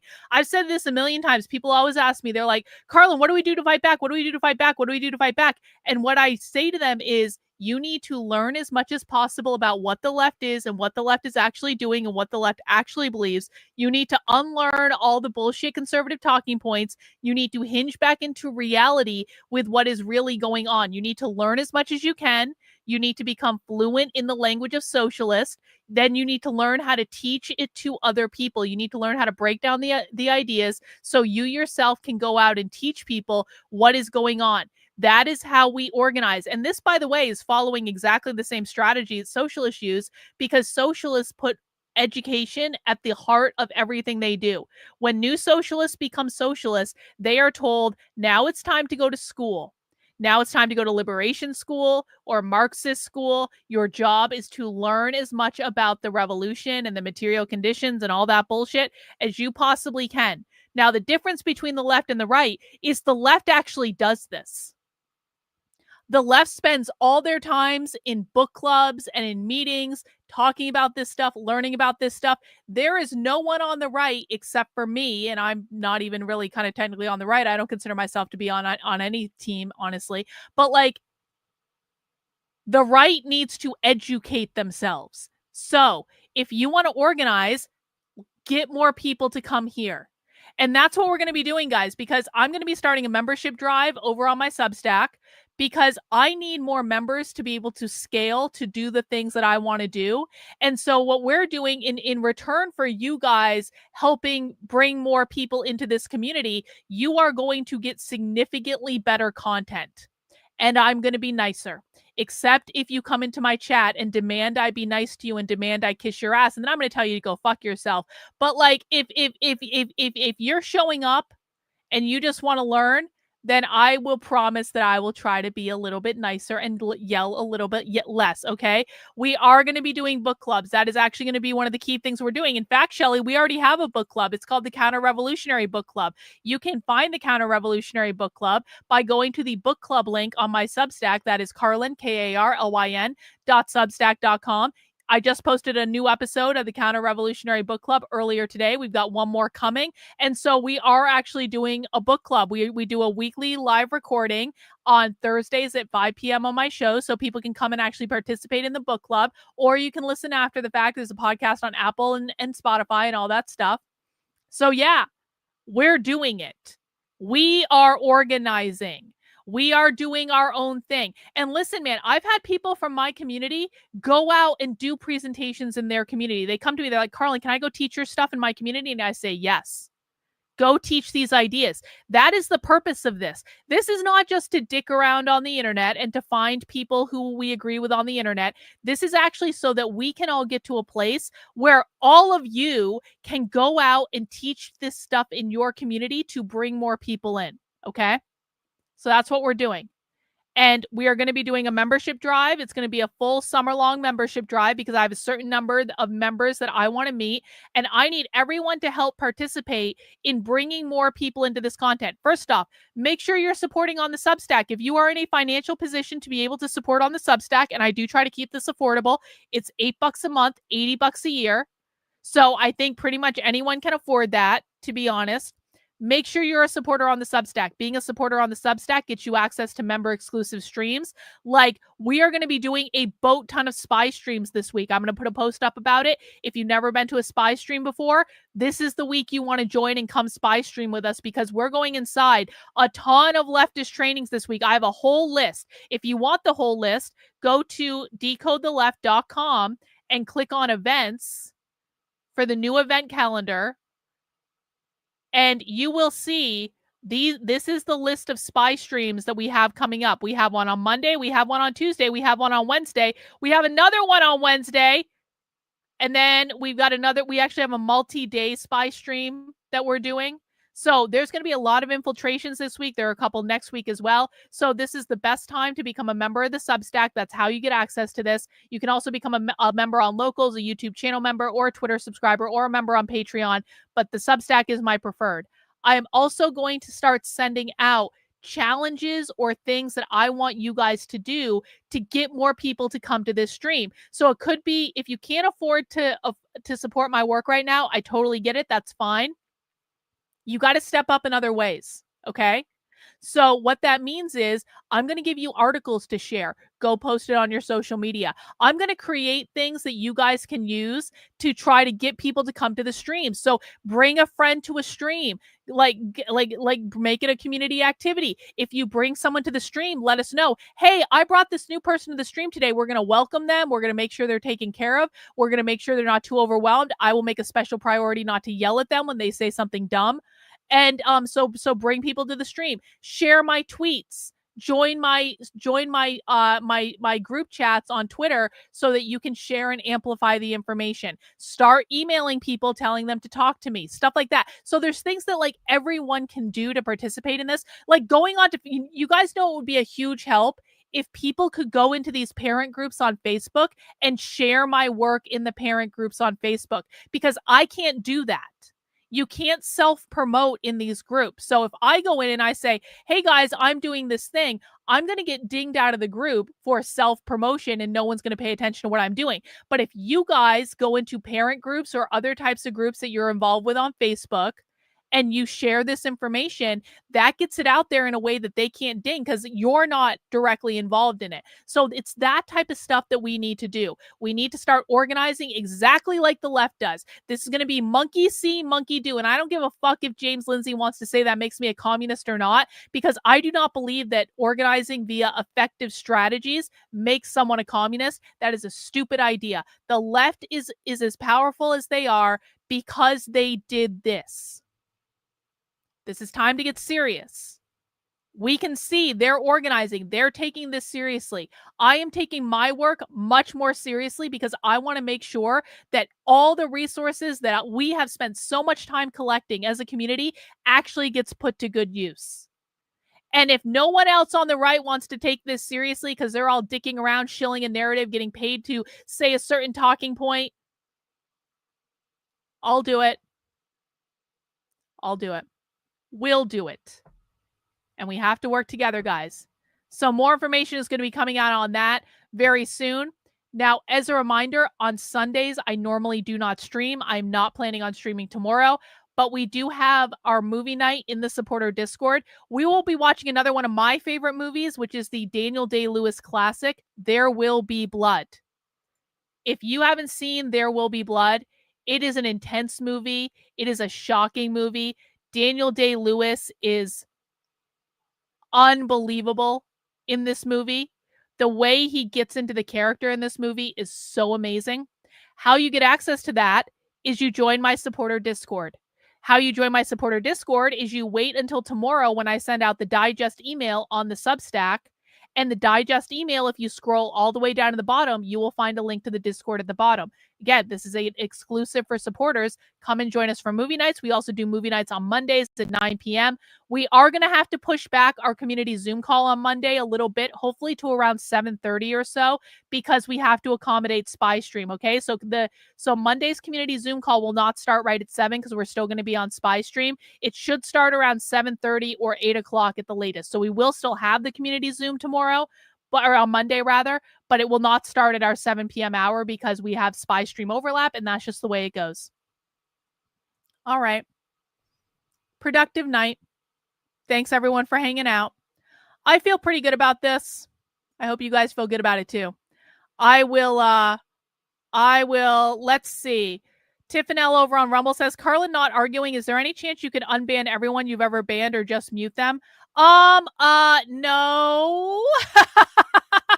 No, that's not going to happen. And the reason that's not going to happen, and listen, I issue general amnesties on YouTube all the time. I might do a general amnesty on Rumble, but to be honest, the vast majority of people that I've banned on Rumble are spamming my chat. So no, I'm not going to issue a general amnesty to people on Rumble who almost all got banned for either being an overt asshole or spamming my chat.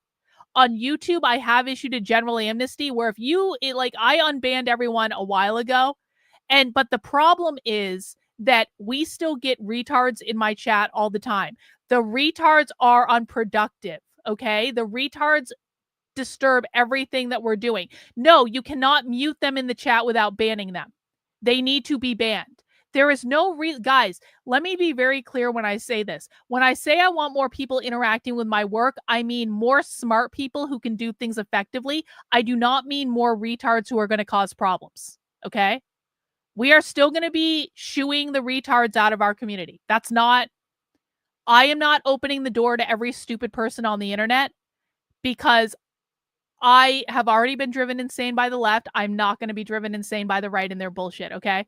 So the people who are meant to be here need to be here. There are plenty of smart people in the world. We need to go recruit those smart people, but we are not going to allow the unhinged morons of the internet to disrupt our productive environment because I've created something that's very rare on the internet, which is we actually do productive things and we don't attack each other all the time. And it is actually a nice place to be. So we will be keeping a toxic element outside of our community. They don't need to be here. They can go somewhere else. Anyway, that's all I have. That is all I have. I hope everyone who celebrates Easter has a very happy Easter. I hope you guys have a good rest of your weekend. Any chance I could work with Myron? No. No. See, Myron Gaines is exactly who I'm talking about when I say I will not interact with the unhinged retards of the internet. There is literally zero chance that I will ever work with Myron. There is zero chance I will ever have a conversation with Myron. There is zero chance that Myron is smart enough to understand what we're doing anyway. There is zero chance that Myron would be helpful to us in any regard. Myron is a retard, and he has many other worse things that I'm not going to say on the internet as well because it will be used against me. But I have called him the N-word on more than one occasion because he acts like it. Because he acts like it. I don't give a flying fuck if he works with Nick Fuentes. I don't care. Myron has no value to offer us at all, and I don't want to deal with it. So no, the answer is no. We keep retarded, not going to say the N-word, we keep retarded assholes as far away from us as possible because they only cause disruption and chaos. All right? And he's not that smart. Anyone who thinks Myron is that smart has never been around smart people. All right, guys, that's it. I haven't eaten food yet today. And so I'm actually going to go make myself a sandwich because I haven't eaten yet today. I hope you guys have a good rest of your evening. I hope you guys all have a great Easter if you celebrate. I will see some of you for movie night tomorrow after you get back from your in-laws and you just want to hang out and relax and watch a movie. I can't believe we're watching They Will Be Blood for Easter. Who planned that? But bye, guys. We'll see you soon. Take care. Bye.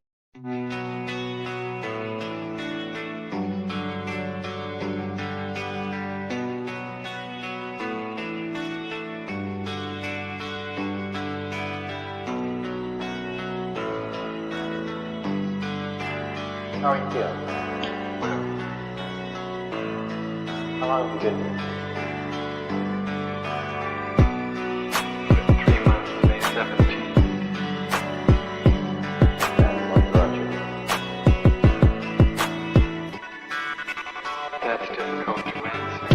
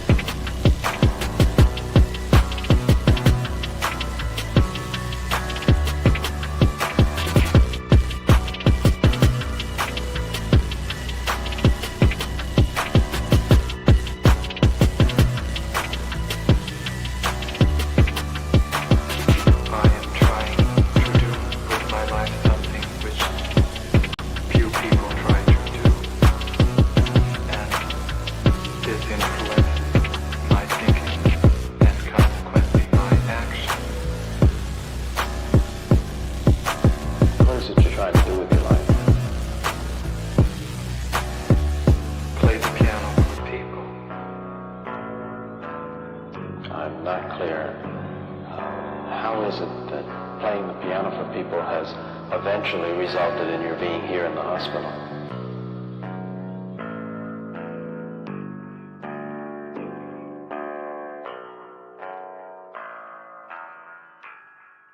That's difficult to answer.